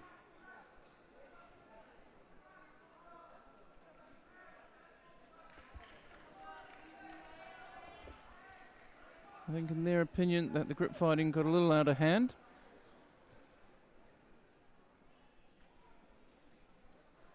And she ended up striking Jusilia just on the jaw, side of the head with the gripping. So they have to award a penalty for that, and because it was golden score, that decides it. So it'll be Clara Jusilia. She'll be taking home the silver. Husanova of Azerbaijan gold. Jusilia of Switzerland silver. And we go on to the next category. We're back into the men's categories. And these are the, what are we up to here?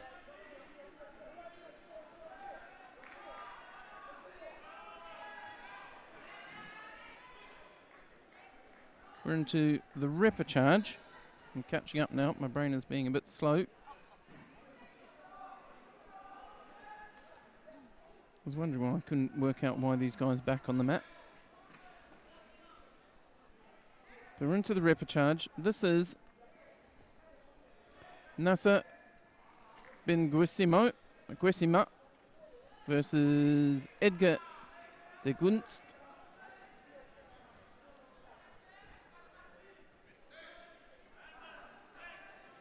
This is the opening contest in the repêchage. So we know who our semi-finalists are. That's Sinov versus Rizzy, both of the Ukraine, and Rena and Goselin. Rena of France, Goselin of France. And here we have Benguizmi of France versus De Gunst of the Netherlands. Netherlands, Dutch fans would really quite like for a Dutch medalist. Another Dutch person on the podium today. They've done well so far over the last 4 days.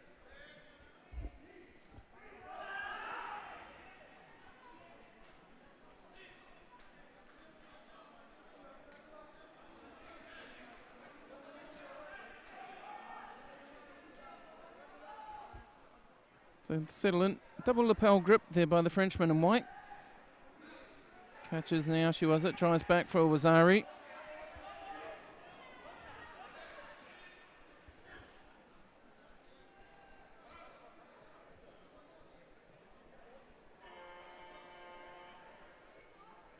Benguizmi of France. He picks up Wazari.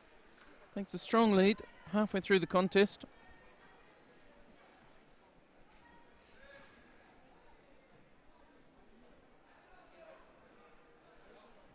.126.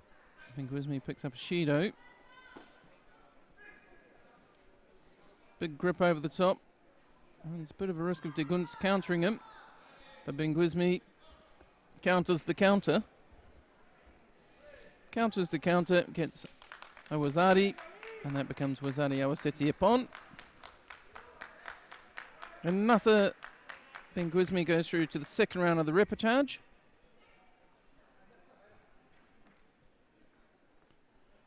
Shattering the hopes of the Dutch spectators who are hoping for De Gunst to go through to fight for bronze, obviously. Quite a big repechage.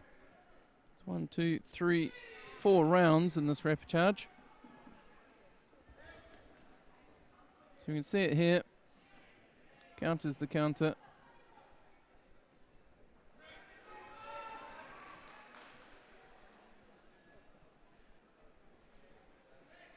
Nice and clean. So the next contest, we'll see Laurent McKenzie of the United States of America in an all-Pan-American contest because he's up against Javier Carin of Argentina. So it'll be McKenzie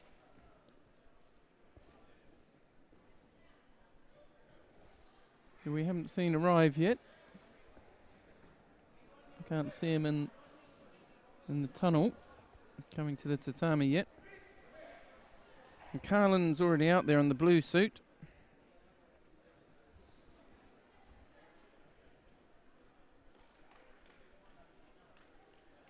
So Carlin, he lost to Rizzy. He was knocked out by Rizzy. McKenzie, he went out first round to a big Ippon. Dropped Sioi Ippon by Rizzy, and he ended up, that's how he ended up here. So he's had a long break. I hope he hasn't made the mistake that some make of forgetting that this isn't senior judo, your normal fare on Ippon.tv.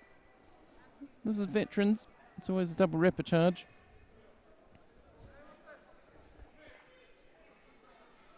Double repechage system, meaning that everybody gets a second fight.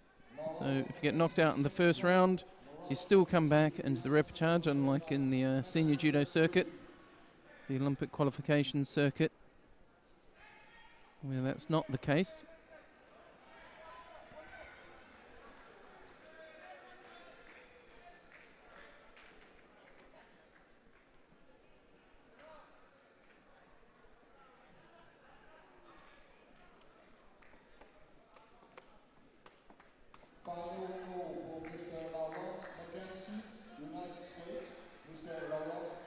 So you can hear the second call from the stadium announcer. You only get 3 calls. And that's the second one. Poor old Javier Carlin having to stand there. He won't be complaining too much. He doesn't have to compete.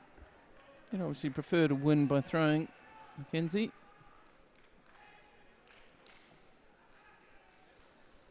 So Fabio Carlin comes on, bows off, uncontested. Disappointment for us.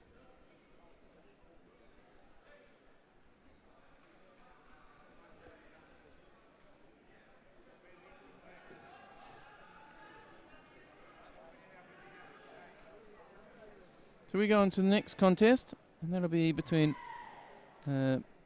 Andrei Polyuk of the Ukraine and Eduardo Russo of Brazil. And it will be Polyuk in white, Russo in blue.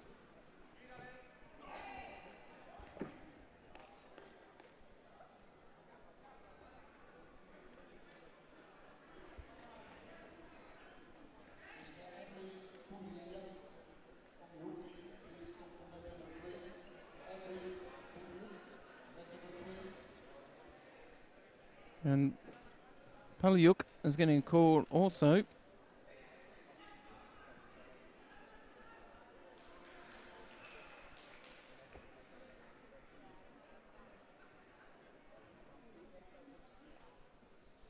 But he does make it to the tatami. So the big Ukrainian, very tall, against the Brazilian. Brazil in blue, Ukraine in white.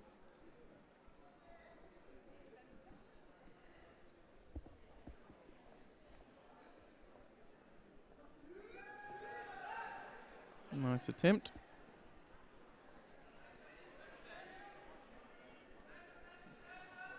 So these two chaps, they were the ones that were beaten by Rena of France in the opening rounds. Haek and Russo.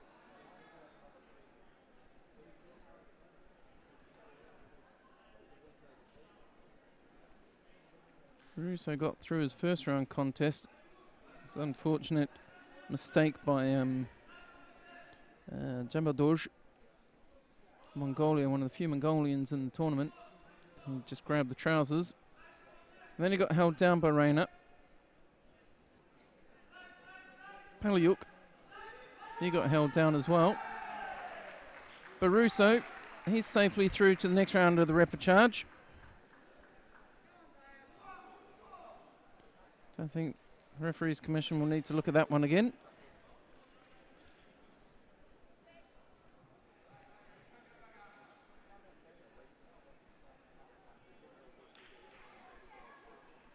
So a lovely throw. Sure we'll see it in a moment. Hooks across, Osodagari.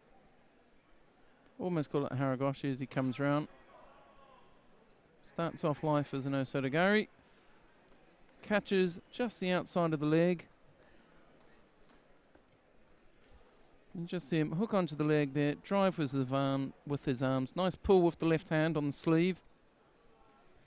A nice Osodagari.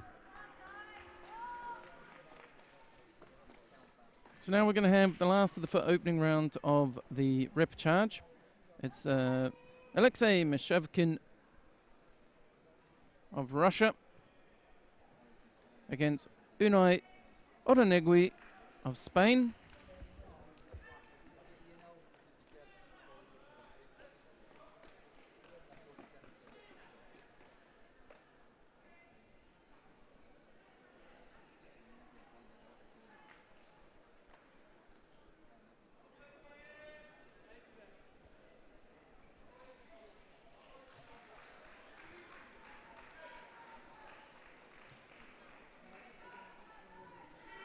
Mate called before that throw.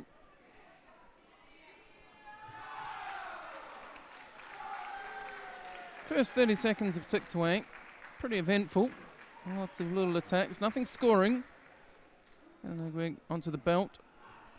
Russian happy with that because it suits his judo. Drops down onto nails and comes right round for the Yosekomi. Kazuya Kesakatami. Hips nice and low. You see him just bring that right leg forward. Prevents the Spanish competitor from hooking onto the leg. Nice push there by the Spaniard.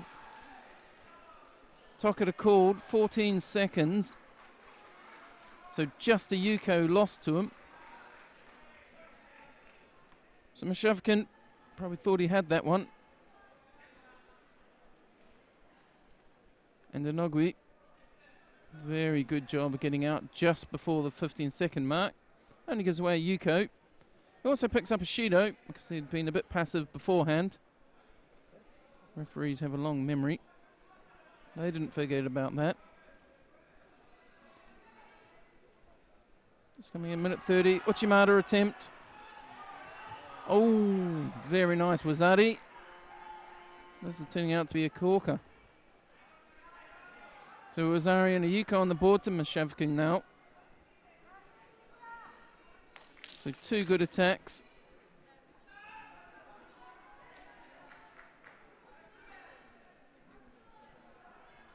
Another Uchimata attempt by Mshkin. End up down on the floor. So you can see it here. Spaniard comes in, beautiful attempt at Uchimata. And he gets countered, Uchimata Sakashi in fact, for Wazari. Drops across like a tartosh. Mshkin reacting well to being thrown.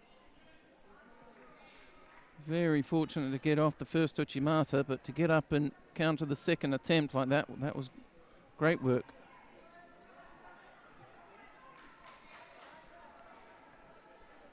This is turning out to be one of the best contests of the day. 34 seconds remaining. It's been all action so far. Wazarani Yuko to Mshkin of Russia and white. Surprisingly, no score on the board for Naigui. He's made some beautiful attacks. Interesting attempt at Nawas there by the Russian.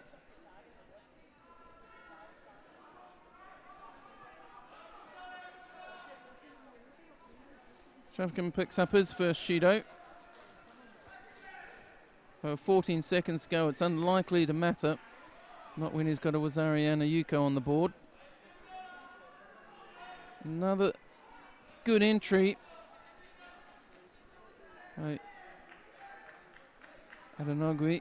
Naigui runs back to his line. Quick shout comes in. Makes a little bit of a mess of it. He had to do something. But it's Wazari Awaseti upon to Mshkin of Russia. One of the better fights we've seen today.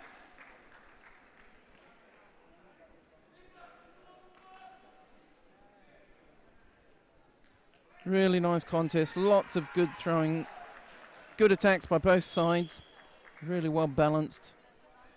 One Shido either way.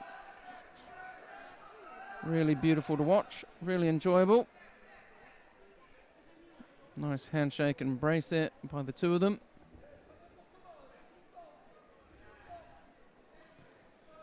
So now we change gears again. And we go to the F4 over 78 kilo category.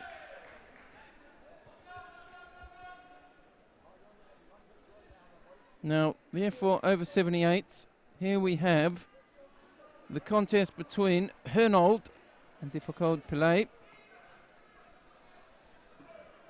And these two were causing me problems earlier because they're the two larger ladies in the category, both with dark hair, both with ponytails. I was sure somebody had fought them twice, and now I know why, because they look very similar.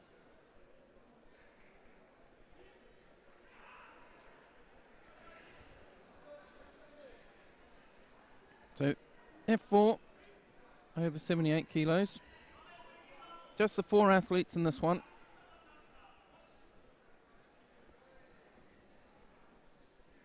Ina Kaneva. She's the only person who hasn't won a contest yet.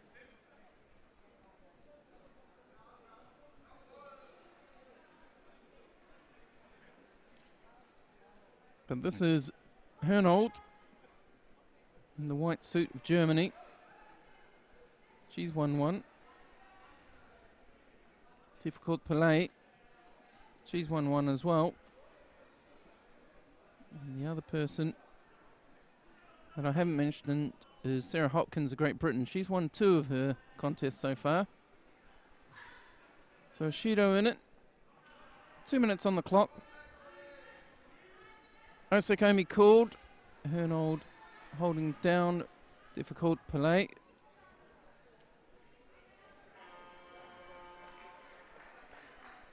Clock ticking up. 11 seconds. There's already looks like there's already Wazari on the board. So Wazari, that was set upon to Hernold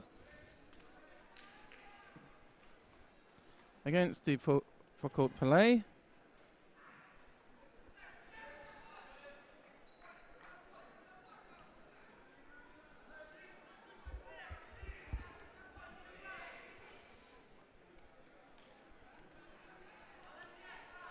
So Hernold, the winner of that one. Now the other names that I mentioned are the two coming on now.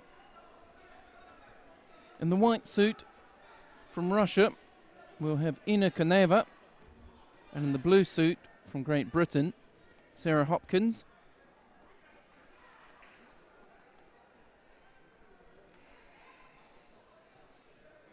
I'm not seeing Ina Koneva yet. I haven't seen her come to the tatami yet.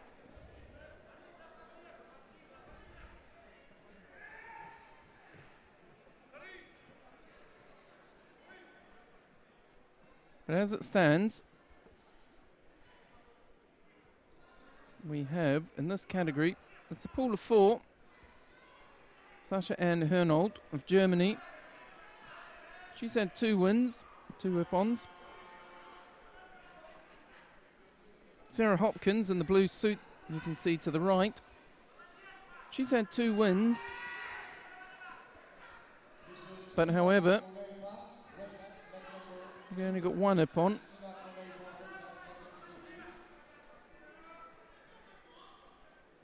And then you've got Difficult Palais, who we just saw.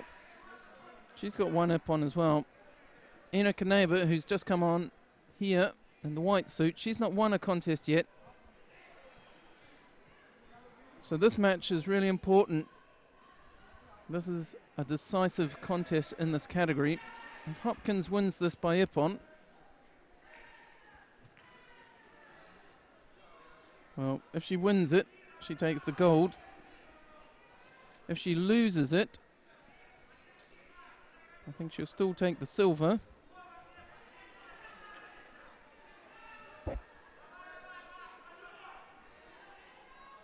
Koneva, she's not in the running. She's at the bottom of the category. But Hernold and Difficult Palais, they'll be watching with bated breath to see what the result is here. If Sarah Hopkins in the blue suit wins it, that makes her the gold medalist for not the first time, I might add. She's been a world veterans champion before. And at the moment, with 2 minutes remaining, Koneva has got herself penalised once. So it's looking good for Hopkins of Great Britain to win the gold medal at the moment. And she drops across with the left Tartoshi. Ippon scored. So that's going to make her score 3 wins and 2 ippons. And the next closest is Sasha Ann Hernold.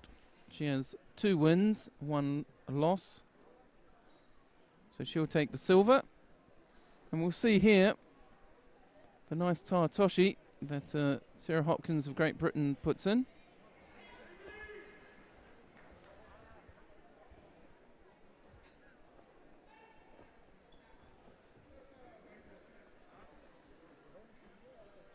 So that's that category decided. Congratulations. So we go on to the F4 under 57 kilo category.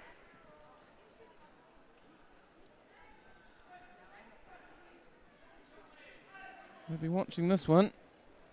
We have Lena Facile of Italy in white, Anita Springer of Germany in blue.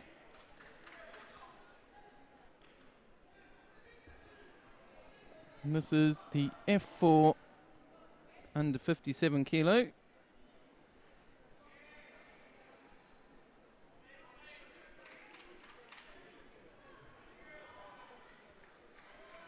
And this category is made up of 2 pools of 3, after which they go into a knockout, and this is the opening round of the knockout. Vasil of Italy, she topped out Pool A, and Springer, she was the number 2 in Pool B.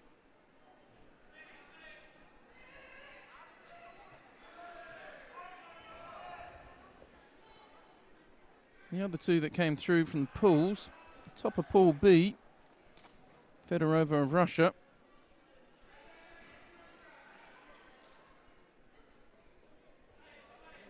and Van Meurs of the Netherlands.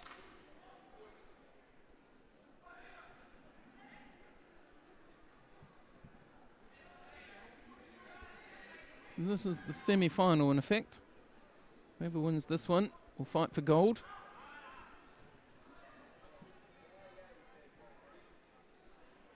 And at the moment, the German is leading by the slimmest of margins. Just a Shido. Minute 25 remaining.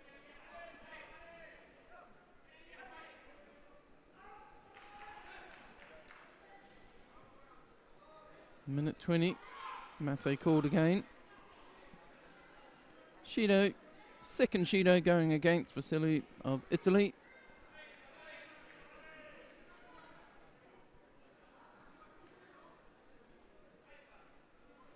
There's a berth and the gold medal fight here. So all to play for. Drops in quite nicely. Drops Sioi. Just can't get enough rotation on her opponent. Need a little more sleeve and arm to make that one work.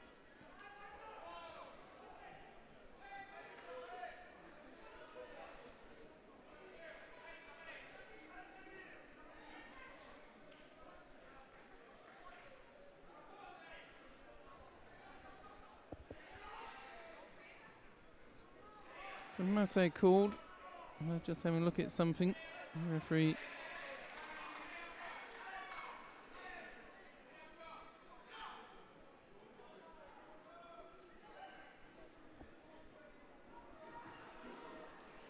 Referee doing a little crowd control. Pardon me. So you imagine, one of the nice things about this tournament is that a lot of the crowd is made up of other competitors and club mates and country people from the same country. And then, you know, friends, wives, husbands, boyfriends and girlfriends of the competitors. So they're generally quite well informed and they're very passionate. So the atmosphere at the Veterans Tournament has been really, really friendly, really nice. Lots of great camaraderies. Everyone I've spoken to over the last, what are we up to, day 4. So over the last 3 days, talk about meeting up with old friends, having a good old fight, having a scrap, and then having a drink and a meal together. 16 seconds remaining. 2 Shidos against the Italian in white, 1 Shido against the German in blue. And the German in blue, she's in the lead. Has to defend this one for another 10 seconds or so. And that'll put her into the gold medal contest. She successfully does so.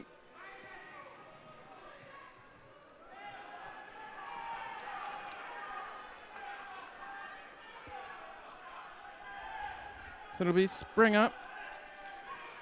Anita Springer of Germany.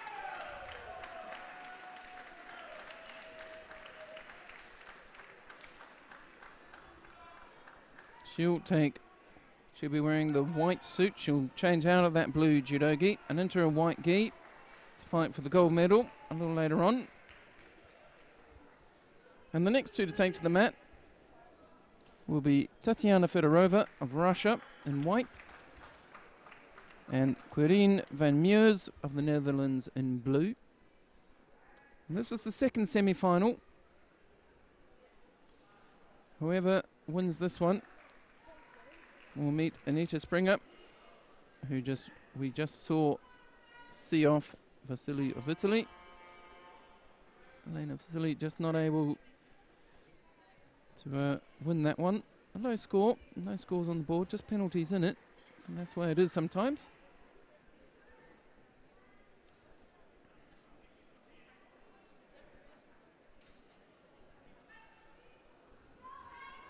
So although some of the contests we've seen medal decisions made already, for the ones where it's not as clear-cut, the non-pool ones, the knockouts, we're looking at seeing the finals of those, that block of contests happening from about 3:30 in the afternoon here.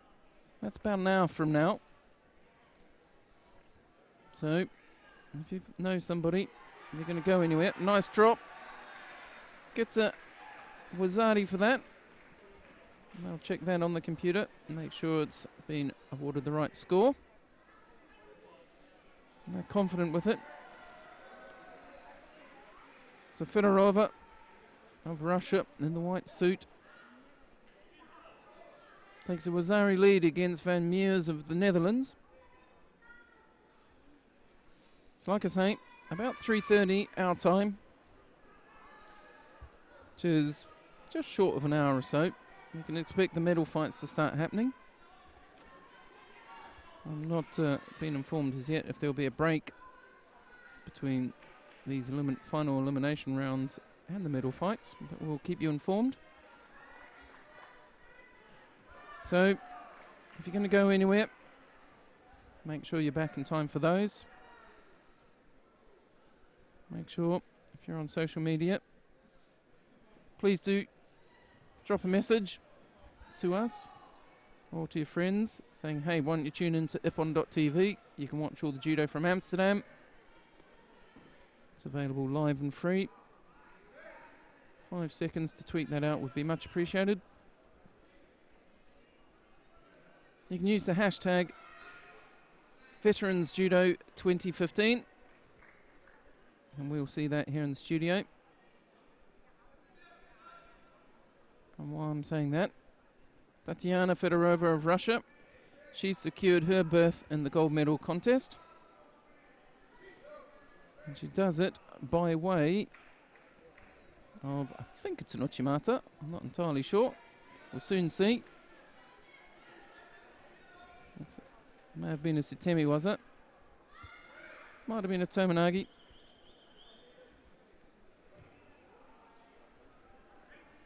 We'll have a look in a second once it's queued up on system. Oh, yep. Was a Tominagi. For a moment I thought it was an Uchimata, I'm not sure why. Nice throw to get herself into the gold medal contest. So now we're back with the men's under 72 category. Round 2 of the repechage. Ooh, nice and quick.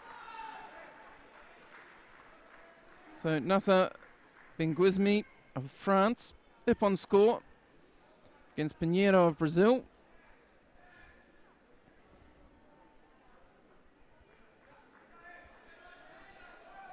Luckily, by the magic of technology, we can see that one again. So he hooks in.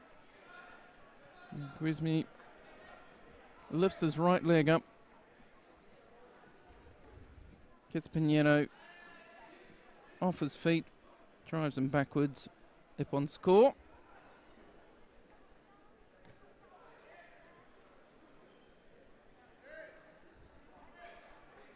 So the next contest is against Carin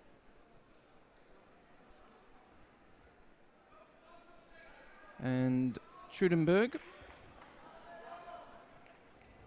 So it's Javier Carin of Argentina in the white suit, Andreas Trudenburger of Austria in blue.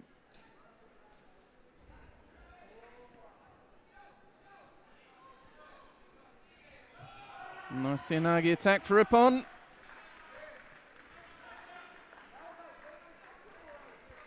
The athletes are obviously taking advantage of the short break they had. Coming back strong. Lovely turn in. Follow through for the Ippon Sianagi. So it'll be Trudenburger of Austria. He'll go through to the next round. Oh, it wasn't a Sianagi at all. Well, I'd call it a lapse. There is a technical name for it, I'm sure. He drops right in, nice wide. You can see him in the hurdler stretch.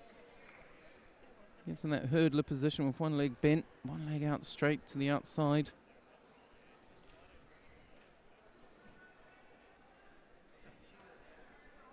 Sort of drops out.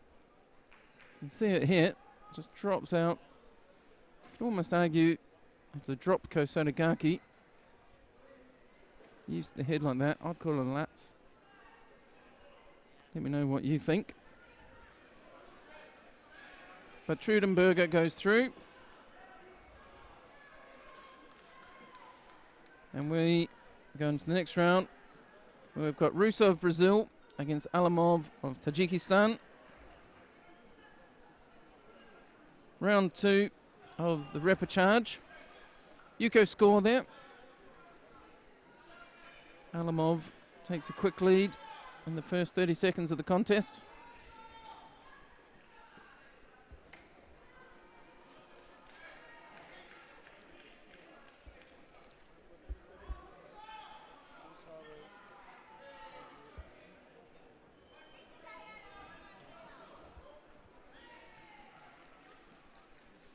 So it's slowed down, settled down a bit now. It's quite explosive. You can almost feel the tension build up before one of them explodes into action.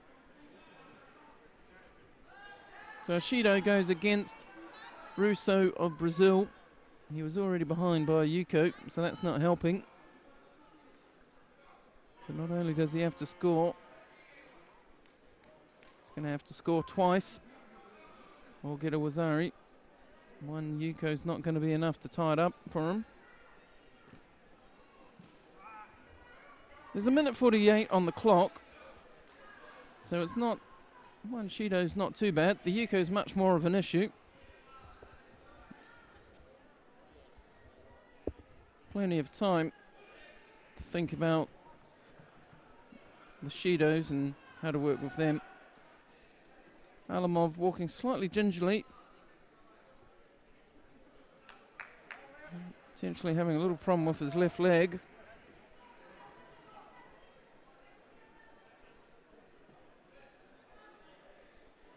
Referee just asking somebody move out of the coach's chair. He's just filming. Actually, coaches' chairs are for coaching. So big grip over the top there by Alamov.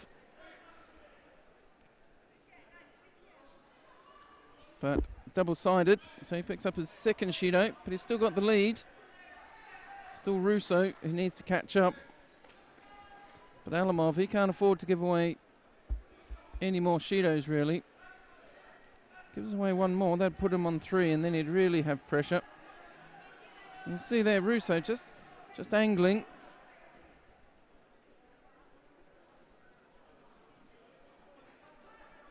The crowd causing some problems.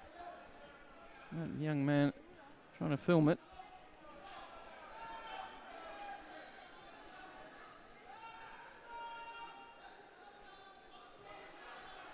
Nice attack by Alamov.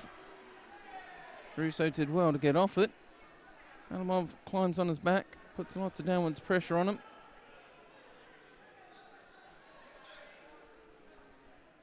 The referee just calling an end to that. Not happy with just the knees in the back.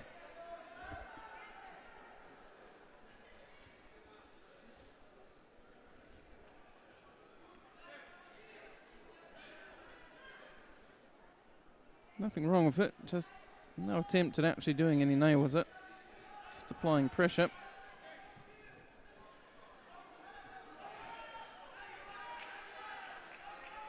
So Russo really going with the Ashiwaza, but not really making anything at any real attack.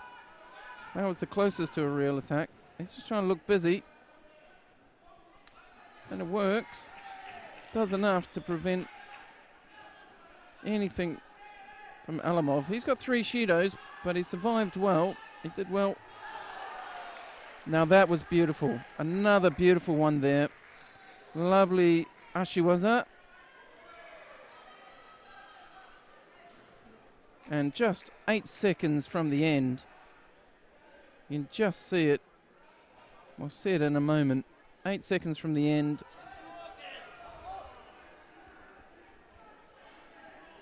You see Alamov, as Russo's trying to put pressure, trying to find something, Alamov just takes advantage of that, the risks that Russo had to take. It's not Russo's fault. He had to open himself up a bit. You see Alamov just throws the hip in once, and then just as Russo moves to his left, Alamov follows it with his leg beautifully and just sweeps him for Ippon. Really, really lovely. Another one going on the highlight reel for that man. So Alamov goes through to the next round. Russo goes out. Now we have Mshkin of Russia, and he'll be up against Corollo of Argentina. This is round 2 of the repechage. Corollo has had a hard day. Unusually, we've seen him get behind a couple of times and then win it in that last minute. Quite a tall, lean-looking player for this category. So arguably that might be it. Maybe he has a bit of a fitness advantage over some of the people he's been competing against. Mshkin, he's been slow and steady all day. He's shown some really nice judo. On the ground and standings. Something like that entry, for example, wasn't too shabby.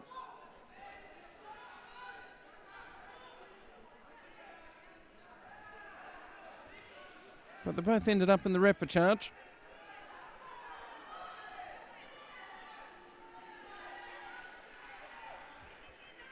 So the first minute drawing to a close. Mshkin, double-handed grip, needed to attack and did so, and made a good work of it. Got himself a sorry. Oh, I was right. He did get an Ippon for it. I thought it was a Wazari. It was a Wazari. Little confusion. The referee, I think, called Wazari. And she's called Ippon as well. The scoreboard still says Wazari. And she does the right thing. She comes across to the referees commission and have a conversation with them about what the situation is.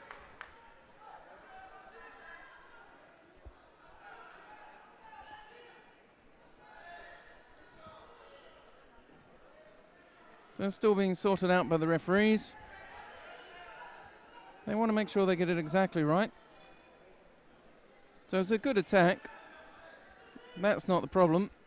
The drive here rolls right across. I'd be inclined to go with the Wazari. It's a bit of a roll more than a landing. Full contact across the back over the duration of the roll, but he doesn't land fully on his back, largely on his back. So I would argue that it's only a Wazari. Referee is going to take a look at it.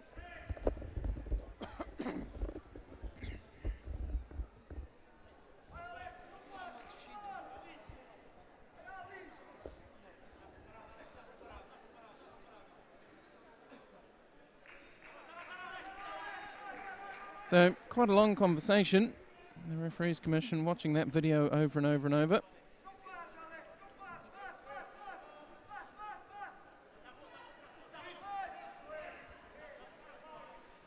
Let's have a look at what's decided.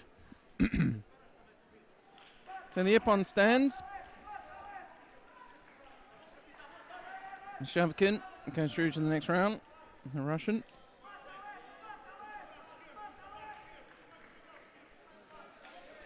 Corollo, he's not had a terribly fortunate day. He's ended up behind more than once and had to find his way back.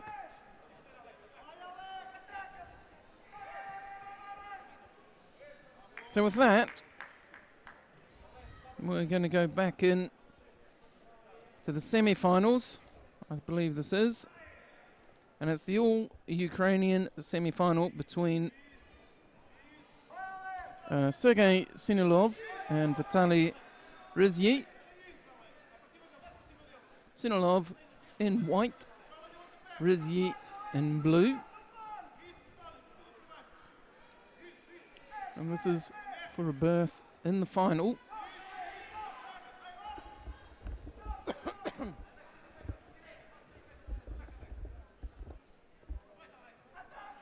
First 30 seconds coming to a close. You never know.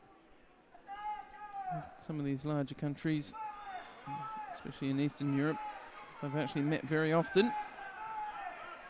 Normally, you'd say they would have met more than once, especially in the veterans when they've had a lot more time to get to know one another potentially. We have had examples in the veterans where we've had people who have been fighting almost their entire lives,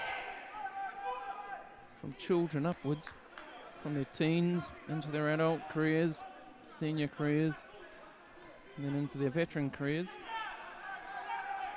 Rizzy, he gets penalised.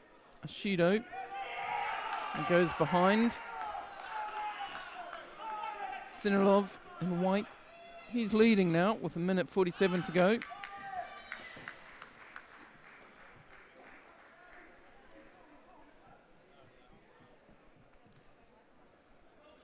They're really head to shoulder. Uchimata, Dabadu Uchimata. Exactly halfway. 1:30 remaining. Sinov. Excessively defensive posture. Picks up a Shido. So halfway through, it's all even. They start basically from fresh. We've got a minute and a half to decide it. It's down to 1:12 now.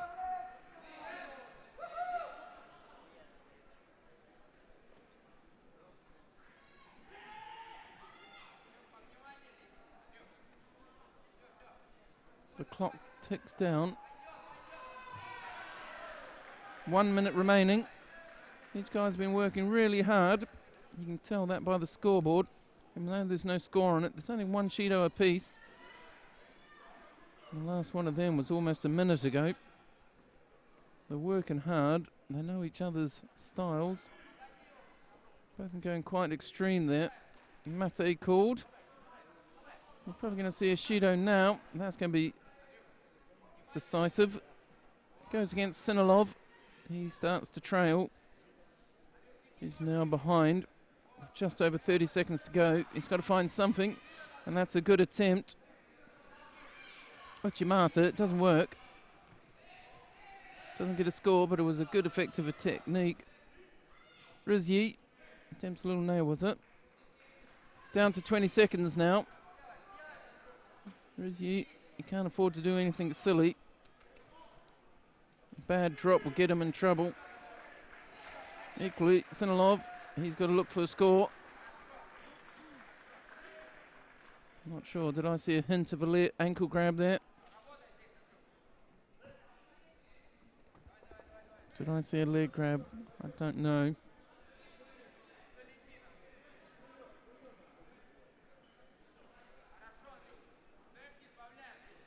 They're moving pretty quick for veterans. It's only the M2 category. They're only in their late 30s. There's a lot of athletes still on the senior circuit who aren't that much younger. Both in tip-top shape. So it's really quick for me. The referees commission having a very close look at this video. If it is looking for a leg grab, I suspect they could actually ask Sinov if he did it. Yep. Leg grab against Sinov. To be honest, I think they could have asked him. Rizzy, he shakes his head. He didn't want it to go that way. I think he wanted to see it finished properly.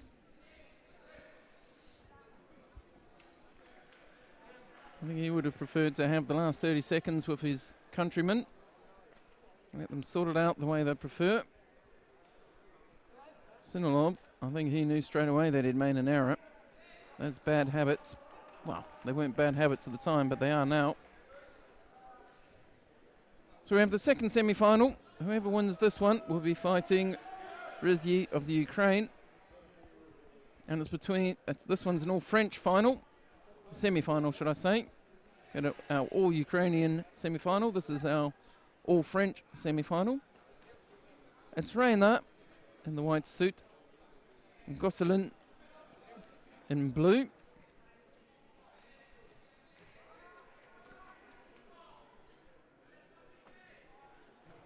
Goselin with that left Uchimata. We've seen it all morning.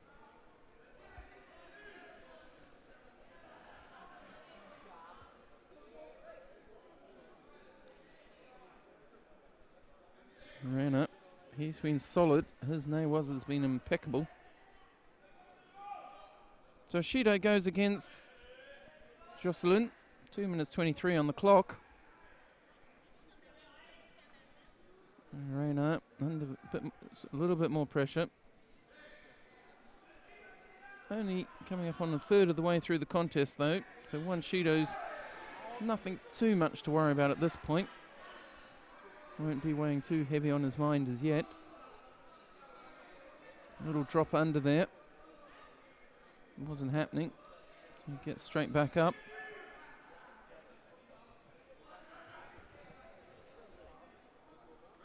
Not too many more contests on the computers.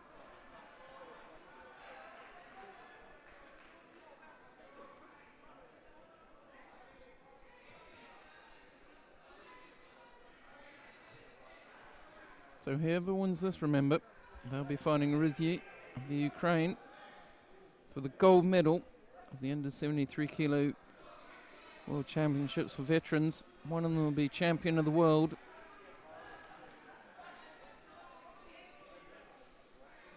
Gripping, hands to face. Two Frenchmen come in. Make sure there's no hard feelings.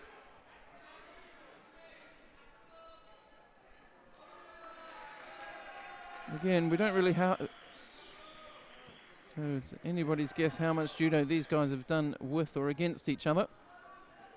We all know how big French judo scene is, how many clubs there are, how many competitions. So two men in their late 30s in France. They could have been fighting for almost 30 years. See that strong grip just under the armpit there. Rena trying to control it. Goselin, for me, just a slightly more positive of the two. He's putting in the attacks. Still just one Shido each. No scores.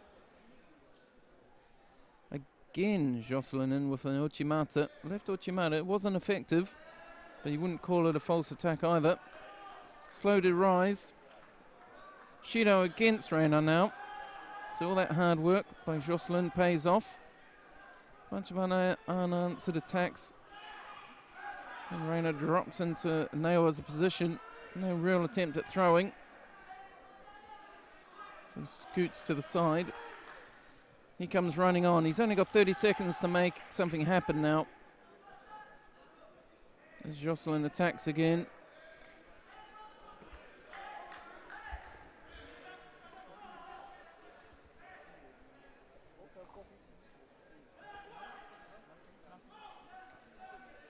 So 13 seconds left. Goselin has been putting in all the attacks. Rena near the end, trying to make something happen. 1 second left, 0. Goselin, you could see it in his face, pops his head up as they come to an end. He's exhausted but happy. Rena, he's a little frustrated.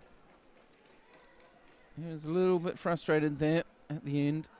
It's so mighty beat. Goselin doing an excellent job at balancing,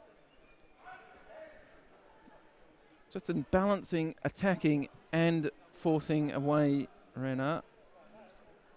You know, it's a delicate balance between when you need to push, block out your opponent, when you need to let them in and attack.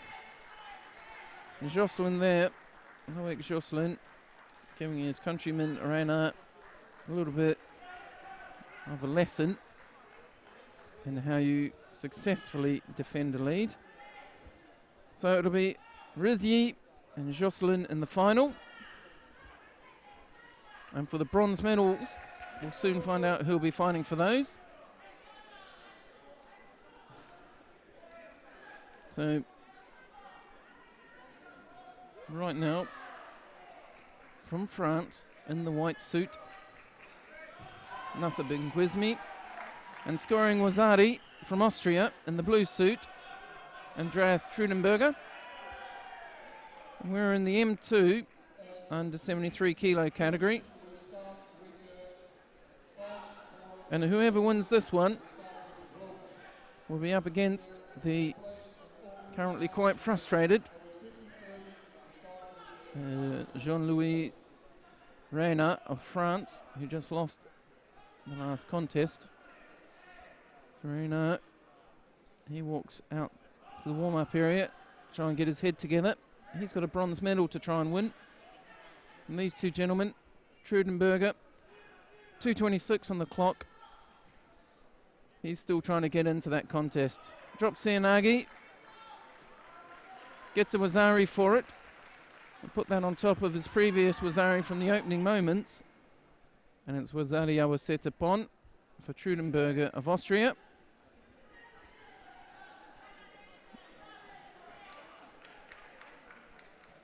So he comes in. You'll see him come in with a drop Sianagi.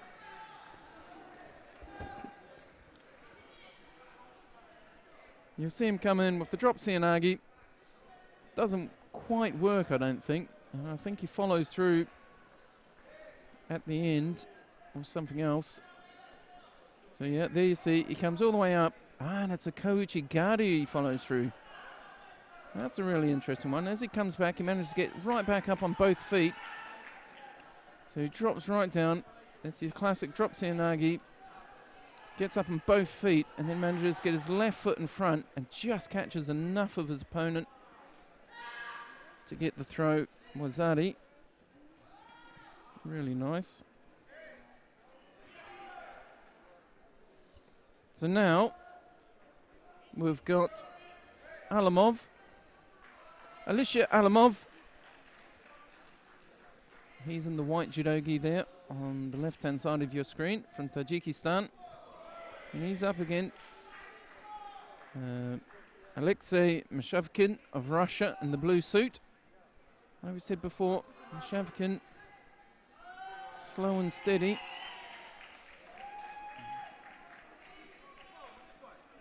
Just moving gently. It's quite slow, methodical, very effective when he does put it together. Alamov, he's been impressive all day. You could argue he's been a little unfortunate. Ended up in the repechage.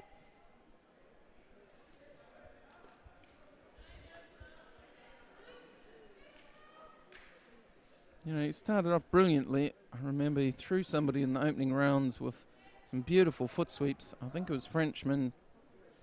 That's right, it was. It was Sebastian Kuhn. Threw him with beautiful ashiwaza. Followed up during the Polish fighter Lukowski, again with beautiful ashiwaza. So you can expect him to use his feet quite well. Mshkin, for me, seems the sort he won't be too susceptible to foot sweeps. That slower, more methodical pace. And you can see the problem. They both pick up passivity warnings. I don't think Mshkin's slower pace suits the foot sweeps of Alamov. And Mshkin, I think in many ways he's looking for an error from Alamov to counter and then go into the Newaza.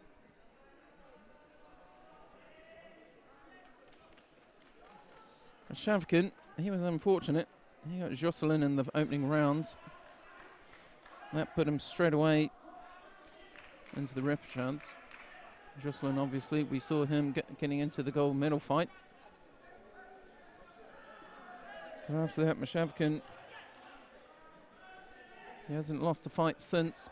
He's just quietly been coming up through the repechage. And again, he's just quietly winning this one as we go to the last minute. He's a quiet character. His judo, solid would be the description I'd use. You look at that grip. the left-hand side. We have a nice shot of it there. Nice normal sleeve and lapel grip. Slightly sideways. Much penalty if there is one. Might make a difference. Unfortunately it does for Mshkin, but for us it's good. 34 seconds, it's all tied up. So scores are tied at this point.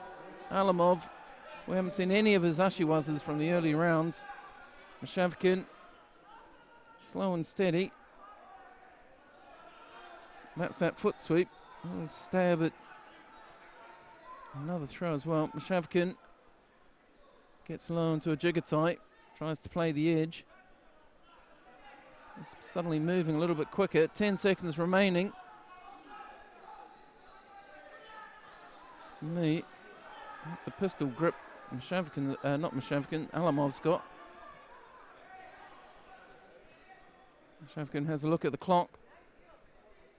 And they're going to go into golden score.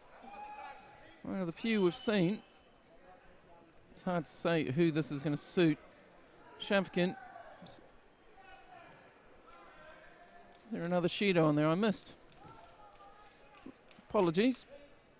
I missed the third Shido that Alamov picked up. So Mshkin of Russia. He goes through to the bronze medal fight, and he'll be meeting Sergei Sinov of the Ukraine. So we know our finals in that category, and that's the last contest we have scheduled just for now on this tatami. So just to let you know what we've got. So for the M3s under 73, the gold medal contest will be between, that's between Rizzy, so that's going to be between Vitaly Rizzy of the Ukraine and Loic Goselin of France. Bronze medal fights will be between Andreas Trudenburger of Austria and Jean-Louis Rena of France. The other bronze medal fight will be between Alexei Mshkin and Sergei Sinov. Now, I was led to believe, and it could be accurate or it could not be, that the finals will start in about 20 minutes. I haven't had official confirmation, but I believe the finals are starting at 3:30 p.m. our time. It's now 3:10 p.m. Our mat is just paused. If you're watching all the judo, mat 1, that's closed as well. Kay Andrews finished that one off. She beat, Kay Andrews beat Jutta Ludwig in the F7 under 78s, which we were actually watching. We saw some of those. That's the F7 under 78s. Kay Andrews down there won that one. And they're closed. Mat 2 still going. They've got about 3 contests left. Mat 4, they're just closing out. Unai Doncel Reche of Spain. He's on the mat right now against Daniil Vasilyev of Russia. Mat 5, they've probably got the most contests, but even they don't have much. In the M2 under 81s, they've got Sergei Carin of Russia against Ivan Zadushkin, also of Russia. Then we've got a third Russian, Oleg Kabarov. He's going to take on Fabian van Holbeck. And that'll close out. That's the semi-finals of the M2 under 81 kilos. But we're going to close out. We're going to take a short break until 3:30. Until 3:30 p.m. And that is in approximately quarter of an hour from now. So go grab a cup of coffee, tune into the other mats. They're all closing out shortly.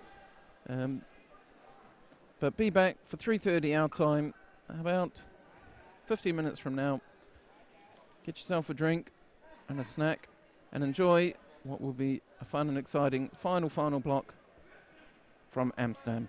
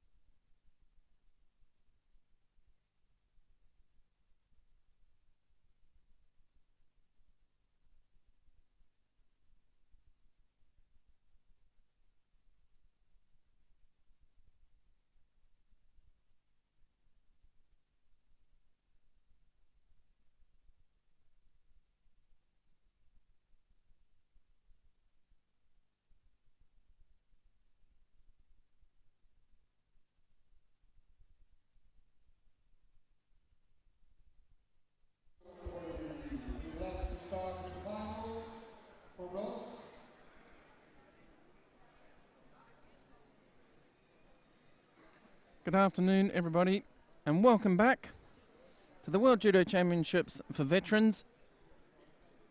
Day 4, fourth and final day of judo here in Amsterdam. Great day of judo, a great 4 days of judo in fact. And we're just going to go into the finals block for all the remaining categories, all the knockouts, all the ones that were pools, just pools, have already been decided. And we're on mat 3, all mats 1, 2, 3 and 4 in operation, and number 5. So we're on mat number 3, and we're watching the contest between Vesna Stolickovic of Serbia versus Lev Faes of Belgium.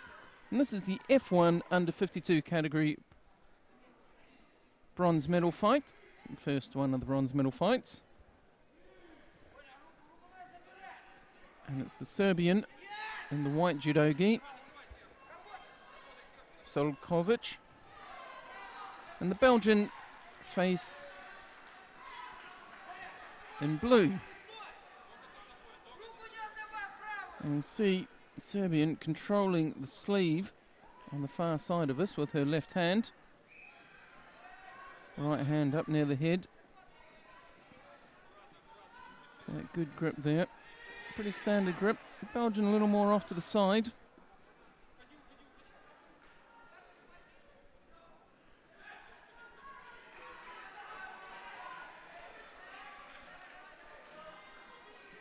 First minute drawing to a close. Just that Shido in it.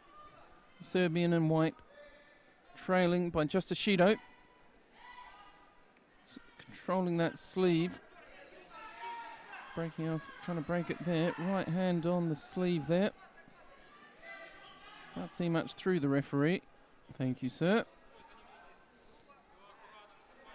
So the left hand of the Serbian coming up the inside. Right hand on the sleeve. By comparison, Belgian Faes. Right hand looping around the outside of the arm, but still up by the head. And you can see her, she's got that grip down low on the sleeve as well.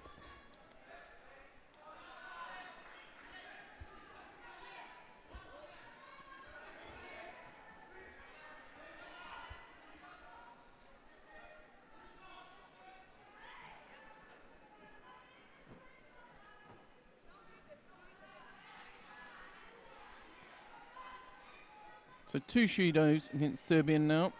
She makes a good first real attack. Managing to get her opponent off her feet for the first time.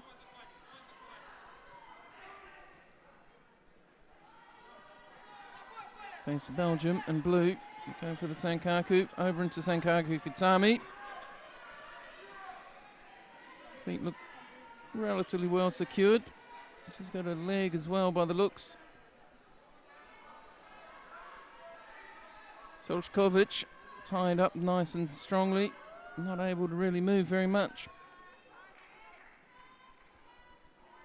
And it's going to be Lev Faes of Belgium in the under 52s in the 30 to 34-year-old category. She's taking the first of the bronze medals home.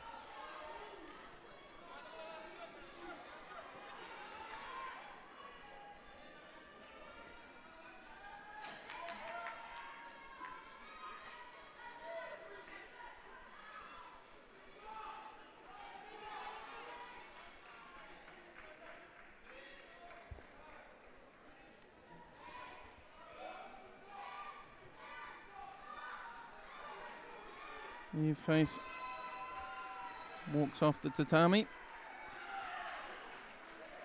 And we're going to see, category we've been following all day. We're going to see on mat 3, we're going to see Andreas Trudenburger of Austria up against Jean-Louis Rena. This is the bronze medal contest in the M2 under 73 kilo fight. First of the bronze medals. It's Trudenburger in white, Rena of France in blue.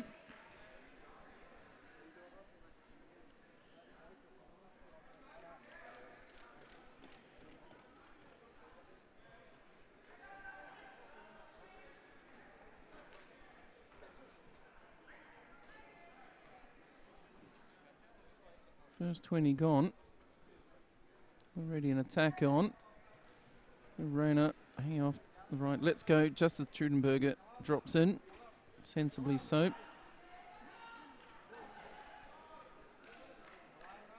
Trudenburger bent at right angles at the hips. Straight in the back.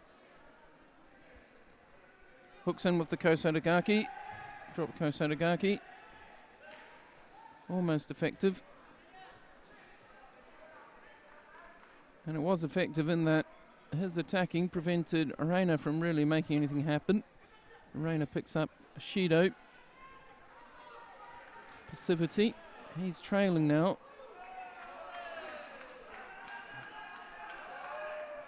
Trudenburger now on the lead.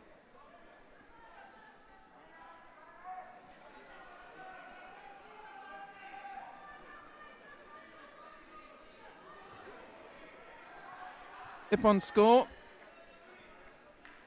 And it's Rena.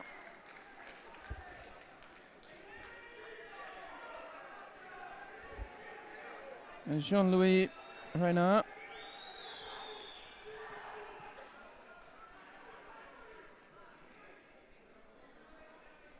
He takes the first of the bronze medals in the M2 under 73 category. And hopefully we'll get to see it in a moment.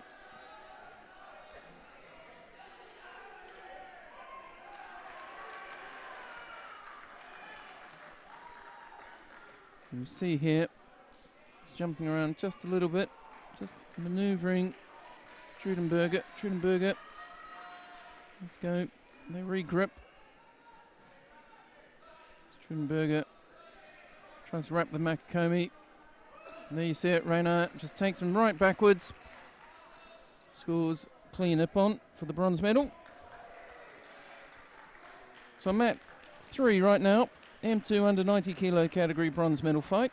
Cedric Bernard of France versus Josip Sancic of Croatia.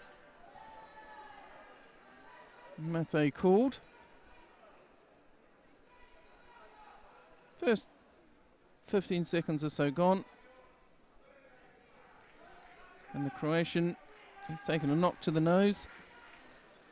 Needs to get that just sorted out. Down on mat 1 in the F7 under 78 kilo category. Kay Andrews of Great Britain has defeated Jutta Ludwig. And Séverine Perrin of France. She's currently in the bronze medal fight against Daphne Terveld of the Netherlands. Mat 2, we have Braccieri of Italy against Arakelian of Armenia. We're on mat 3 with Bernard and Sancic. Up on mat 4,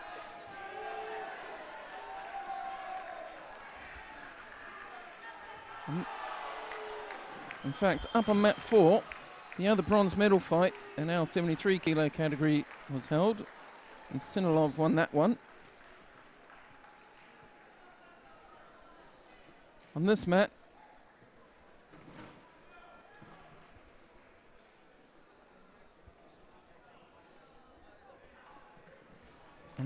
is Josip Sancic of Croatia leading with 2 minutes 11 seconds remaining against Cedric Bernard of France.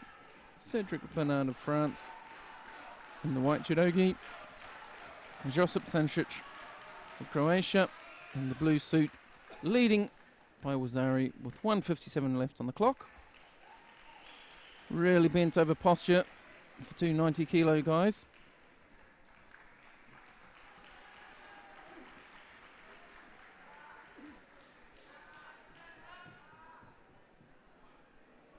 Bernard really hanging on the arm there, quite extreme to the going out to the left, just hanging off the arm of his Croatian opponent. That's a bit too extreme, referee penalising it. They both bounce and move a little bit.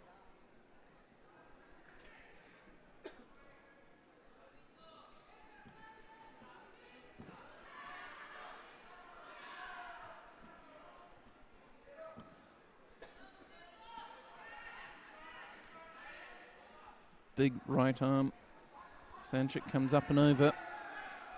Both of them in quite squat positions. Deep, deep jigger ties. Nice attempt by Bernard. Got them moving. Doesn't quite get the rotation in it required. Sanchik, 55 seconds on the clock, still leading by Wazari.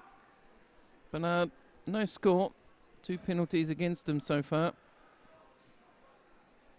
So Blues leading white, 43 seconds to go. They close in on our camera.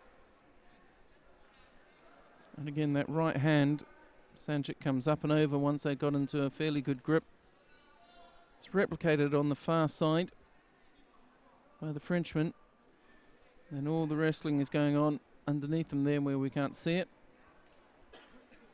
Immense amount of pressure being applied there.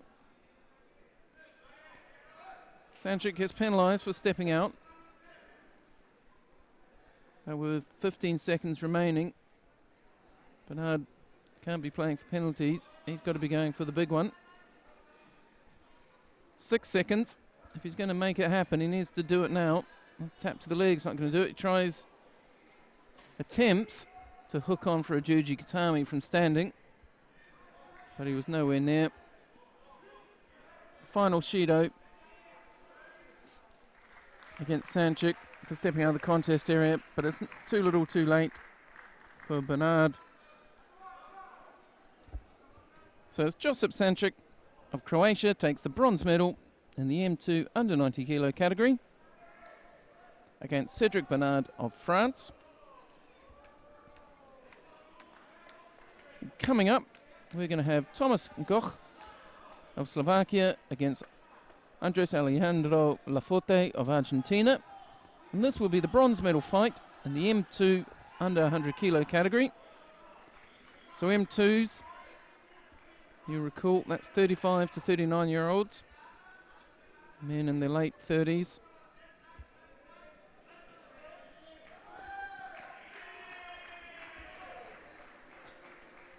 Under 100, bigger guys.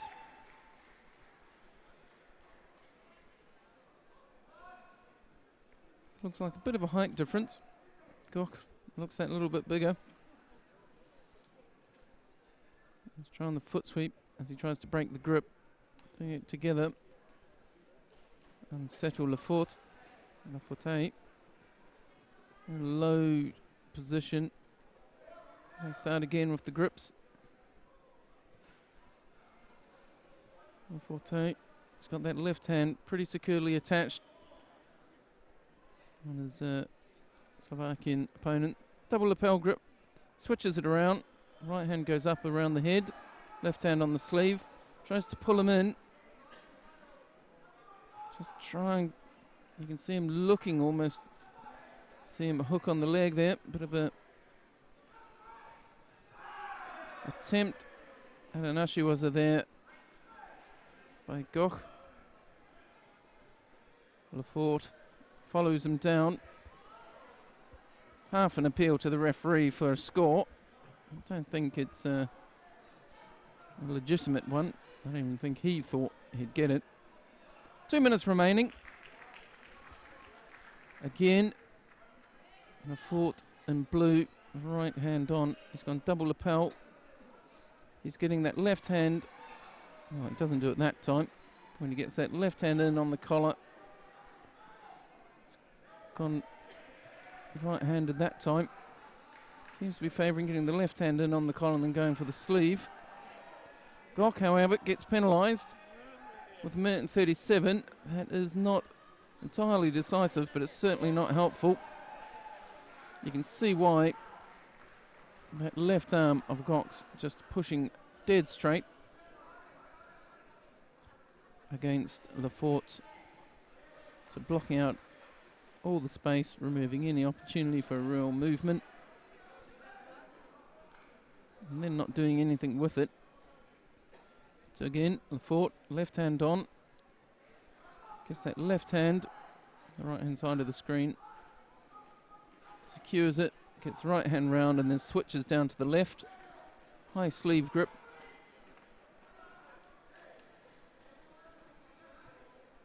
Another Shido goes against Gok. That's really going to make a big difference now. So it's 2 Shidos, 54 seconds. The fort, you can see, left hand. It's good for defending against that sort of thing. He's using it. It's a pattern. You can see it over and over. A little bit of a Sankaku turnover, bit sloppy. Almost gets himself in trouble. Slovakian in white. Almost had a wee sniff at Osekomi.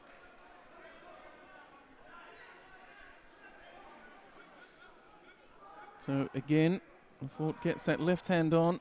He's able to use that to bring the Slovakian in, to get the right hand on the collar as well, just up by the neck. Once he's got that, he'll drop the left hand down to the sleeve. And once he's done that, it's attack time. Nice counter, just a te waza. Wazari scored and straight into Yokogatami. So the Argentinian, Wazari the Nippon. Really nice. It's just a hand technique. The Slovakian unbalances himself. Sort of playing around at each other's feet, playing with the Ashiwaza. And once he's off balance, the Argentinian takes full advantage. So the bronze medal goes to Argentina. You see it here. Slovakian, there's a little hint at an Uchimata. Slovakian tries to swing him backwards, but doesn't have any control. And the Argentinian, he doesn't make any mistakes. He uses his hands. And you see the way he does it, it's just a hand technique in the end. So he's breaking off the grips here. Slovakian try and catch with Kosoto, and then it's just hands, and then straight into it. You can just see him going in there.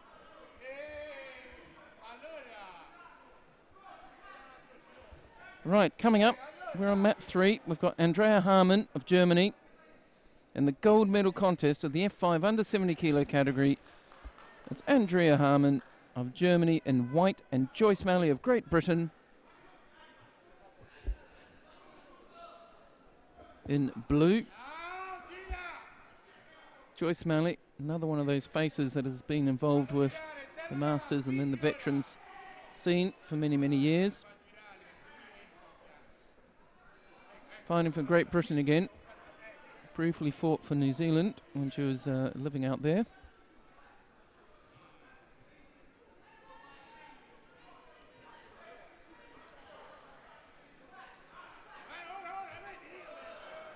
So we're just waiting for the contest on mat 4 to complete.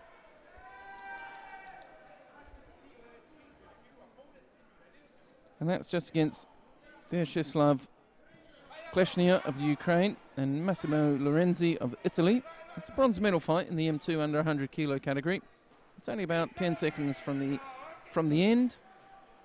It looks like the Italian Lorenzi, 3 Shidos and a Yuko behind with 8 seconds.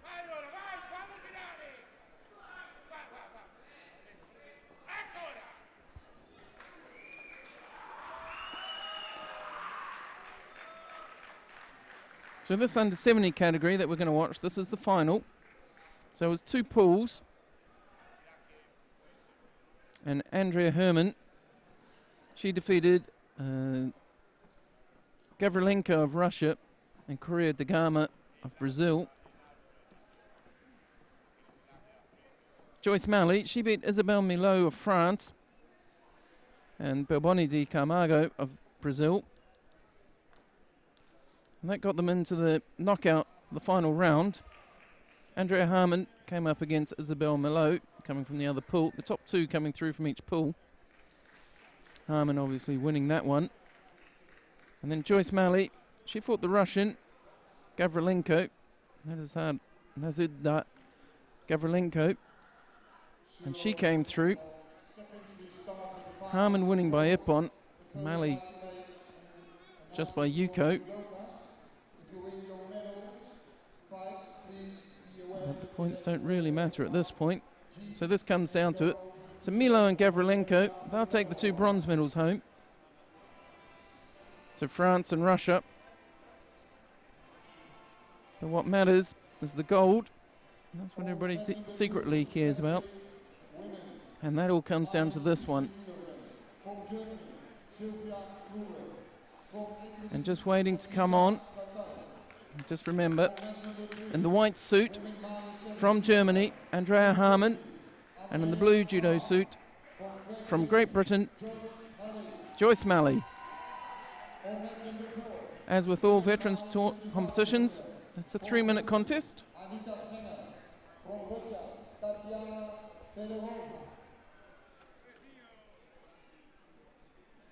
So the players are taken to the mat. The referee coming to the centre.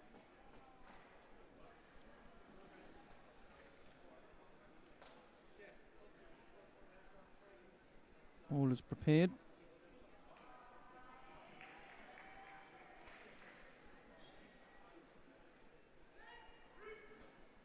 So the F5 under 70 kilo final begins. Andrea Harman of Germany versus Joyce Malley of Great Britain. It's been a hard fought contest. Both of them, 2 pools to get through. To get those extra fights.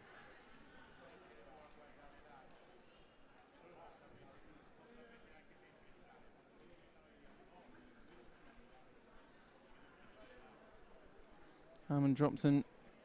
So Timmy was it. Looking. Nothing happening on the floor.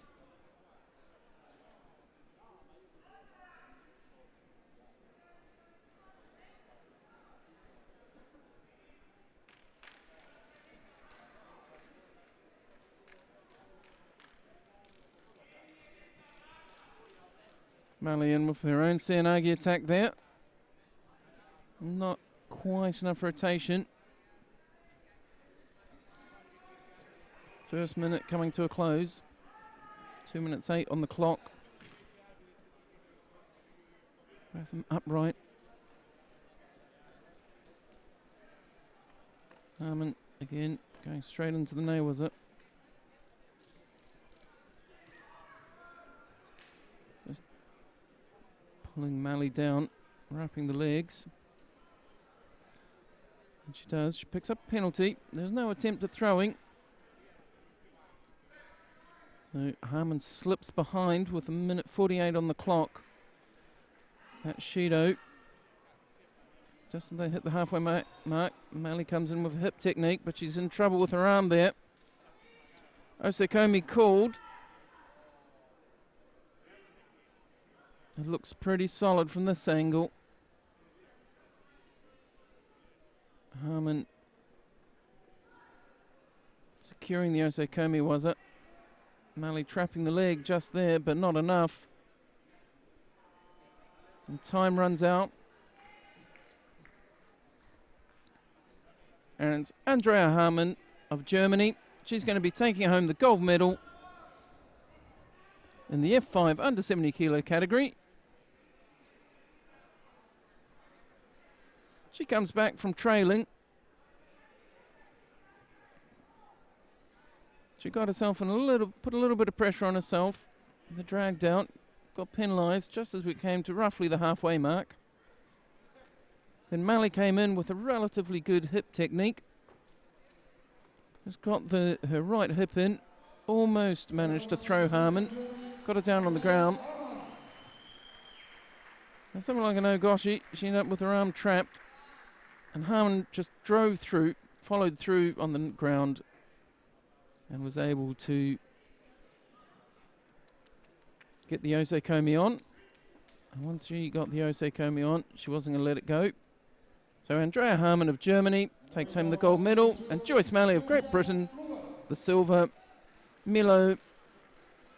Isabelle Milo of France and Gavrilenko of Russia both take home the bronze medals. So up next, the M2 under 66 kilo gold medal final. That will happen in just a moment. We're just waiting for the contest on mat 4 to conclude. It's only about 13 seconds away. And that's a category we've seen quite a bit of. We've got Springer of Germany versus Fedorova of Russia.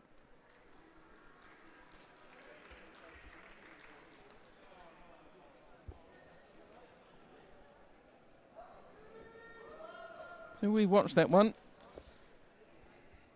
And it's come down to penalties in the end. Unfortunately, it's going the wrong way for Anita Springer. Anita Springer has 2 Shidos. The Russian Fedorova has 1. So Tatiana Fedorova of Russia picks up the gold medal in the F4 under 57 kilo category.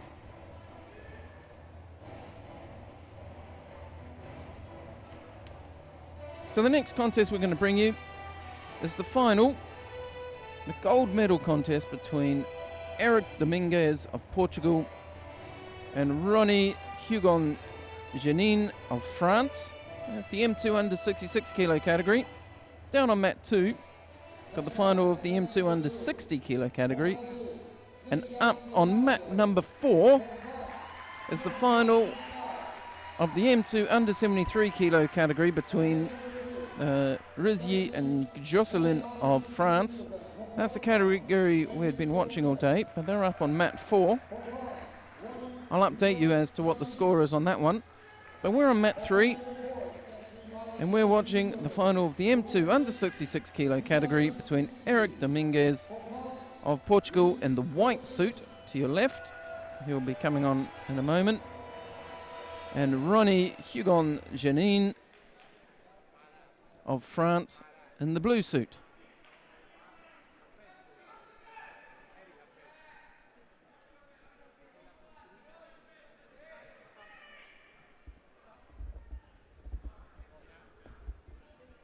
Small delay, just as they get all the technical equipment ready.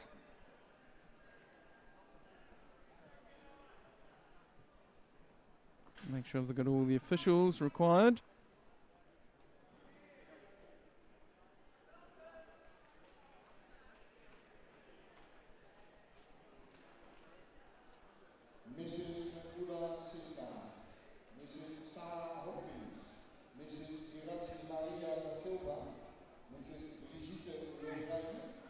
Okay, and we're off. So like I said, Eric Dominguez of Portugal in white, left-hand side of your screen currently, and in blue from France, Ronnie Hugon-Janin. This is the final, the gold medal contest, M2 under 66. Fast-moving category. It's not one we've seen a lot of on the stream, on the commentator channel.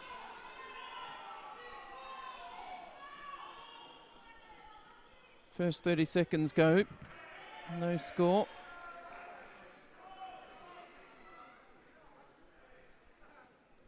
They grip up again.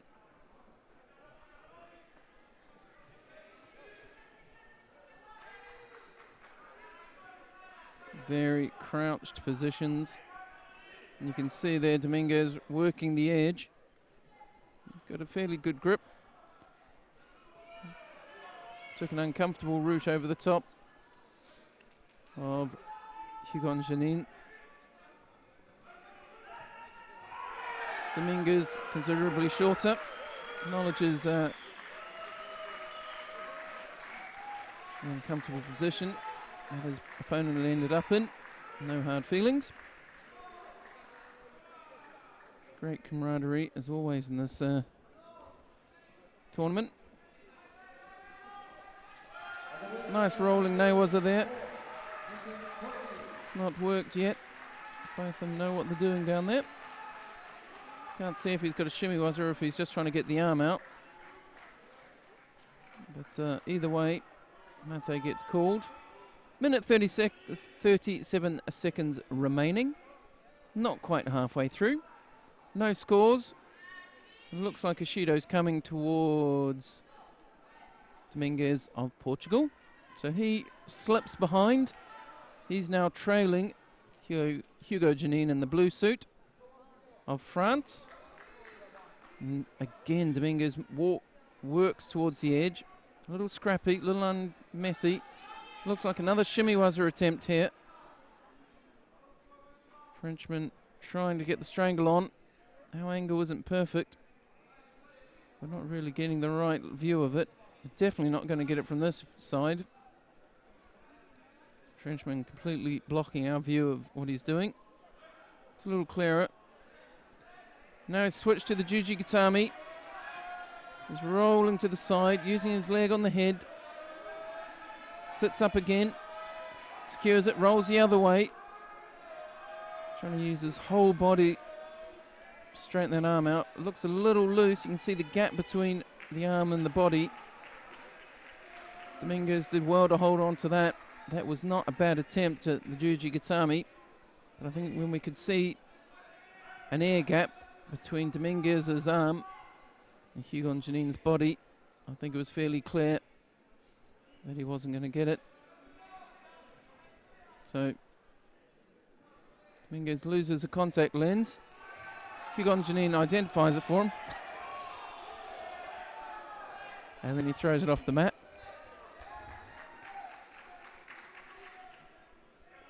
24 seconds remaining. Dominguez is still trailing by just the Shido.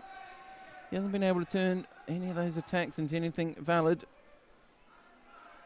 Hugo Janine, a little bit larger gentleman, a bit taller. Seems to have used that entirely to his advantage. Used a lot of good newaza, as he's doing here. Dominguez desperate to try and get up. He's left with only 2 seconds. Not really enough to do something very useful. Literally runs it, the Frenchman. And the Frenchman celebrates. And rightly so. That was a hardly fought contest. Hard fought contest, I should say. What am I saying? It's a really hard fought. Big smiles. Warm embrace. Nice clean contest. Not too many Shidos in it. Dominguez, you'll see, just run past our camera to collect his contact lens. So the gold medal to France, silver to Portugal.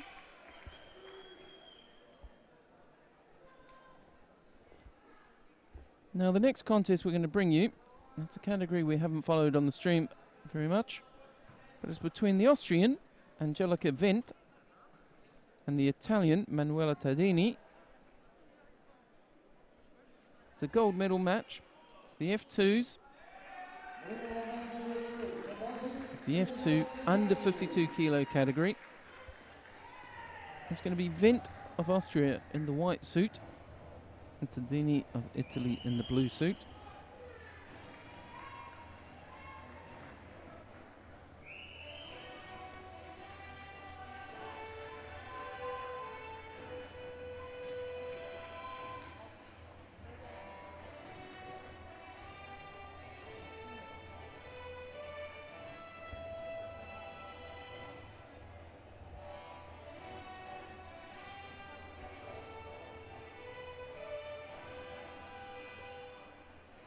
The next class,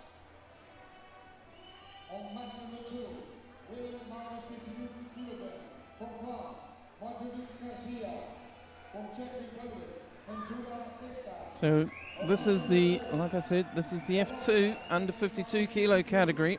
Angelica Wendt, from Italy, Manuela Tardini, on mat number 4. So there's 2 pools of 4. Oh, sorry, pool of 4 and a pool of 3. Wendt and Tardini came out of those, along with De Rocha and Ulin. De Rocha of France and Ulin of Germany taking the bronze medals.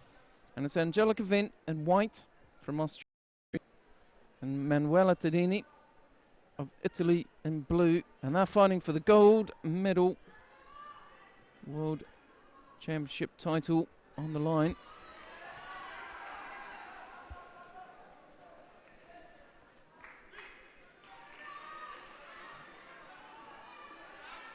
First half minute almost gone.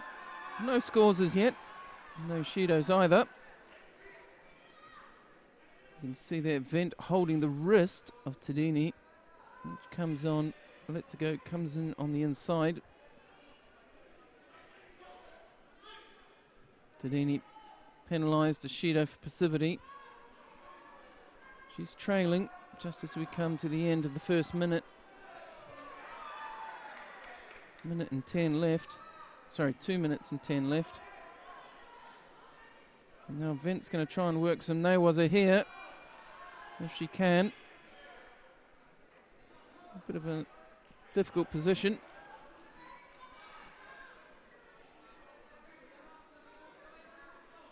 So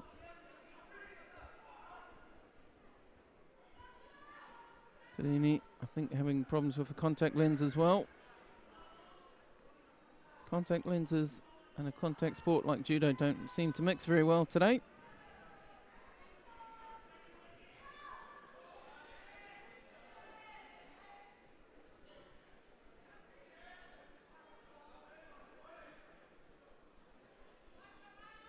Okay. Seems to have got that sorted out. Just remind you, we've got 1 minute 53 remaining. Gold medal contest. No scores on the board. One penalty against Tadini of Italy in blue. So she's trailing. She's got it all to do. She makes a bit of an Ashiwaza attempt. Brings Vent down, Vent of Austria down to her knees. No throw, no score, but effective at getting it down. Tries to get into Nawaza, doesn't get anywhere. Now they're back up again. Sort of pushing and pulling. Vent penalised for holding the wrist. You can see why right there. She did it immediately again. So you need half a shot at the Osodo, which almost works. Vent gets a hip in, rotates. Actually gets the Wazadi. Bit slow going into the Osokomi Waza. Mate gets called before she scrambles over the top of Tadini into Tarishio. So Vent, with just over a minute, she's extended her lead. She's picked up a Wazadi. There's one Shido apiece.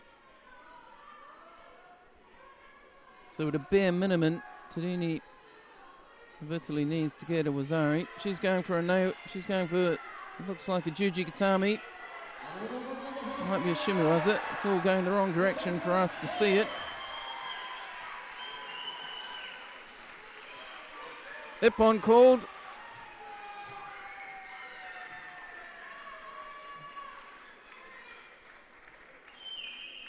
Vent just taking a moment to compose herself to get up. I'm guessing that was the Shimiwaza. We didn't really have a good angle of it.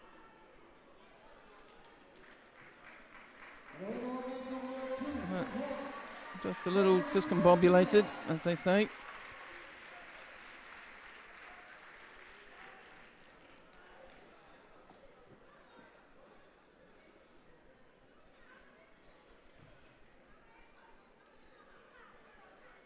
No harm done.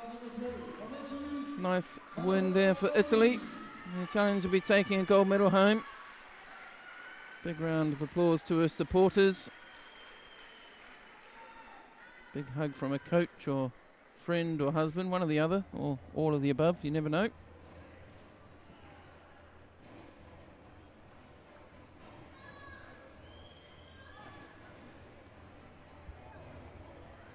Right. So with that, we go into the next contest, which is the M2 under 90 kilogram category. It's the final. It's going to be between, we're going to see the final between Alexandra Vieira of Portugal and Andrei Salimin of Russia. So they've both just arrived. The referee, if I remember rightly, from the United States of America, competed in, I think, the Katami no Kata on Saturday. This, the fourth day of the veterans competition. It was held after 2 days of kata competition here at the Sport Hall in Zuid in Amsterdam. The kata competition. Some fine examples of judo kata on display. Real opportunity for people like myself to observe the finer points, which is the case with the veterans competition. Some very finely honed skills on display.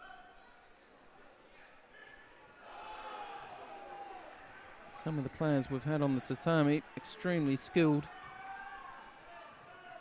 very experienced. Lots of pressure being applied there.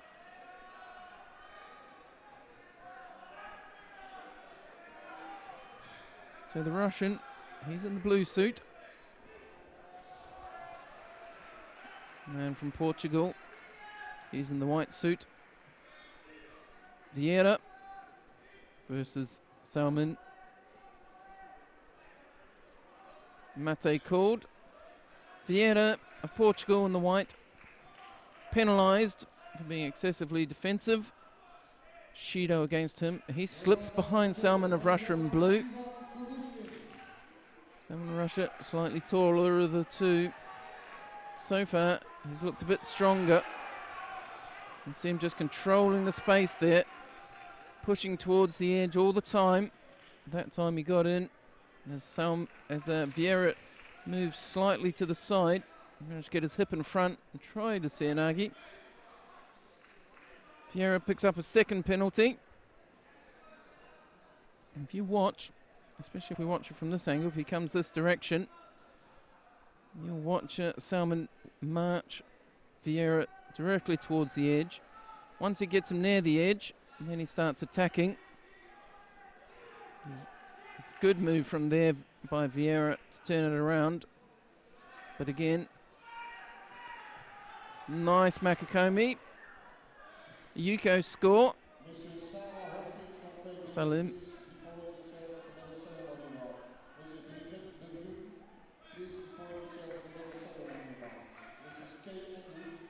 One minute, 18 seconds on the clock. Andrei Salman of Russia in this gold medal contest, leading by a Yuko. Vieira trailing. That Yuko, big hurdle. And even if he catches that up, he's got 2 Shidos against him as well. 2 little yellow cards on the scoreboard that could make all the difference. As they come into the last minute, Vieira's got a problem, and it's standing in front of him in the shape of Andrei Salman of Russia. And look at the pressure on that sleeve. The referee's in the way, we can't see it.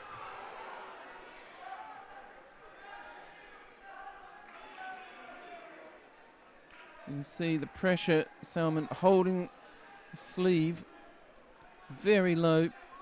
Vieira picks up his 3rd passivity. He's got 30 seconds remaining. You saw him look at the clock there. He's got some decisions to make. Well, not a lot, but he needs to know what sort of risk he's at.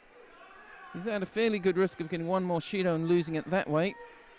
And he's also 1 Yuko behind, so he's losing it that way. So he really needs to throw caution to the wind and get a bit aggressive. I wouldn't have gone to floor, but I guess with the time it was a good decision. He's not going to get a second shot at this in touchy, was it? Because that's what's happened. 3 seconds remaining. I don't imagine the Russian's going to make any silly mistakes. He doesn't. He's probably going to give away a Shido there. Football or rugby. That'd be considered a professional foul, perhaps. Just turns and drops. Prevents any chance of Vieira getting a grip on him, really. Lets him get a grip, but doesn't let him attack. Timer runs out.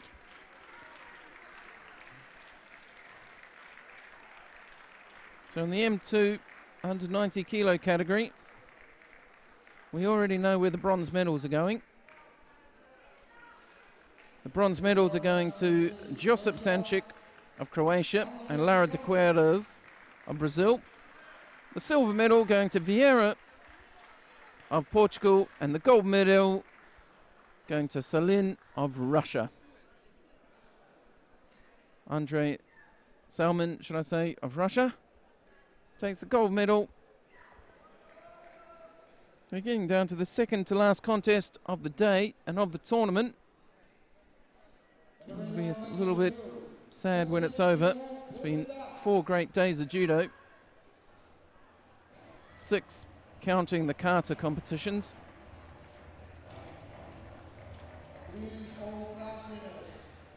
I'd like to encourage anybody who's been watching this, who is a veteran, you only have to be over 30. If you're in any one of the 11 age categories we've got, and feeling inspired, there's veterans tournaments all over the world.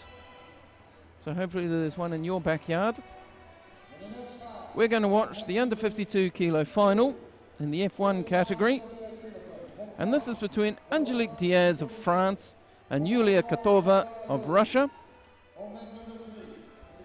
It's the F1 under 52 kilo category.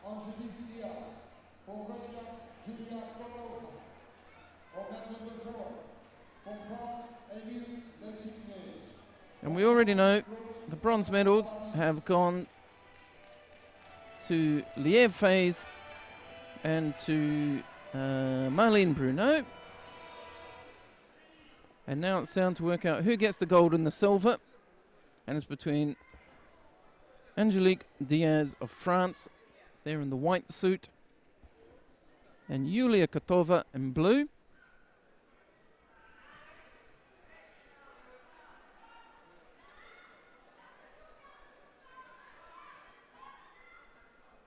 And they're going straight into nails up. Looks like a Juji Gatami style roll. A little loose. Loses control of it. Does Katova. Diaz able to escape from that.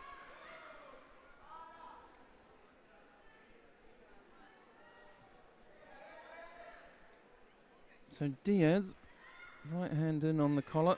Left hand low, very low on the sleeve. Right-handed grip. As the Russian tries the Sankaku turnover. She's got the arm. You see Diaz bridging, desperately trying to defend this one. As she does, she gives the arm away a little bit. Ends up, pressure comes on the elbow.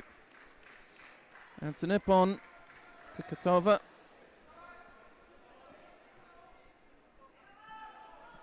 And she left it, that came on a little suddenly as she moved. You could see the arm come free.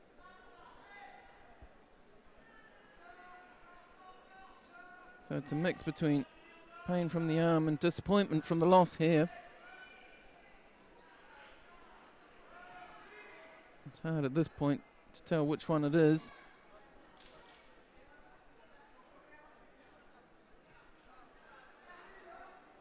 So medical's just going to be brought in. She's okay. She's coming up to bow off. It was mainly disappointment rather than pain, I think.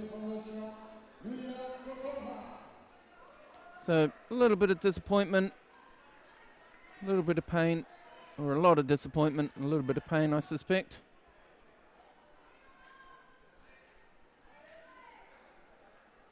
But the gold medal there going to Yulia Katova of Russia.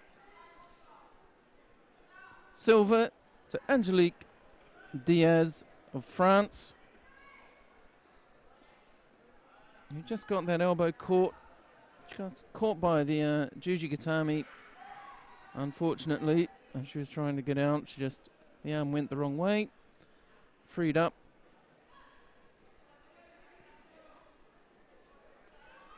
And we're just waiting.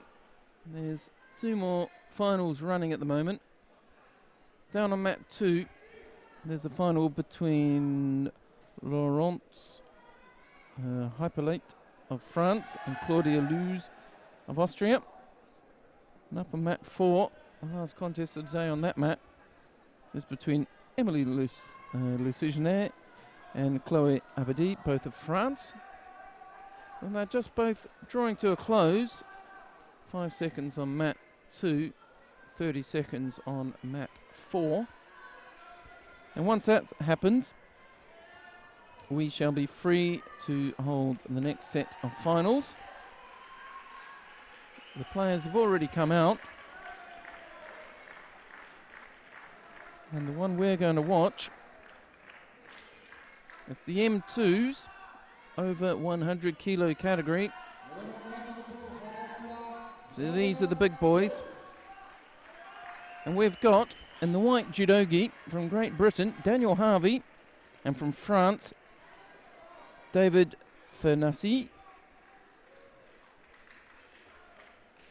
Daniel Harvey, he was the top of the knockout. He was the very top slot, player number 1 on the list. He beat Boussetta of France, Umadaliev of Azerbaijan, Neumann of Germany to make his way into the final. Tennessee, he came in, he had a slightly easier run of it. He had a bye in the first round before he met Tosha of Germany, who he dispatched. Then he came up against Najafi of Ireland, and he beat the Irishman. Najafi ended up 5th. So the bronze medals, we already know the bronze medal. The 2 bronze medals have gone to Jonas Boussetta of France and Manuel Neumann of Germany. And all that's left to be decided in this final, in the M2 over 100 kilo category, is who gets the gold medal. And it's going to be between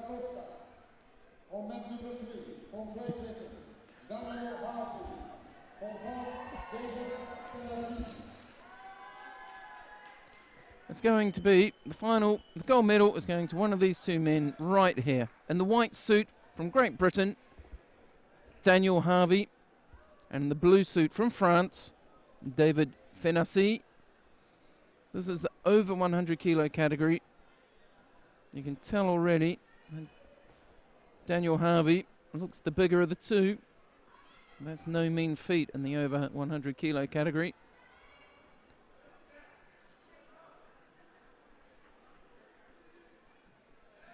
Nice attack there by Daniel Harvey. As he was changing grips, you could see him drive upwards and forwards. Almost gets himself in trouble.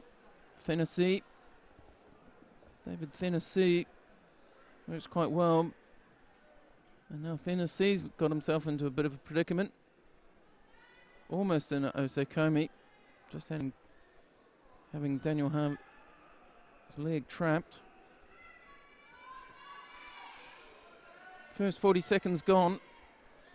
Just closing in on the 2-minute mark. So far, one big attack so far from Daniel Harvey. No scores, no penalties.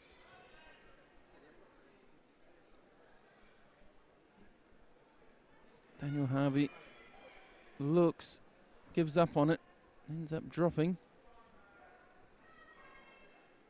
You see Daniel Harvey, that big right arm is going to come in on the collar. That's the hand that's going to be nearest to us. Tennessee picks up a Shido, slips behind. Daniel Harvey changes it up a little bit. He ends up, you can see there, drops under a little bit. You can see where his power is, that right hand coming in on the collar. Nice bit of variety. Right hand in, and he's working for the sleeve. Tennessee, nice entry for Chimata. Gets a Yuko. He's going to keep driving, trying to get the Osekomi. Daniel Harvey's a big guy to stop the roll. Does just. Osekomi's been called. Daniel Harvey, good movement, trying to get away. Tennessee, he's working hard to hold a man of that size. He's doing a very good job. Daniel Harvey, still strong enough to turn out. And turn out 12 seconds into the Osekomi, so just gives away the Yuko. So 2 Yukos down now. But good job to get out of it. Tennessee, brilliant job trying to hold down the bigger man. Not quite able to hold him long enough. So Daniel Harvey, all to do. He's only got 47 seconds remaining. Tennessee, well, he needs to defend and he needs to do a good job of it. Doesn't need to worry too much about penalties. He's only got 1 on the board so far. He gets moving away all the time. You can see the left hand up on the high on the shoulder. Nice Koichi, but he gets countered. And it's a Wazari straight into Osakomi. It was a really nice bit of work. Daniel Harvey, he's not going to let that one go, and he doesn't have to. In the end, Tennessee taps out.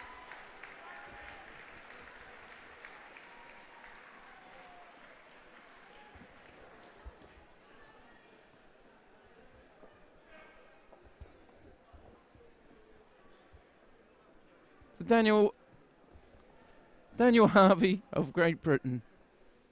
Sorry, our cameraman had a few issues there. Lost the shot. Daniel Harvey of Great Britain takes the gold medal. Daniel Tennessee, he gets up. He's celebrating as well. He's had a lot of support. You can see him putting his hands up in the air. So that concludes the judo. The gold medal going to Daniel Harvey of Great Britain. That's the last contest on mat 3. And in fact, it's the last contest of the day. So what we're going to do is we're going to repeat the format of every day so far. What we're going to do is we're going to show you, it's not me, it's the team.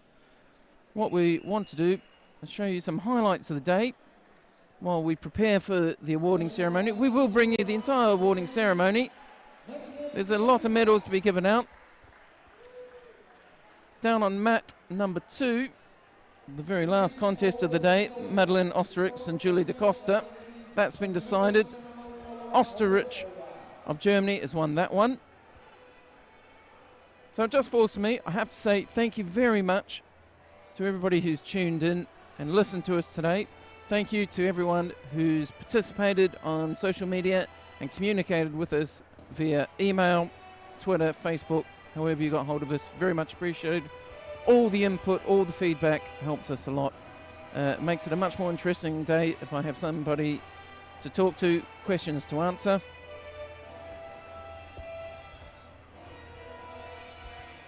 The rest of the day, I'd like to thank everybody. I'd like to thank the organisers and the rest of the broadcast team for all their help and assistance. So on behalf of myself, Lance Wicks, and the rest of the broadcast team, I'd like to wish a big congratulations to all the medalists and all the competitors, and a big thank you to everybody at home watching. And we're going to leave you with some highlights of today, and then we will bring you the awarding ceremony of the World Judo Championships for Veterans 2015. From me, Lance Wicks, and the rest of the broadcast team, thank you very much, and we'll see you again soon.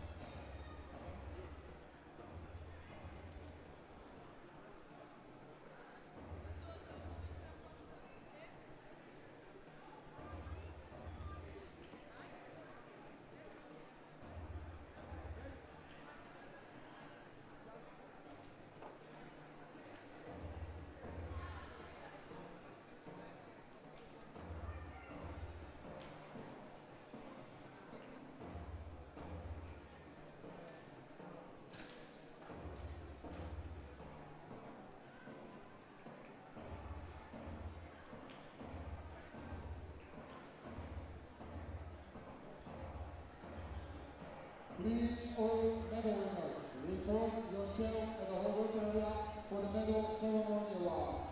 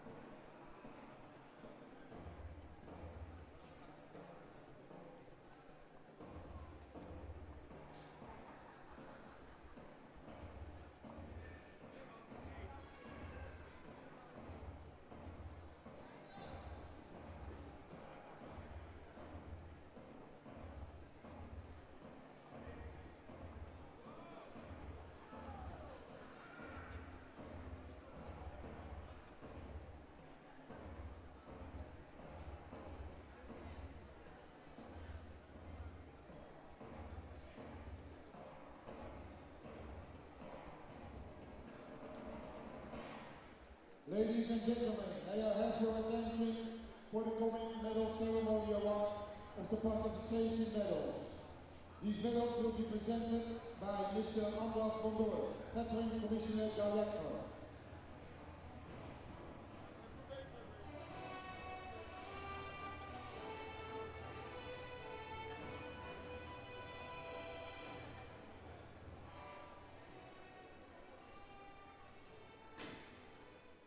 The medals are for Mrs. Vendula Sista from Czech Republic, for Sarah Hopkins from Great Britain, for Iratzi Maria da Silva from Brazil, for Brigitte Lebain from France, for Kay Andrews from Great Britain, for Carin from Germany, for Luca Ludwig from Germany, and for Brigitte Brown, also from Germany.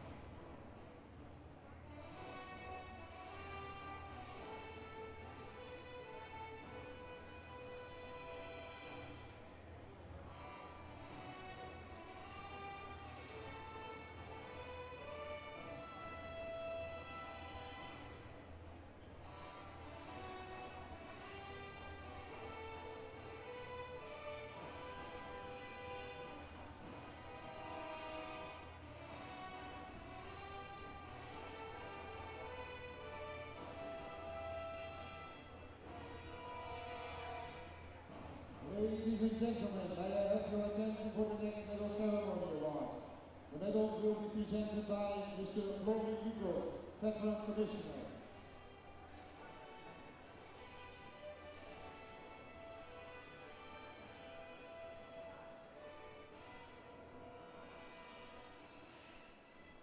On the third place, from Italy, Cristiana Palaficenko.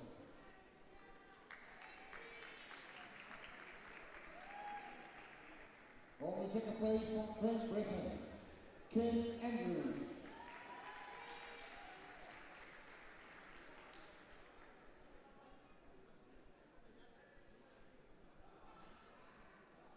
And champion of the world from France, Françoise Duvernay.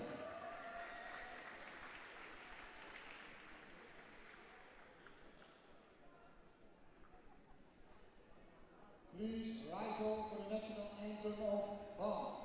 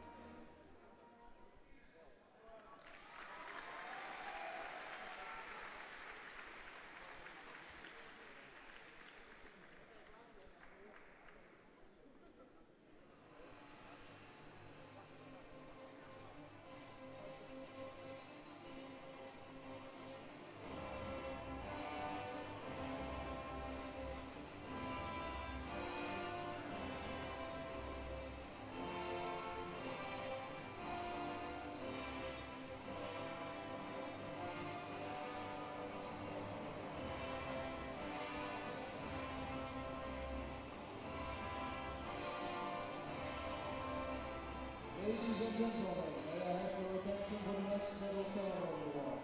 Medals will be presented by Mr. André Vassel, Veteran Commissioner. On the third place from Brazil, Maritza Mara dos Santos. On the second place from Germany, Gabriel Kreuger.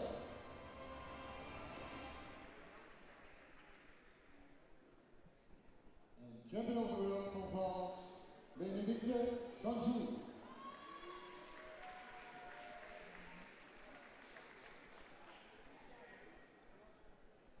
Please rise up for the national anthem of France.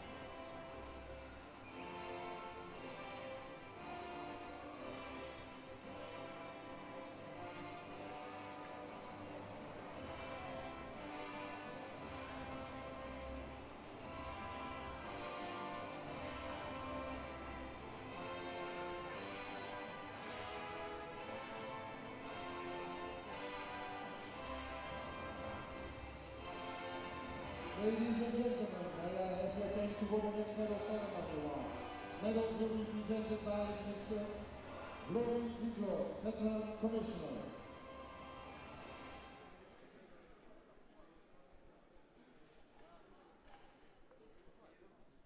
By Mrs. Hans van der Kerkhoff, board member of the Dutch Judo Federation.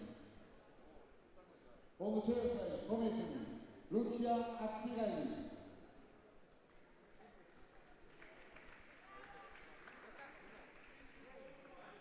On the second place from Ireland, Rizzy. On the first place from Norway, Hanna Mirnes.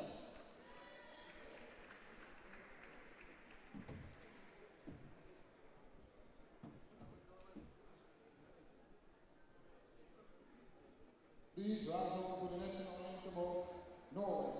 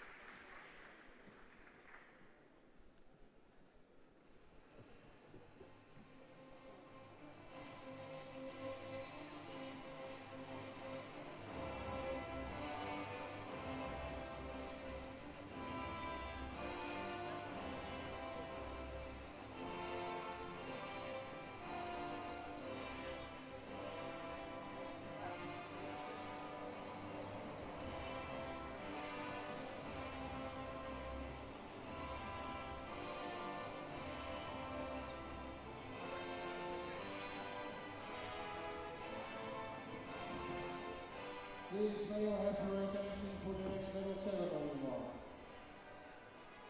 Medals will be presented by Mr. Alov Bondor, Veteran Commission's Director.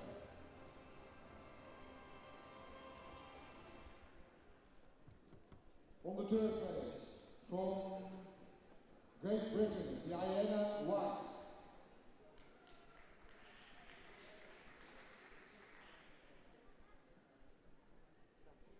On the third place from Italy, Gianna Sestieri. On the second place from Italy, Enrica Catar.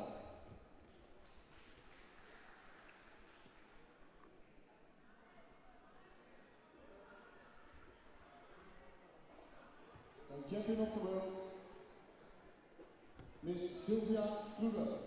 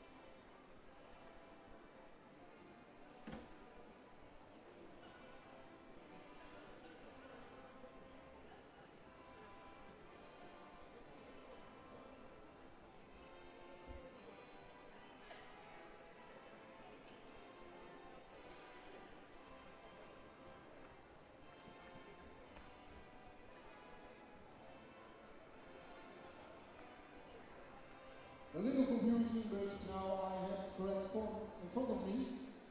On the third place, in the category minus 63, Mrs.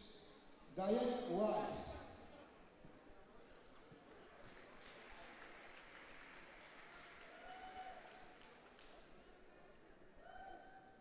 On the third place from Italy, Gianni Cestieri.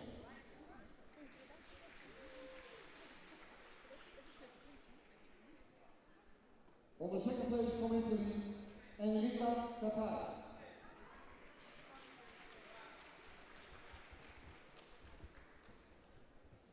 And champion of the world from Germany, Sylvia Struder.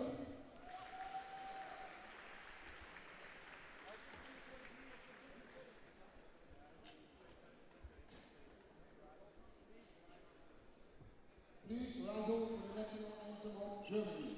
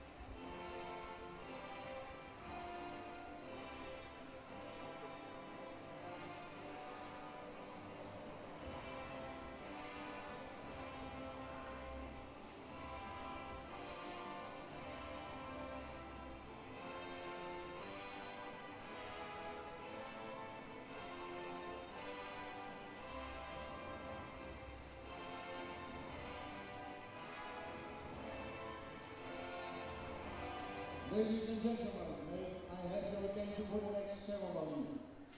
Medals will be presented by Mr. Nikos, Veteran Commissioner. On the third place from Russia, Mrs. Kavlienko.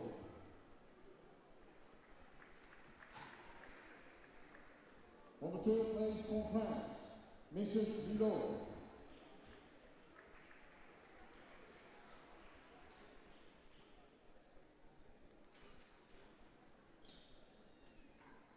On the second place from Great Britain, Mrs. Mali.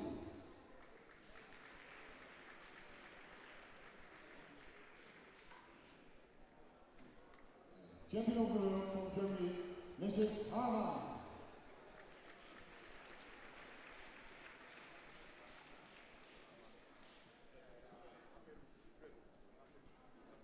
Please rise up for the national anthem of Germany.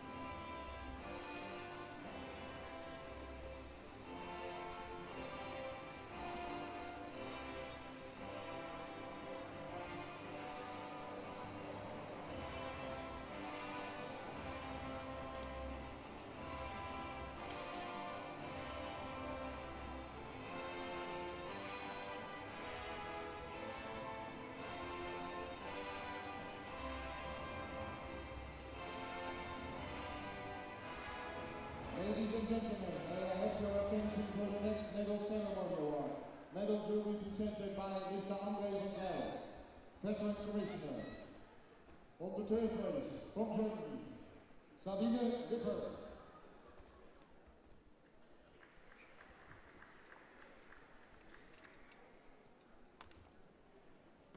On the second place, from Germany, Clara Dierenwinkel.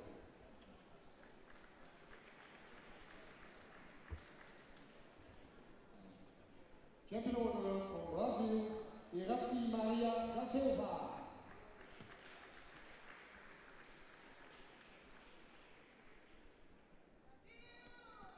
Please rise up for the national anthem of Brazil.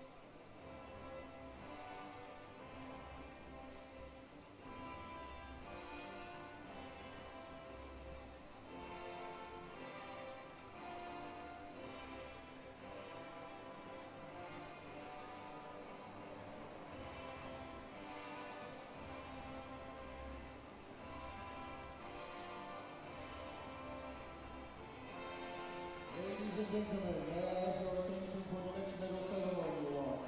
Medals will be presented by Mr. Nikos, Veteran Commissioner.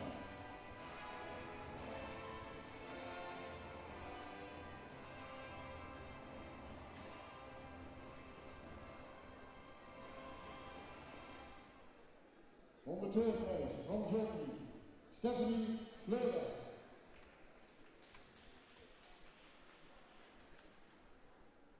On the second place, from the Czech Republic, Marcela Stelkova.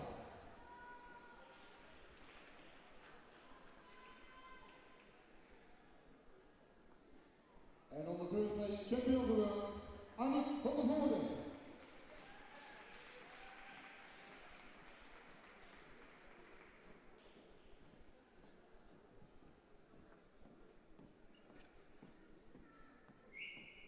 Please rise on for the national anthem of Belgium.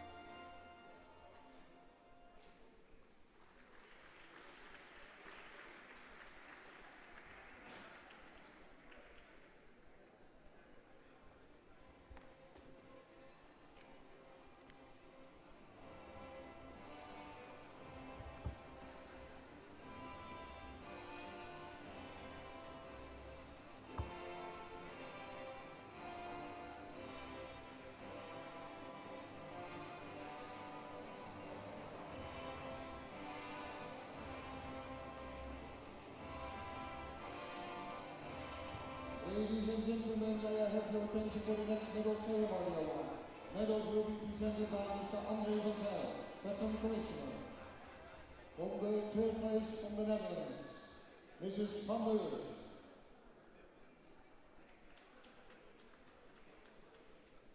On the third place from Italy, Mrs. Fasile.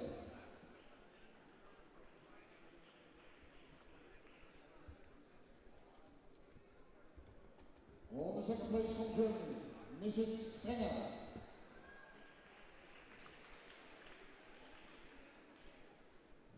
And champion of the world, Mrs. Fedorova.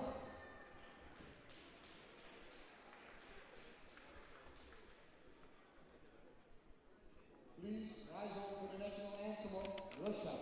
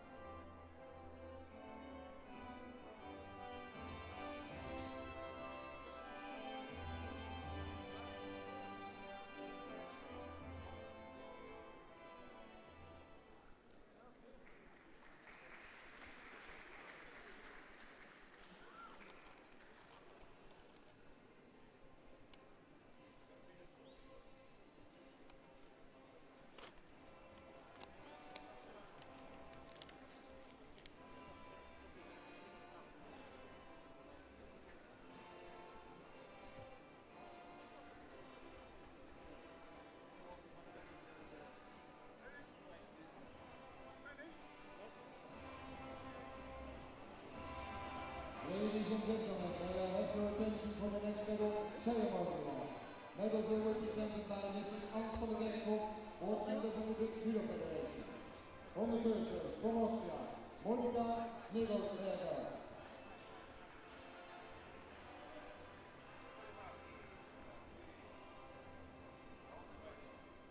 On the second place, from France, Beatrice Pacton-Diaz.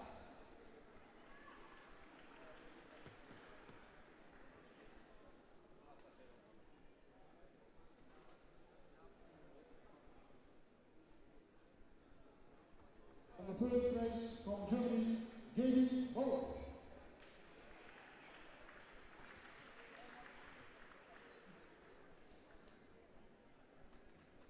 Please rise on for the national anthem of Germany.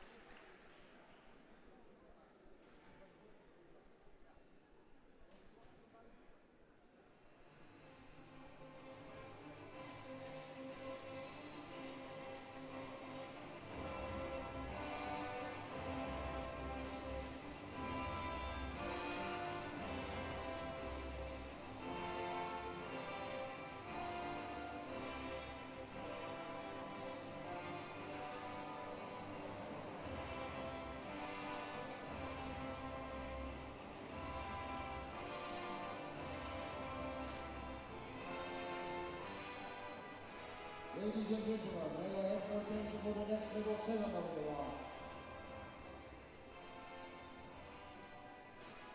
Medals will be presented by Mr. André van Zijl. On the third place from Germany, Anja Dorothee Ulin. On the third place from Italy, Monica Stragliotto.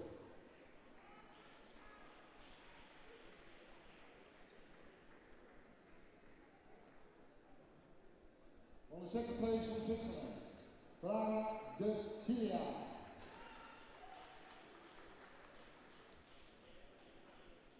And champion of the world, Sofia Hussein Nova from Azerbaijan.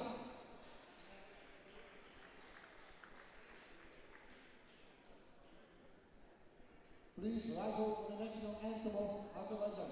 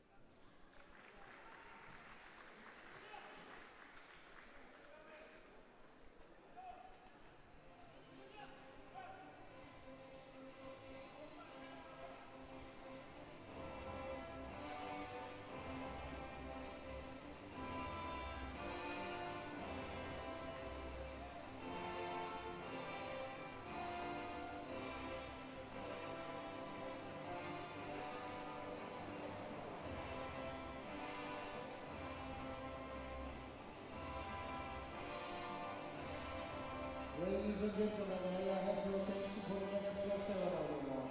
Medals will be presented by Mr. Omar Dakalo, Veteran Commissioner. On the third place from Russia, Mrs. Ina Bonova.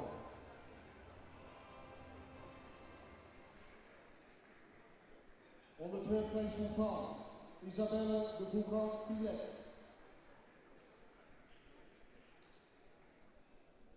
On the second place from Germany, Sasha Anna Henold.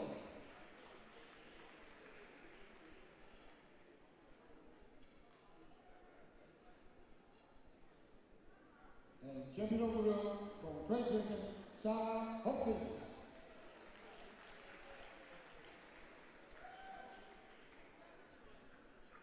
Please rise up for the national anthem of Great Britain.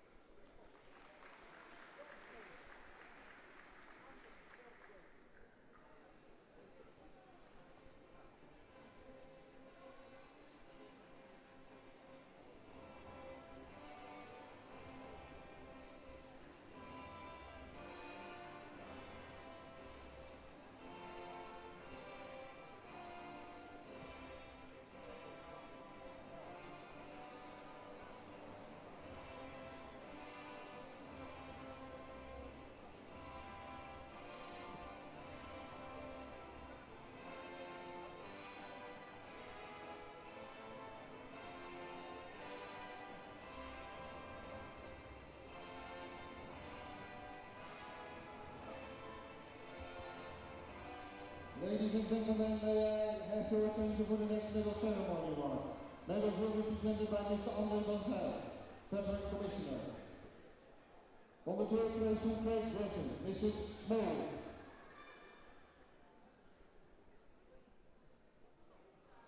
On the third place from Norway, Mrs. Houwen.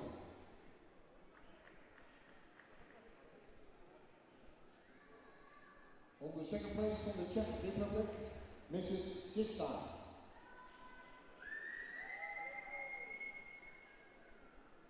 And champion of the world from France, Mrs. Garcia.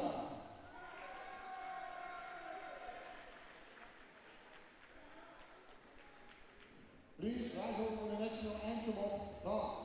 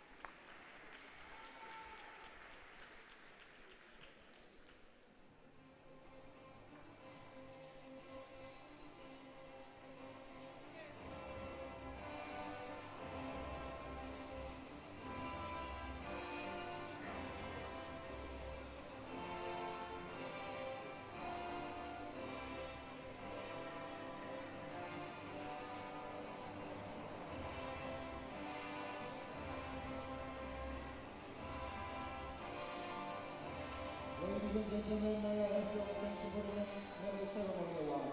Medals will be presented by Mr. Florimitrov, Veteran Commissioner. On the third place from Czech Republic, Jaroslava Zahorova.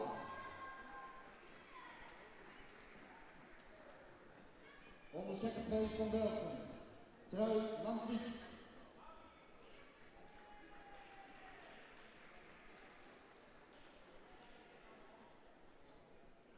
Champion of the world from Hungary, Clara Zessen.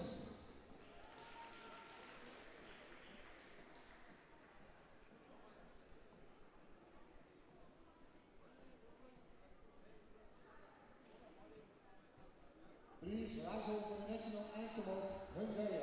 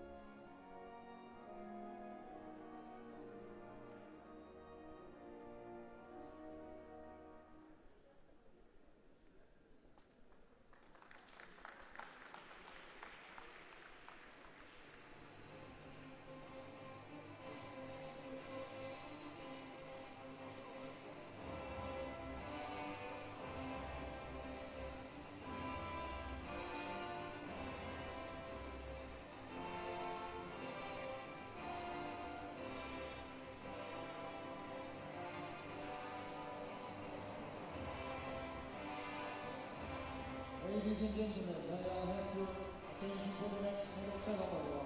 Medals will be presented by Mrs. Mshkin, beautiful Netherlands board member. On the third place from France, Marie Guimet. On the second place from France, Ulin Segan.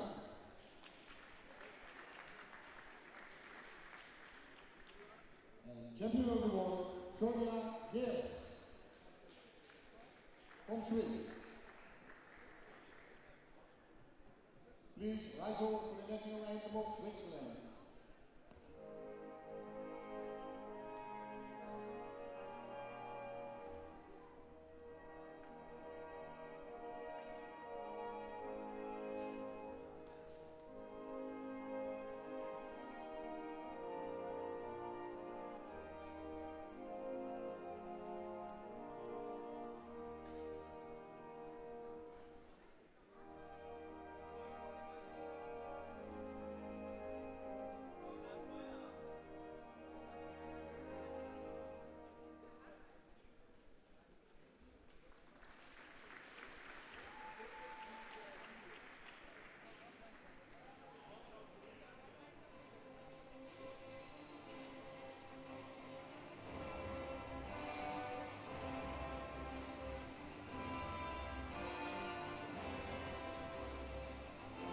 gentlemen, may I have your attention for the next medal ceremony now. Medals will be presented by Mr. André van Zijl, Veteran Commissioner. On the third place from the United States of America, Chandra Smith. On the third place from France, Sylvie Labat.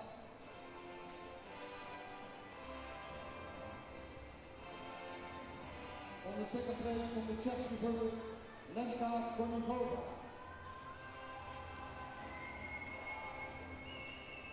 And champion of the world from the Slovak Republic, Carin Dilusova.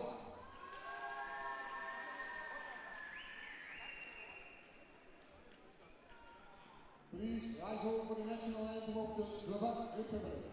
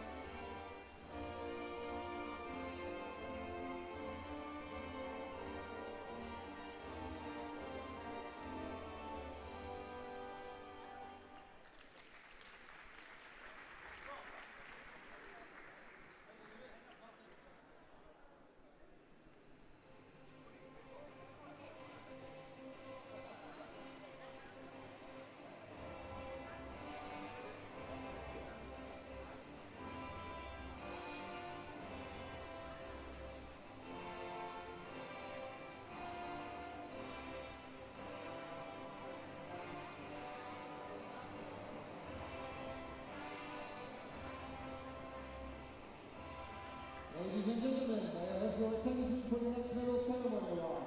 Medals will be presented by Mr. Omar Gangalu, Veteran Commissioner.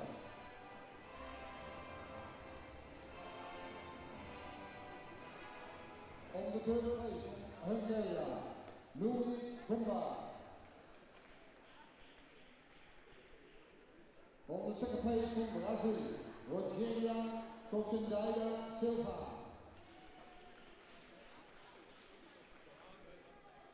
And champion of the world, Haek from Germany. Please rise all for the national anthem of Germany.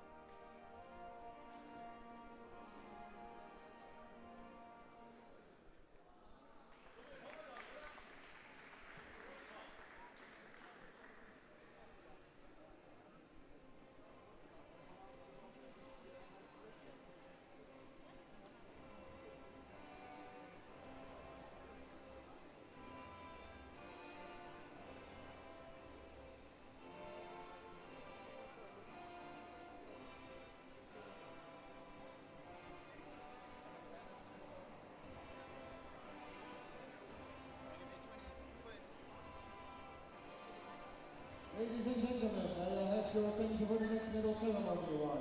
Medal will be presented by Mrs. Ans van der Kerkhof, Judo, Nederland. On the third place, Mrs. Ulin from Germany. On the third place, Mrs. Darot from France. On the second place, Mrs. Vent from Austria. And champion of the world, Mrs. Tagini from Italy.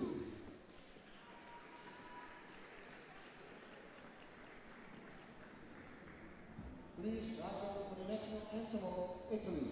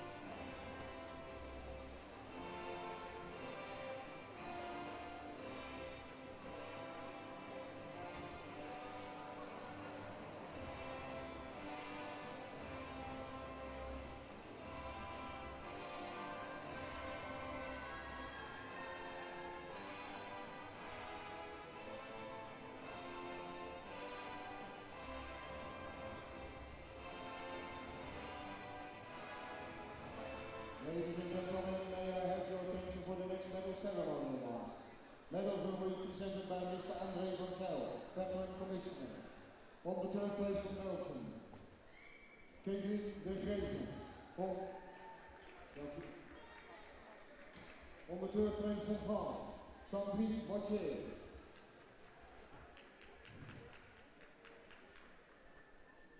On the second place from Germany, Katja Jan.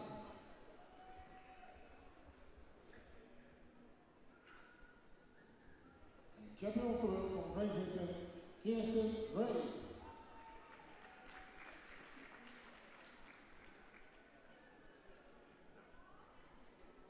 Please rise on for the national anthem of Great Britain.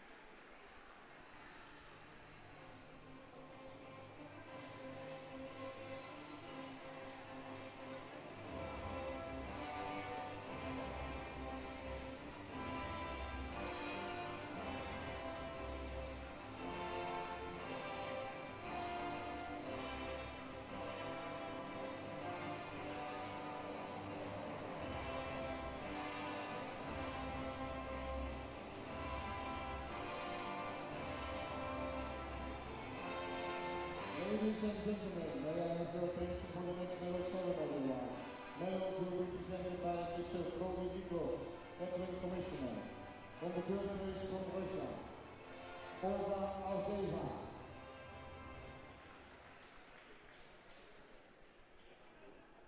On the second place from Germany, Simone Lenz.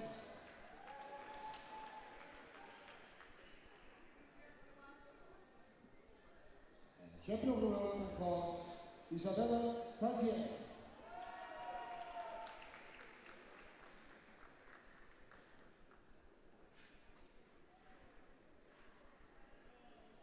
Please rise on for the national anthem of France.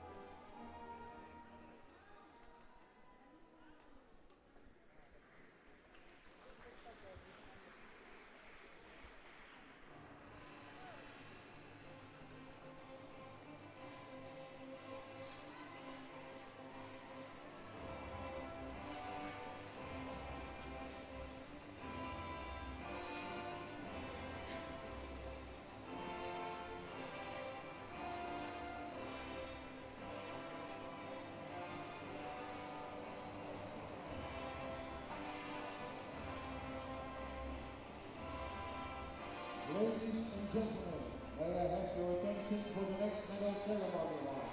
Medals will be presented by Mrs. Alves van der Kerkhoff, Judo Netherlands board member. On the third place from Germany, Mrs. Niemeyer.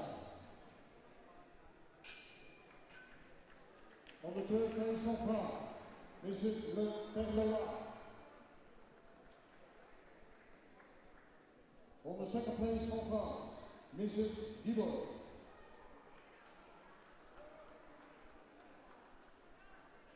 Champion of the world from the Netherlands, Natasha Meyer.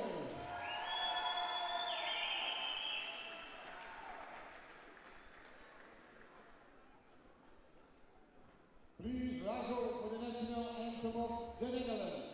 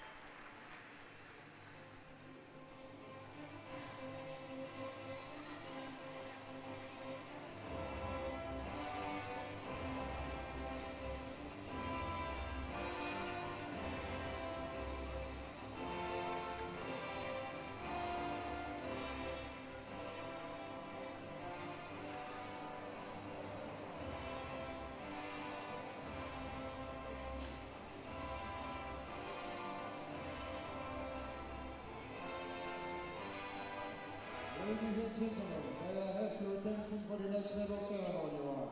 Medals will be presented by Mr. Florian Nikos, Veteran Commissioner. On the third place from Hungary, Mrs. Naigui.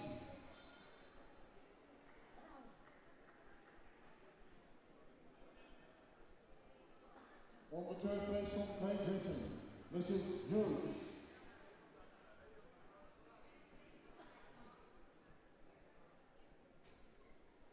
On the second place from France, Mrs. Hippolyte.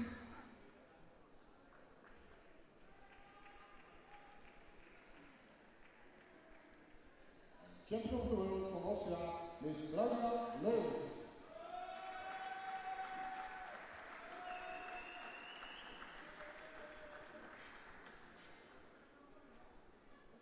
Please rise over for the national anthem of Austria.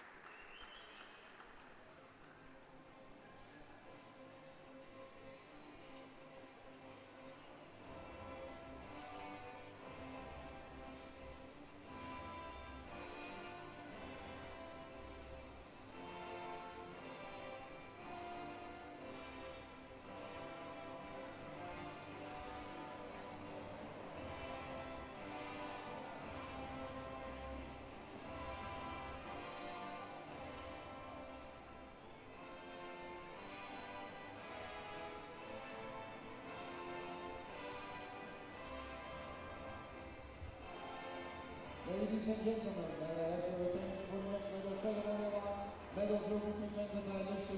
Omar Dangalou, Veteran Commissioner. On the third place from Germany, Ivona Wolski.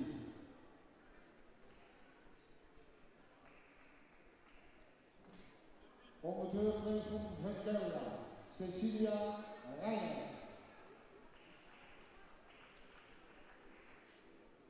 On the second place from Germany, Nicole Hegemann.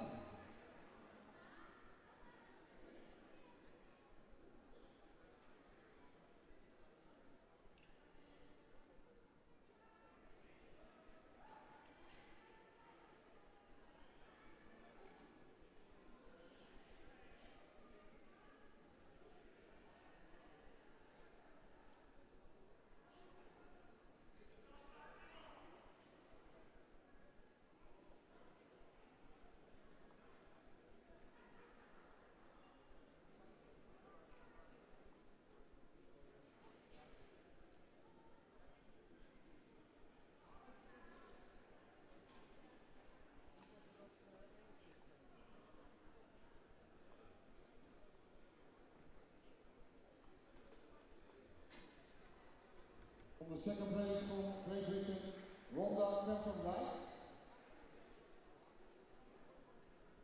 And the champion of the world, Mrs. Nicole Hegemann.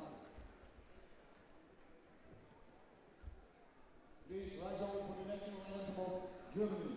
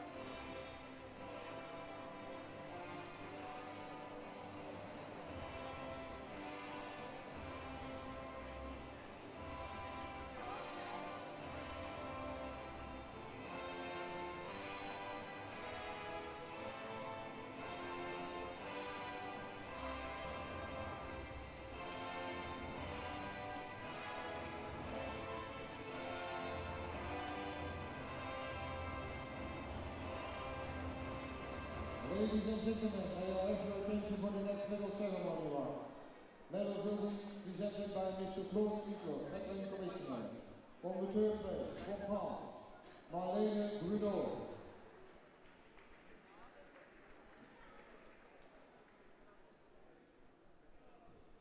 On the third place, from Belgium, Lieve Vaas.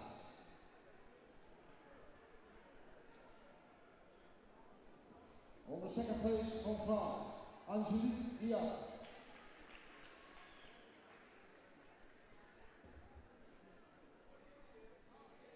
Champion of the world from Russia, Yulia Kovalov.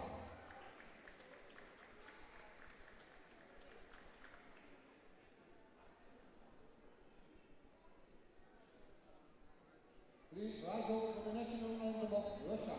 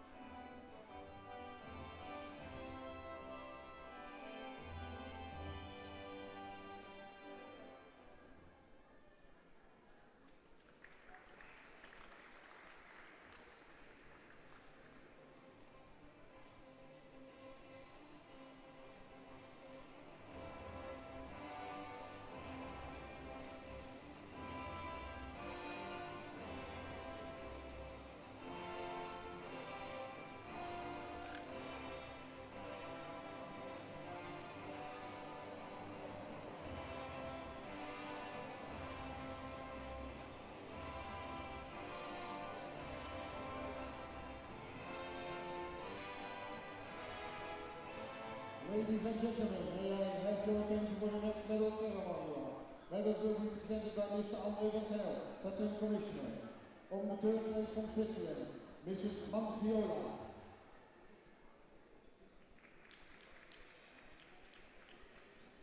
On the third place from France, Mrs. Charlotte.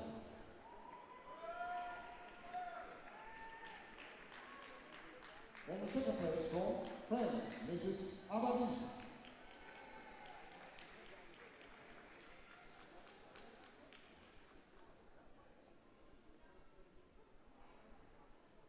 Champion of the world from France, Mrs. Legisnier.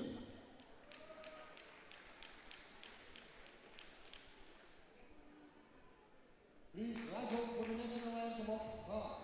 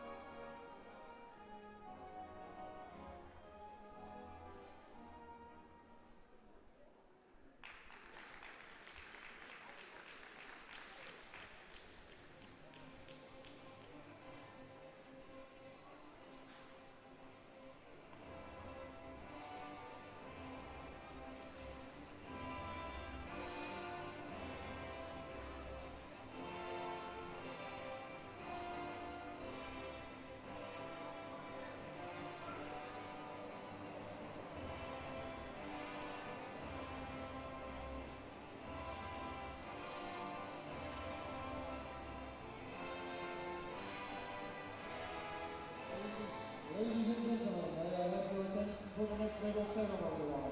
Medals will be presented by Mrs. Ans van der Kerkhof, board member of the Dutch Judo Federation. On the third place from the Netherlands, Bianca Bons. She's injured, so she can't come to get her medal. We will send it. On the second place from Great Britain, Samantha Dobrovolsky.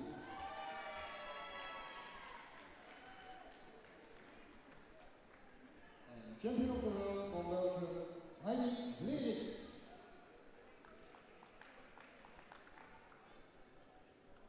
Please rise up for the national anthem of Belgium.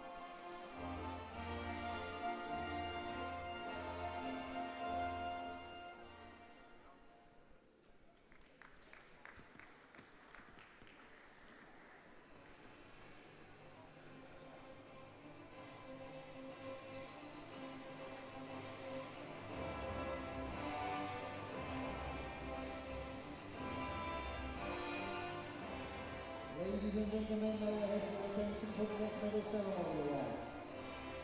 Medals will be presented by Mr. André van Zijl, Veteran Commissioner. On the third place from Germany, Anna Schaffner.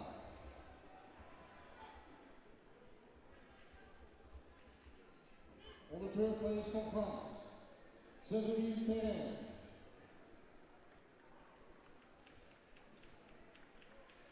On the second place from France, Julie Da Costa.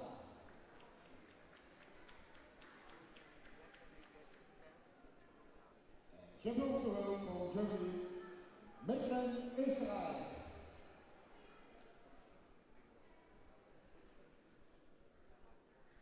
Please rise up for the national anthem of Germany.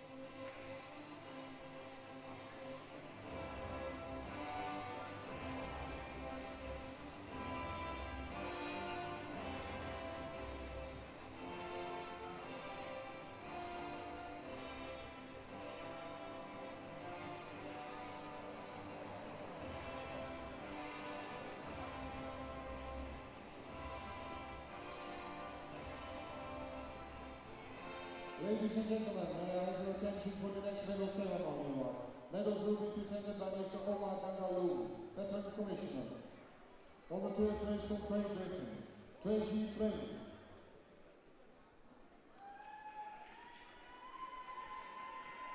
On the third place from the Netherlands, Linda Klaver.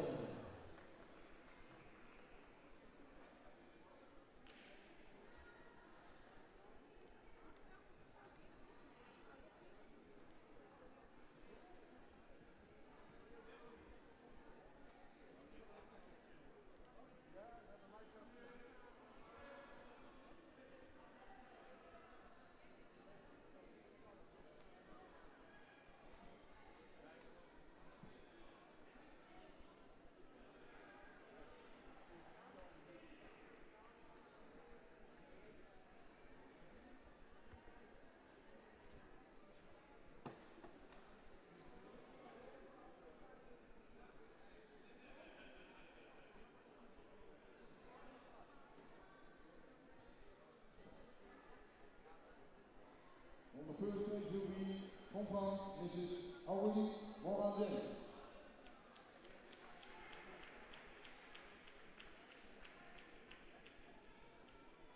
Please rise on for the national anthem of France.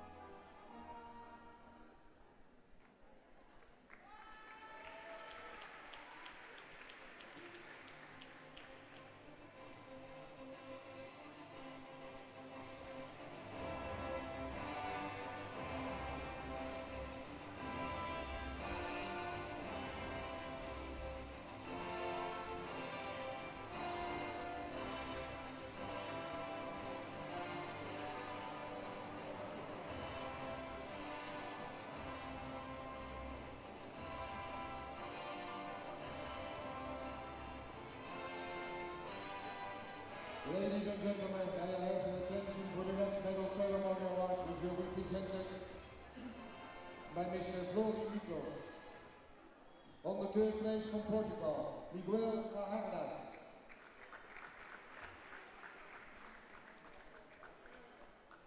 On the third place from Russia, Denis Sherentsov.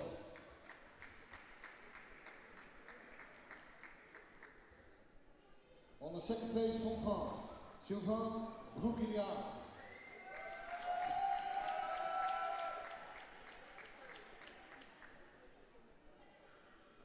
Champion of the world from Brazil, Christian Cesario.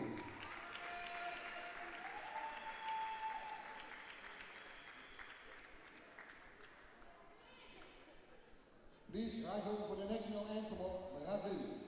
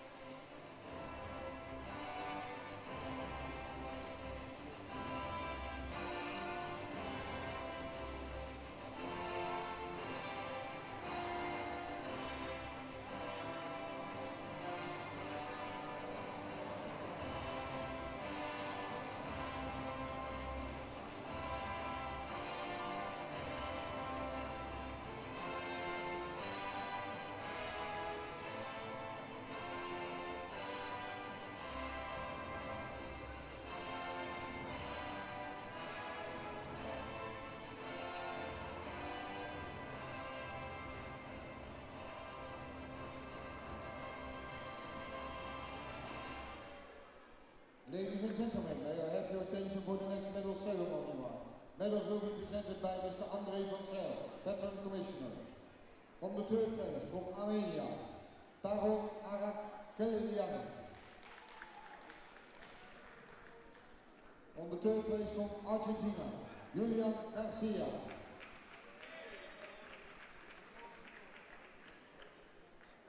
On the second place from Portugal, Eric Dominguez. Champion of the world from France, Romy Hugo Janet.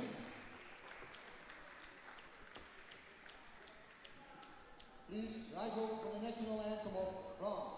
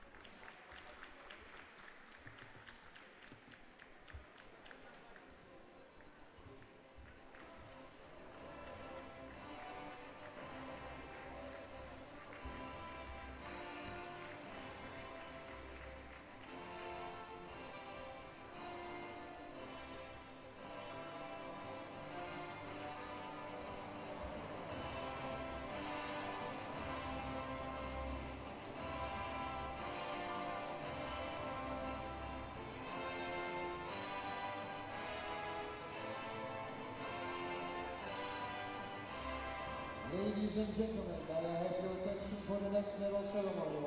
Medals will be presented by Mrs. Hans van der Kerkhoff, Judo Netherlands board member. On the third place, from Ukraine, Sergei Zinilov.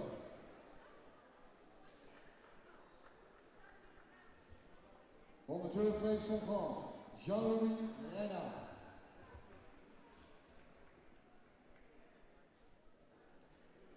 On the second place from Ukraine, Vitaly Rizzy. And champion of the world from France, Mr. Goselin.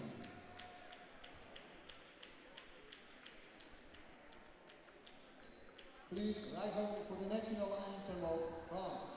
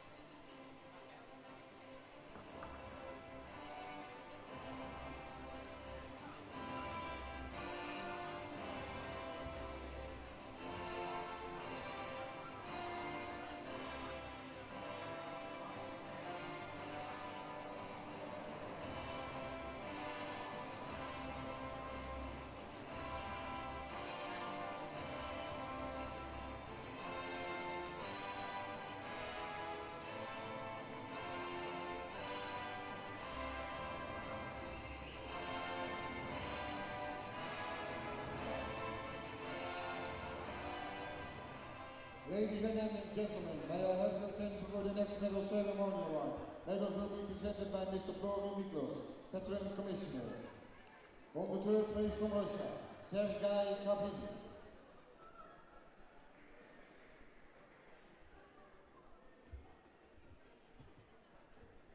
On the third place from France, Hamid Massouli.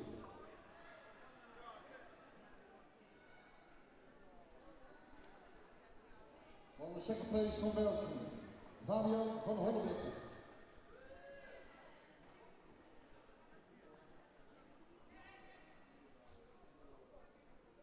Champion of the world from Russia, Mr. Ivan Sidakov.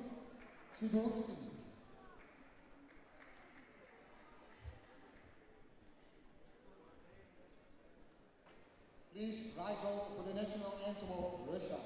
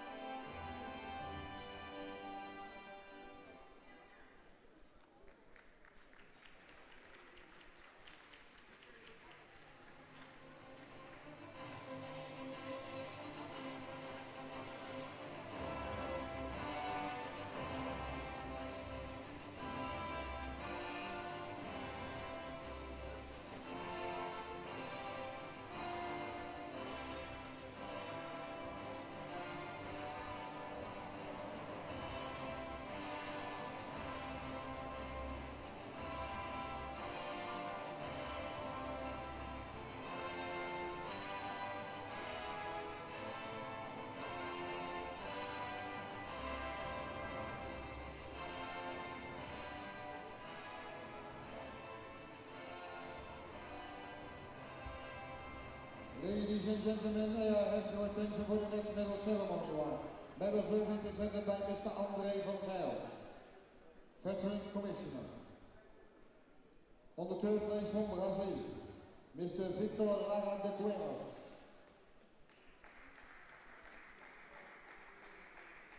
On the third place from Croatia, Mr. Josip Sankis.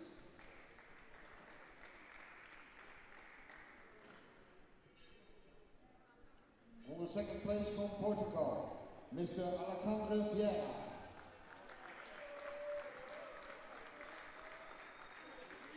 And champion of the world from Russia, Andrei Salmini.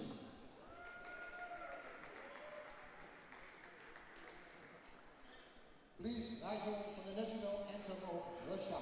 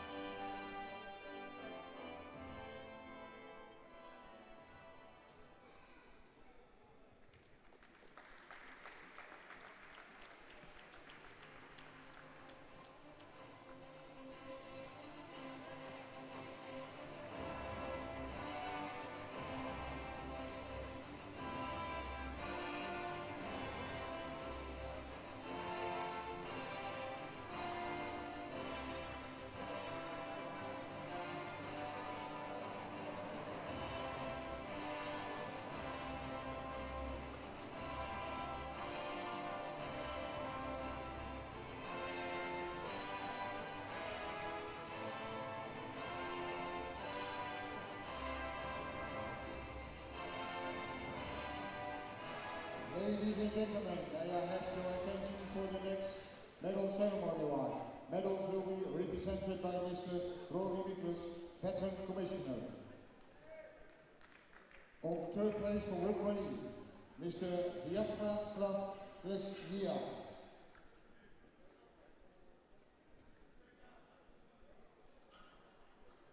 On the third place from Argentina, Andres Alejandro Leforte.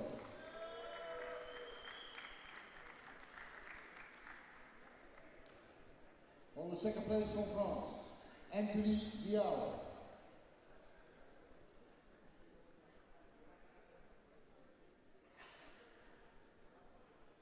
On the first place representing the IGF is the Patrick Elamou Boteda.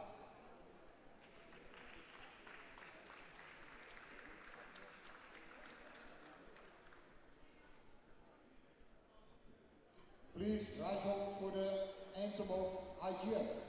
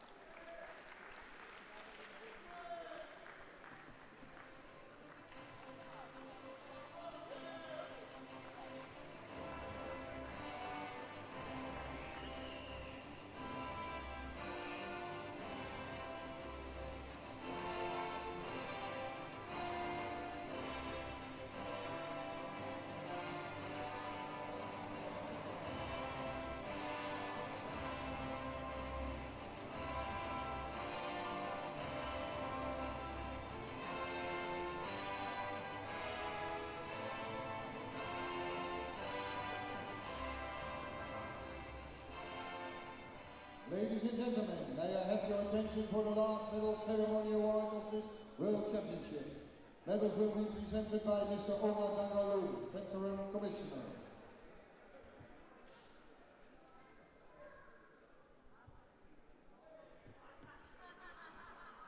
On the third place from Germany, Mr. Manuel Neumann.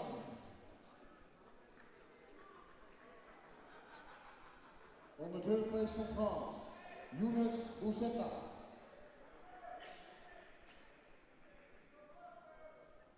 On the second place from France, David Tenesi.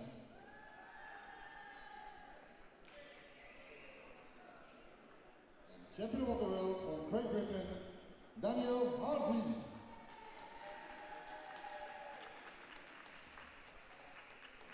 Please rise up for the national anthem of Great Britain.